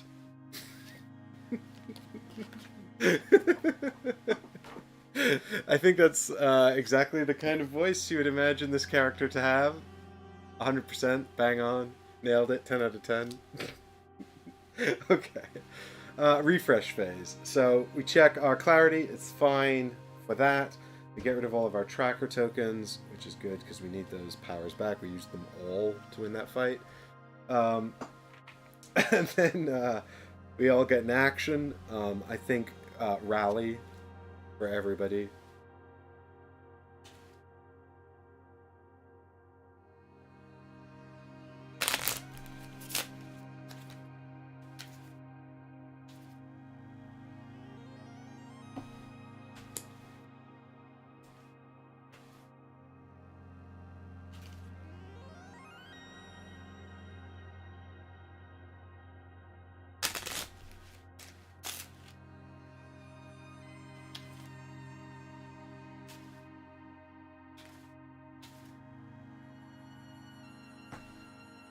Yes, I think Pill should probably do a rally too. I really don't want to go into any kind of like final boss fight with no energy. But Pill running out of combat cards would probably be worse. I guess. It's kind of hard to sort of assess how bad not having any energy, not having any combat cards would be for Pill or for one character, because obviously... Like, for Pill especially, who's only drawing 2 cards a turn, and let's all re-equip our weaponry. For Pill, who's only drawing 1 card a turn, 2 cards a turn, like... I mean, the thing is actually, for Pill as well, like, her 1 card is usually helpful. It's usually heal or something, so... Anyway. Yeah, I think she should probably rally. Although, God, I need some energy. We can, no, yeah, I mean, we can also consume the Wolf Pendant. I haven't used it yet. It might just be for the best. We could consume the Time Spark, although that seems like it might be more useful, actually. It's not totally dissimilar to Stun, although Stun is better because it gets rid of the unengaged and rage attack as well. Yeah, so actually, do you know what? Let's give Pill... Who needs energy the most? I always use Pill and Vigovar. He's got 4. So let's give her the Pendant of the Wolf, and she can consume it for 2 energy. Now it's in the discard. And actually we can use Nikita to gain 2 more now that this is in the discard, but I don't think that's particularly going to help because it costs 2 clarity, and that's really expensive, and 2 energy is not that much. But we'll see. Alright, that's the end of the refresh phase, so we're back to the top. Vigovar becomes the party leader again, and we get to have a story moment. But y'all are excited about that. No. Nikita and Margaret are placed inside the POD. Kara helps them to secure them safely into their chambers. Remember all the voices? You two will try and help us. This here is the communicator. Sit here and don't open the door to anyone. When we call, you answer. Sit here, don't open the door to anyone, and when we call, you answer. Just trying to remember Vigovar's voice. Both scientists nod in agreement. Right, we've got some work to do before we can send you back. Sit tight, remember to breathe deeply, and don't panic. Thank you so much. What was Margaret's voice? Thank you so much for saving us. That wasn't it. It was more like, thank you so... Oh God, I can't remember her voice. Thank you so much for saving us. Now she's an old woman. Hey, you there, Captain, sir, big guy, listen. You must stop Deacon. He is mad. Great, thanks. No, you don't understand. He brought us here, forced us to create the ultimate nightmare. This castle, everything that you have seen so far. They're all made by the people Deacon Pageant brought here. He promised us a better future. What is Margaret's voice? I did once, and it was quite good. Now I can't do it again. He promised us a better future. Instead, he created these nightmare creatures, but it just made him more furious. This is Wagata. So those creatures are mechanical? Yes, they're made using advanced CEDI technology. CEDI? The alien? This is Vigovar. CEDI? The aliens? You don't say. Spectre. CEDI? No. CEDI. They're an alien race, the kind that saved humanity a few years ago. Kind of. It wasn't a few years ago. It was like generations ago. I don't know what he's talking about. Unless I've totally misunderstood the plot. Enough talk! We can destroy anything he throws our way. Let's get back in there and end this tonight. Forsenthal turns to Nikita. Fix the navigation system. Okay. The agents step away from the POD. First mission accomplished.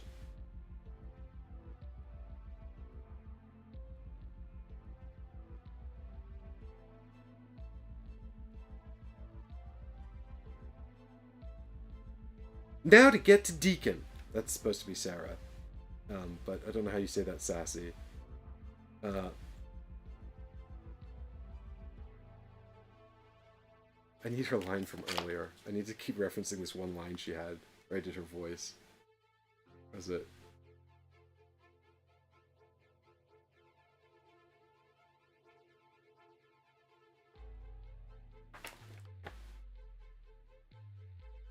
Now to get to Deacon. No, there's no way to... No.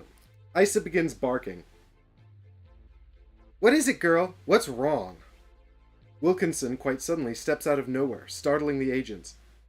The king is waiting for...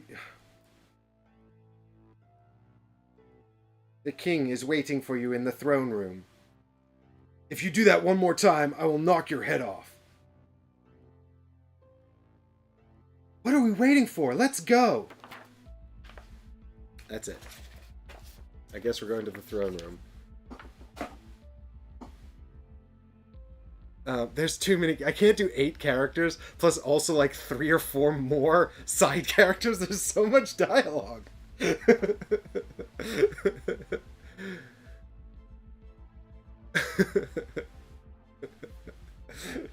Okay, so that's the end of this locked card. So now I've got a new mission card. Wilkinson appears out of nowhere. Okay, so I mean, I guess the mission cards are kind of summaries of the dialogue, but anyway. Oh, I see. So you have found them. This is less German than he was before. So you have found them. I am not sure the king, Deacon, approves. How about asking him about this yourselves? Here, allow me to open the door. Please proceed to the throne room. According to Wilkinson, Deacon can be found in the throne room. Place a skull token Sorry. Place a skull token in the throne room. Do I have one of those? I do have one of those somewhere. There's a deacon, like, or there's a boss skull token somewhere. Bear with me.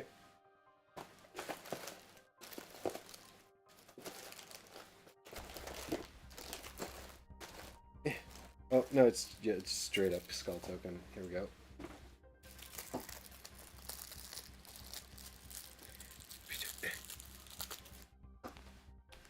Ooh, that's no bueno. Wilkinson opens the door. Remove the locked door tokens from the throne room. Yeah. Right. So, we are free to go into the throne room. What do I do with the door tokens? Here.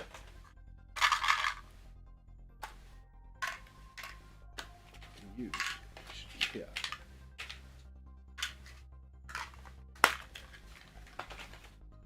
Right. Flip this card. Reach the throne room and capture King Loghan, Deacon Pageant.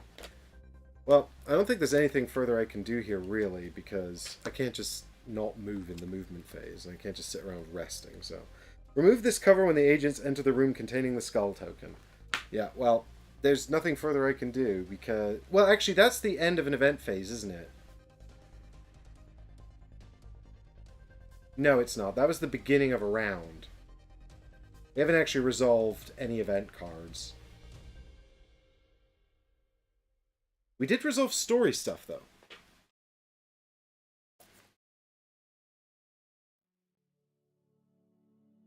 But that was at the start of the round. We haven't really resolved anything, so I think we just have to go movement phase into here.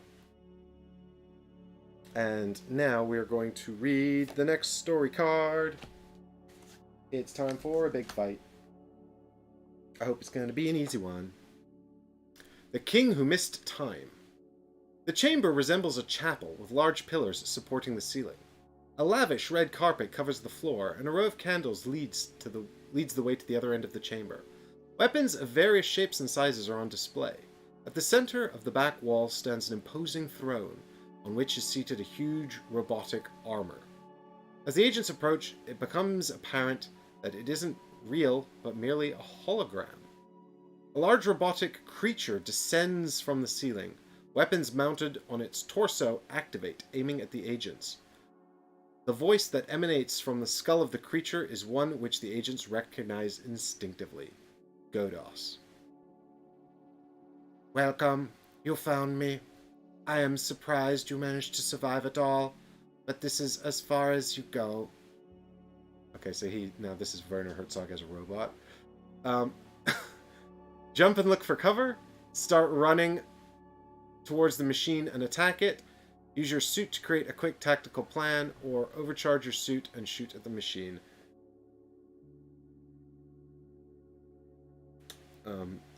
Thank you for checking out the bots there, mods. Much appreciated. Alright. Okay, so basically the Godos AI is coming and is now shooting at us. I don't have a whole lot of energy. I definitely don't think I have 5 energy on anyone. So nobody's overcharging our suit to shoot at the machine. We do have 2 energy on Pill and Vigovar. So one of them could make a quick tactical plan.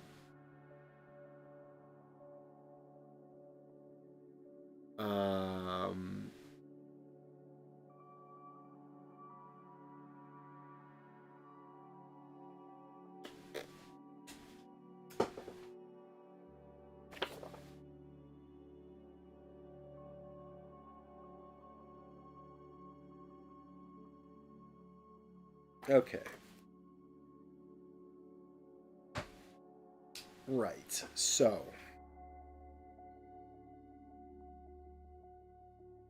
I think Pill jumps and looks for cover because she's a squishy doctor.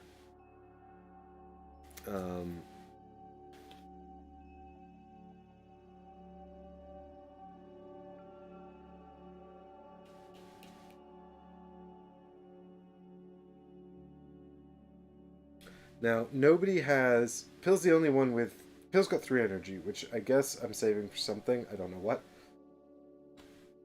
I guess Forsental's just going to charge it. And I guess both of these characters just charge it, and then maybe Vigovar makes a tactical plan because that seems to be his thing. Thoughts?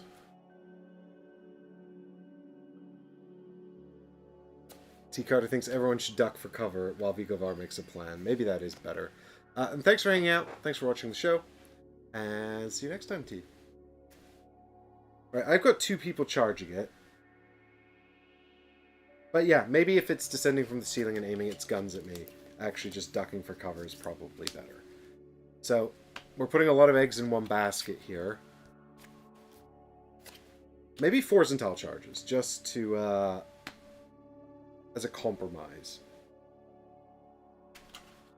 Forzental can charge, and then if he gets shot up, it's just not the end of the world, because he's just one dude. Okay, well, here we go.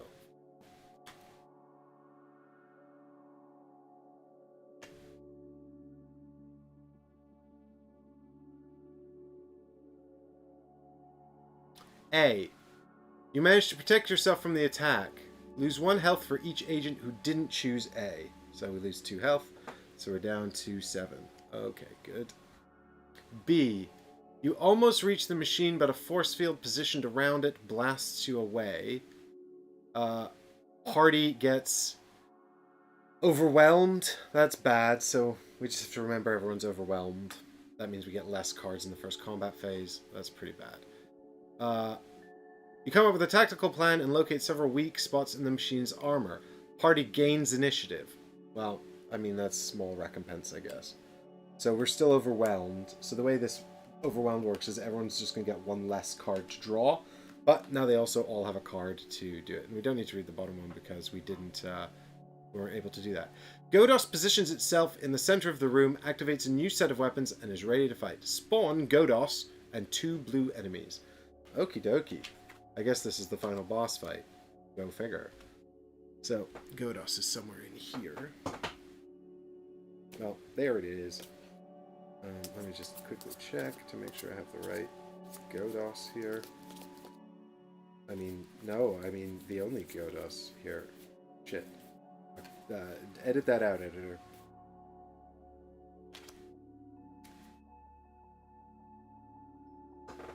And 2 blue enemies. We got... So here's Godos. Bum, bum, bum, bum, bum, bum. Big old robot coming out the ceiling. She's got 15 health. And we lose 3 health every second round. Remove 4 damage from her. And also it rages, lose 3. I mean, God, I don't think we're going to be... I think we're going to die here. Midnight Howler. Deluxe, 10 health. Lose 3 health, moves so it becomes the last enemy positioned to the right. Positioned on the right. Don't know why that matters, but okay. If there are no active enemies to the right, lose 3 energy if there are no active enemies to the right of Midnight Howler. Oh, now I see why that matters. Okay.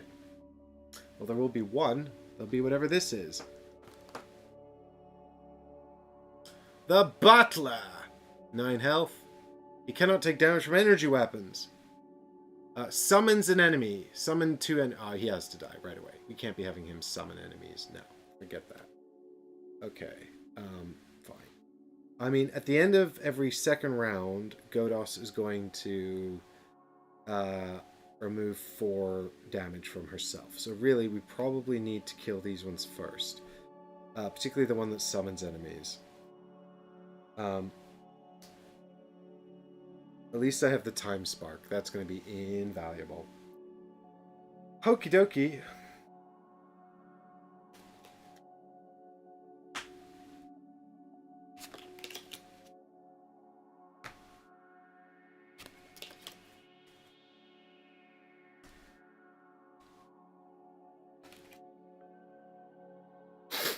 And don't forget we have Margaret Anvil as well, just in case. Right, so, start of combat. Well, we can't banish because we don't have enough energy. We can't do much of anything, so we might as well skip straight to draw the combat cards. Starting with Vigovar. And he's overwhelmed, so he only gets 2. Charge attack and charge support. Very good. Sarah has charge support and double block. We got aggressive attack and aid. And then for Pill, we've got disarming strike and attack. Wow. Pill's attack cards. Like, she's not very aggressive. Yeah! Alright. Let's go back to Vigovar and see what we've got for initiative. A miss card, that's fine, we'll just discard that. So you don't have to use your initiative card, obviously. The whole point is to help you. It's bad, then it's just a good thing you got rid of it. Here we've got a miss as well. Again, I don't think this really matters too much.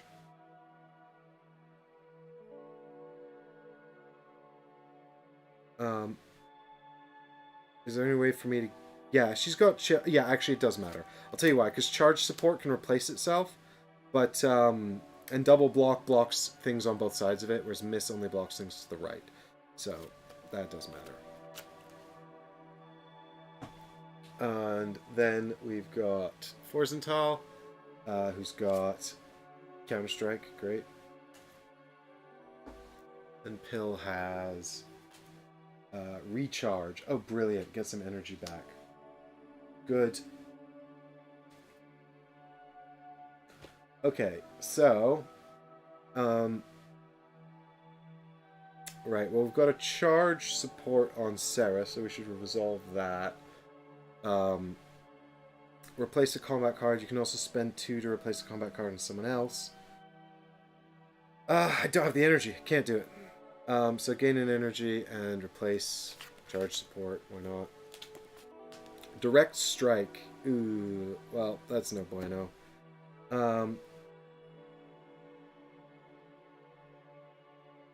Nothing I can do to fix that. Yes, I can. Vigovar also has charge support.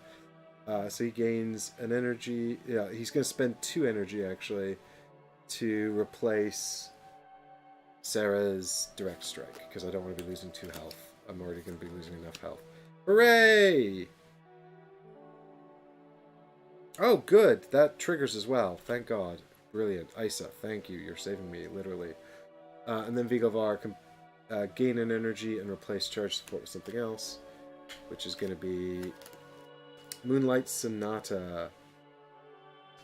Great. Perfect. Big attack round. Not huge, but not bad. We should be able to take care of the butler. And hopefully stun the Midnight Prowler.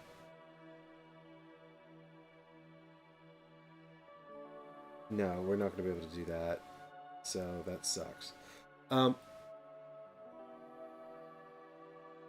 Thank you, Difter, I think, or Heggers, whoever took care of that. Thank you very much. Okay, so now it's time to pay to redo the timings. I don't think I'm actually going to move any around, though. After using initiative, I think it was fine. I think these are all fine. So, there we go.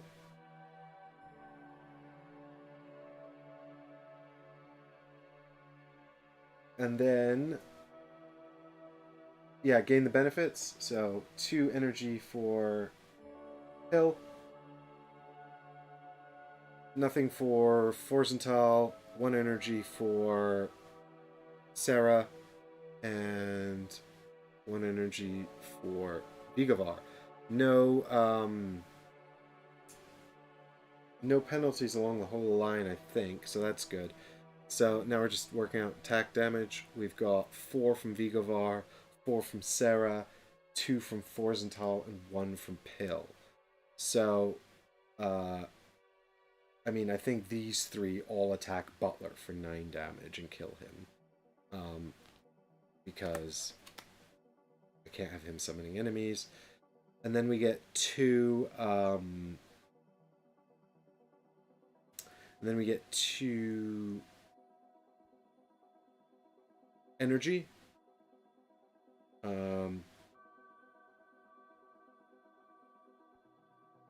Which we should give to Sarah so that she can trigger her Isa stun. Um, I mean, actually, do you know what? We don't get that right away. Let me try to remember when we get that, because that could be important. I think we don't kill enemies until later.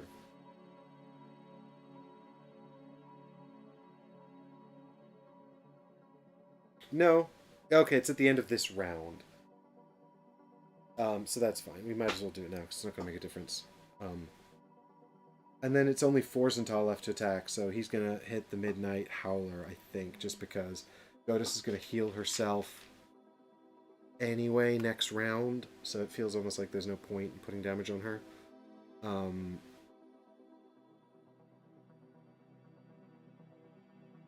Yeah, and then I think we trigger Isa to stun Godos, right? Oh, it does not work on bosses. Fine. Well, then we stun the Midnight Howler. And I'm going to save the Time Spark to skip Godos's ability at a specific moment, because that's how she heals. So I could stop her healing one round, and that would be the way to do it, right? Because every second round she heals, removes 4 damage, which is atrocious. So I will use the Time Spark to shut that off at an opportune moment. Okay, so that's me done. And now it's enemy's turns to attack and retaliate. Obviously, we have to go left to right, but Midnight Howler's not going to do anything anyway. So Godos, she's going to hit me for 3 damage, and then I've got 4 rage on the table, but thankfully, due to the adamantite shield, it's reduced to 2, so she doesn't do another 3 damage. So I take 3 damage, reducing me to 4. And then the stun goes away. This ticks up to 2. Cards are discarded.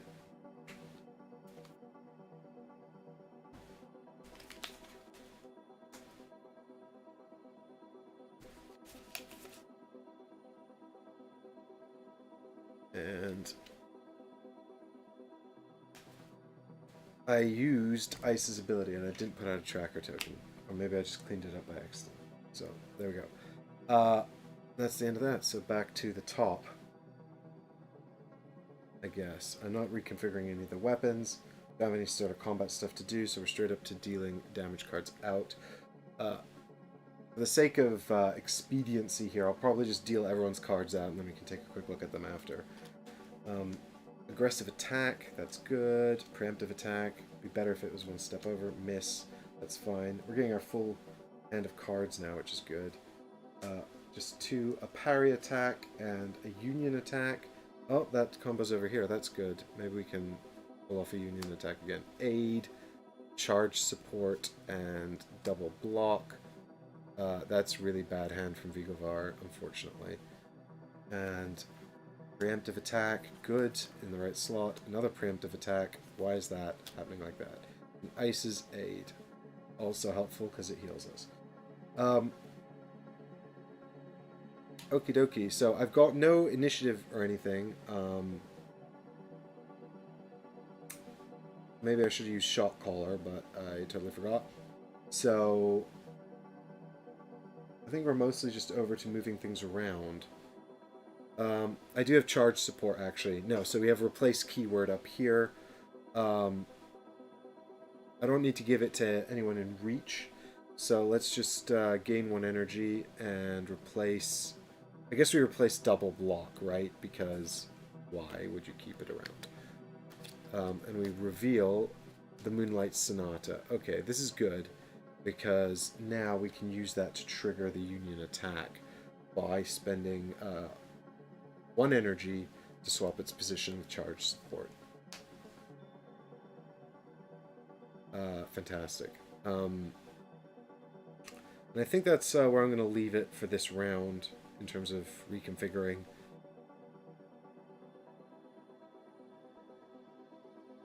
Yep. Oh, I could move this for 3 energy. No, I can't because I have 1 energy. Fine. Yep, that's all fine. So we'll go straight into positives and negatives. Nothing here. Nothing here. Here we can have a health or clarity. Definitely going to get a health. I'm on 4. Go up to 5. And then here, gain an energy, and that's it. Alright, now we're doing damage. We've got 2. We've got 3. We've got 3. And we've got 1. We could actually go up to 2 here. Let's see. 2, 3, 3, 1 is 7.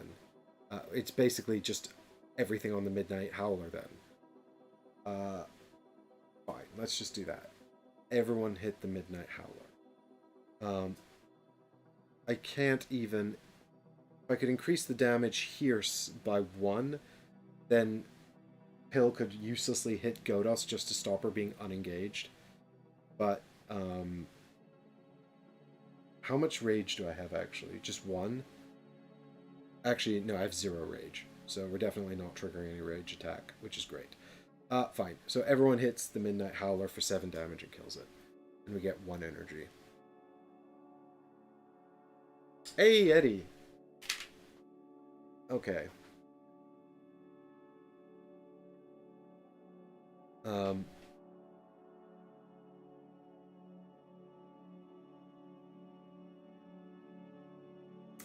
And then Gotus hits us back for 4 damage. And there's nothing I can do to stun her or anything, right? No, I have no powers. Okay, so she hits us back for 4 damage and also heals herself for 4. That doesn't happen. And now we're going to round 3. So we're down to 1 health. That might be time to rejuvenate and chug the big health potion. Even if we rejuvenate...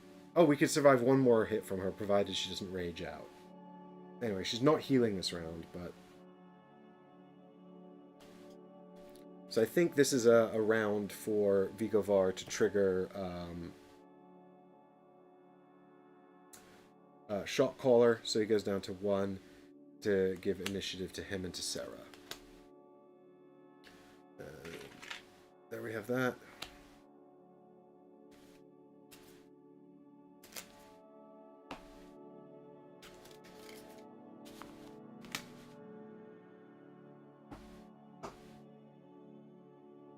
Oh, no, I had the Union attack. Shit. That's worth so much more damage. Also, I totally forgot to take a clarity damage from the rage attack. From the unengaged attack. But what I'll do, because I had so much more damage there, what I'll do is I could easily... I had 4 damage, not 1 damage here. So, Forzental could have hit Godos, which she would have healed. So I'll just undo the unengaged attack, basically. And keep the 1 health and 1 clarity that I lost. Okay, cool. So that's all done. And back to the top. Vigovar's like, come on, everyone, you can do it! Hit her in the part that shines and looks like an energy. And Sarah's like, no duh. And Forsental's like, shut up! Focus! And Pill's like, we're bleeding pretty badly. We're bleeding pretty badly. It's time to rejuvenate. Okay, so I don't want to change my weapons. Don't have any start of combat, so we're just straight over to dealing out cards. Yes. Okay, fine. Good. Nah, not so good. Good. Bad. Not great. Not bad. Good. Ish. Medbots, yes. Miss. Boo. Okay, so let's look at Vigovar first. He's got a initiative card here as well. Song of Bells, support card. I mean, like, again, it doesn't... He seems to... Oh, I've got 2 Songs of Bells. Great. They negate all of his strike cards, but I don't seem to get any strike cards with him. I've never once got the Song of Bells and actually used it. Maybe they're probably more useful when he's got, like, bigger attacks. But right now, they're not doing anything. They're also not doing anything bad. So I guess I should be grateful for that. We've got a charge support here. I don't have any energy. Oh, we've got a thing here, though. So this is Ice's Aid. Right, so I mean, we can put this out, but it's borderline pointless. But we'll take an energy, and then we'll replace charge support with miss. That's fine. It doesn't make a difference. Over here, fine. Nothing useful to do on Forzental, and Pill is basically the same. Nothing particularly useful to do there either. So we're going to negate cards. I don't actually have any cards to negate, but that's fine because none of them are actually having an effect. So into positive and negative benefits, we've got 2 health here from the Medbots. Agents in Reach may negate a combat card. It doesn't matter. It doesn't matter. That'll probably matter more when I have more powerful weapons and things that I'm relying on, but for now it doesn't matter. So we go back up to 4, which is good. Over here, we gain 3 energy from recharge, which is good. We go up to 4. Here, we've got Ice's Aid, gain a health or clarity. If adjacent to at least 1 strike or hazard card, gain 2 health. Okay, great. So it is adjacent to a hazard card. Actually, that worked out really well then. So that's 3 health. We'll take it. So we're back up to 7. Nice. And then Vigovar over here has nothing. So we're straight into damage. He's got 1, 3, 2, nothing. So that's just 6 damage to Godos. And that is it. So she's going to attack back, and we just lose 3 health. So next turn, I'm going to stop her from healing using the Time Spark. Oh, Rage. 1, 2, that's it. Nothing. 0. Azucha. We're all my big attacks.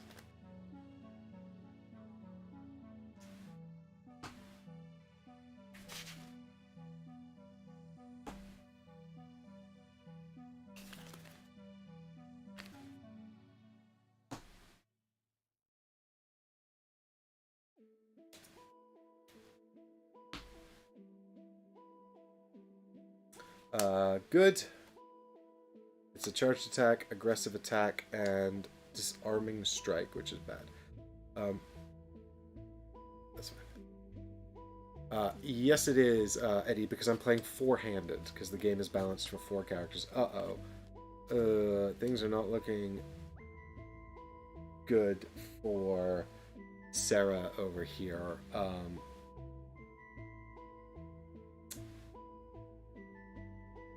I don't even think there's anything I can do about that either. Well, let's see what Forzental draws. Maybe he'll get a charge support. Nope, that's bad. That's not terrible. Ah, charge support. Brilliant! Ah, so good. Okay, good. Fine. Yep, okay, fine. Alright, so there's nothing, I think there's nothing for Vigovar to do here with his cards.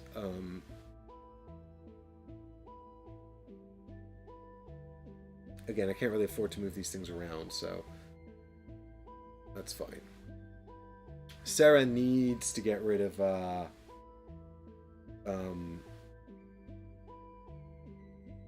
Counter-Strike. This is fine because it's the first card, so delay this card. If it's the first card, negate it, so that's fine. That's taken care of. So we'll pay 2 energy with Forzental. He goes down to 2 in order to negate, replace Counter-Strike using his charge support. And we see it's replaced with charged attack. Great.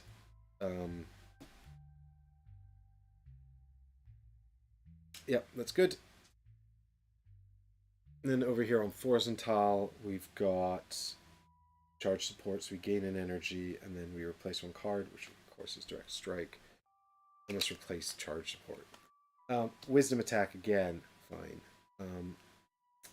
So that's good, it's got damage on it. Right, I think that's everything then that we can do this round. We've got some big attacks though. Actually, 4, 8, 12. We've got enough to kill Godos. We didn't have to use the Time Spark. Unless, of course, she comes back and she's like, welcome to my second form. I mean, what was her voice? Welcome. Welcome. Welcome. What was her voice? Welcome to my second form. I'll have to come up with a good Godos voice. I haven't got one. I didn't even like the one I gave her before. So, pros and cons. 1 health from pill. So we're up to 5. 1 health from pill. Put us up to 5. Nothing from Forzental. Lose a health over here. But no, sorry.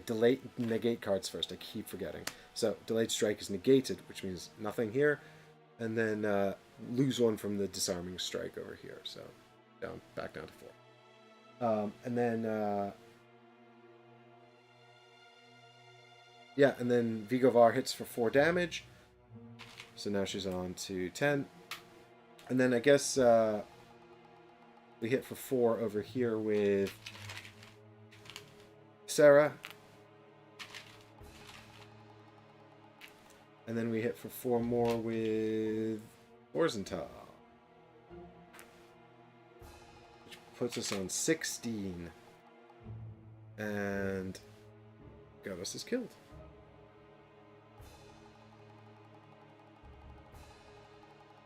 Alright.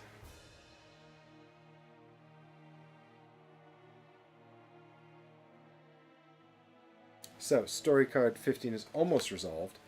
We've got 2 blue treasures coming our way. Oh, and we get 3 energy. Right. This could be important. Let's give it all to him. No, I like Asa. We'll give him... what did we get? 3? Alright, so I want her on 4. So he gets 1. Okay, cool. And then blue treasure card number 1 is... Sphere Attack! Discard, spend up to 5 energy to deal up to 5 damage to your target. I guess that's fine. When do I ever have energy? Who ever has spare energy? I should probably just burn this for energy. Here, Pill, you hold on to that. Burn it for energy when you need it. To heal the group so we don't all die. Alright, here we go. The Saitalong Controller. Ooh, an ancient artifact of mighty power. Discard after you took part in defeating any enemy to gain 5 energy and 3 clarity. Okay, that's awesome. Who needs energy the most? I think Vigovar's the best at fixing things, so there you go. Thank you, mods. Just looking at the same exact thing. Okay, so enemy defeated, but no hurrahs yet. We don't know that it's the end. I thought that would be harder than it was, actually. The fight before this was harder.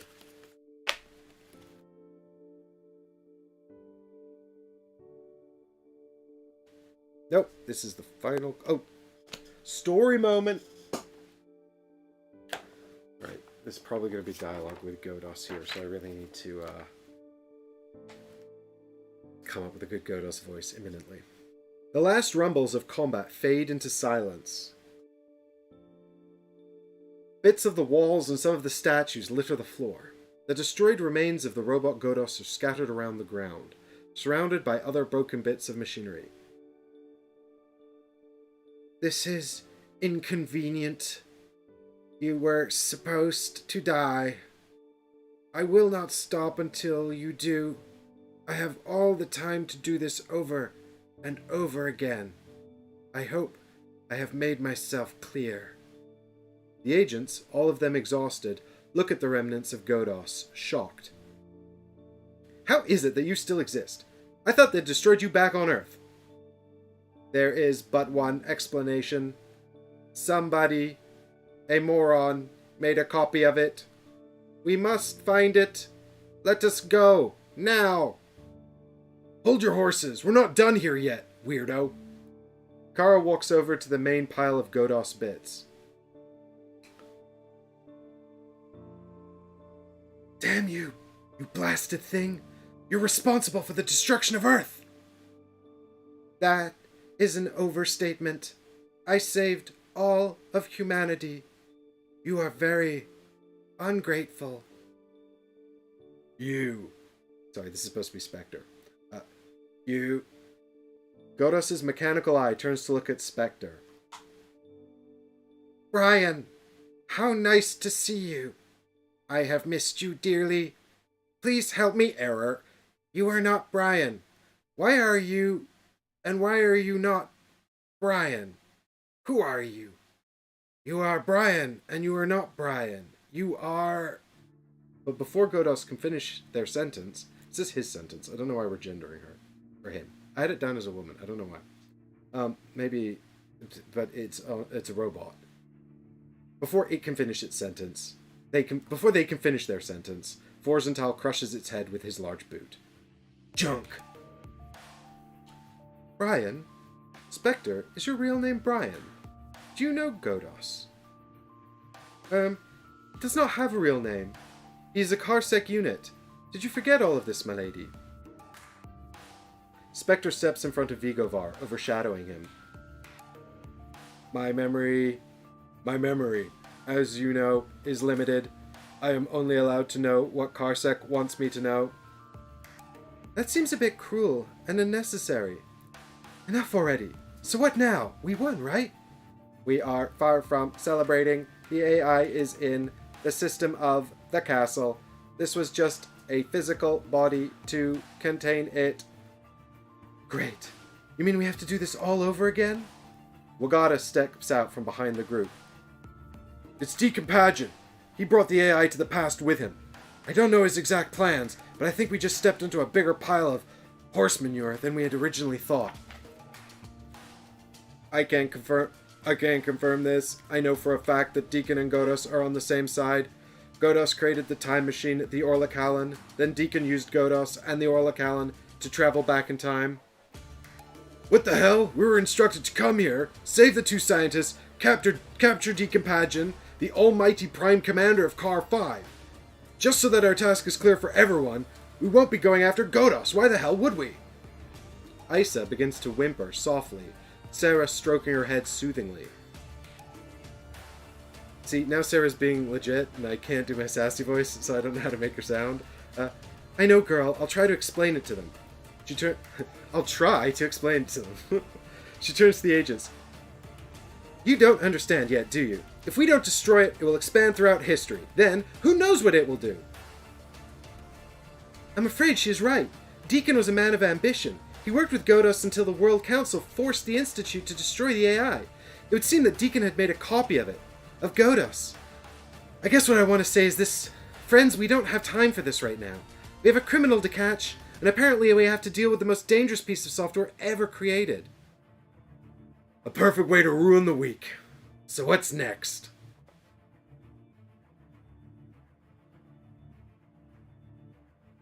Alright. So. The agents are exhausted after the dreadful fray. Defeating Godos was not the easy task they'd anticipated, and many of them were beginning to regret having agreed to come on this mission, let alone making the decision to join Carsec. Forsenthal expresses his desire to return to the Institute with the Toon scientists and the remains of Godos. However, some of the other agents, including Sarah, aren't convinced that this is the end of their task, nor the last of their woes, and suggest that they try to track down Deacon Pageant, no matter where or when he is. End of Chapter 1. That's it. There you go. Y'all know what happens in Chapter 1 of the story. So, I hope y'all enjoyed that. And I'm sorry that I don't know how to do the combat cards a little clearer. I wish that the combat cards had been a little easier to sort of see. I hope it was relatively helpful to sort of parse what was going on, even if you couldn't quite see all the combat cards all the time. It's just handling 4 combat rows all the time and showing all the cards on camera all the time would have probably stretched out this video by like another 2 hours. So hopefully between the sort of the close-ups and everything else, you got a decent idea about how these worked and how everything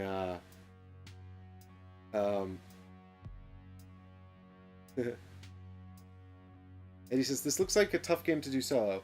Eddie, it's a lot of work, like a lot of sort of bits to manage. You can play with fewer than 4 if you want, but the game's balanced for at least 4. So if you play with any fewer, it just gets harder.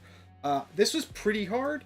It wasn't too bad, but it was pretty hard. So I think I think with 2 it'd be fine. Like 2 people managing 2 agents each, totally fine. I think that'd be quite fun. But, it wasn't actually too bad, although it will likely get probably a lot more complicated as it progresses. So, there's that.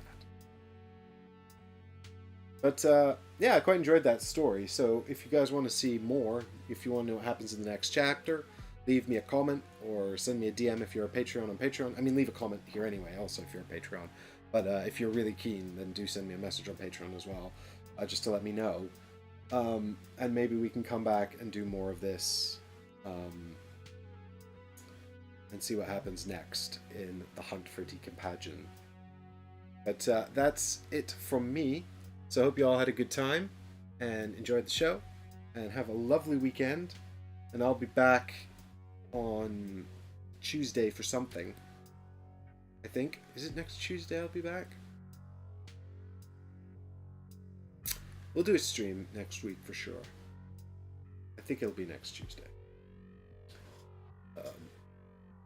But August is a busy month. Crazy busy month. So, but that sort of wraps up the work on Castle von Loghan for now. And yep, thank you very much, Difter. If you all want to have a say on what we play, what we cover, what we talk about, there's going to be even more stuff to get involved with coming up soon. I'm working on a new schedule for the show and for the timeline. And so if you want to be involved in all of that and sort of have a contribution to it and learn all about that stuff, then Patreon's the place to go to help support the content. And thank you all very much for watching and for hanging out and for everyone who contributed. And I hope you all enjoyed the show. And see y'all next time. Bye for now. Bye, everyone. You've only got away just this once. For now. We'll be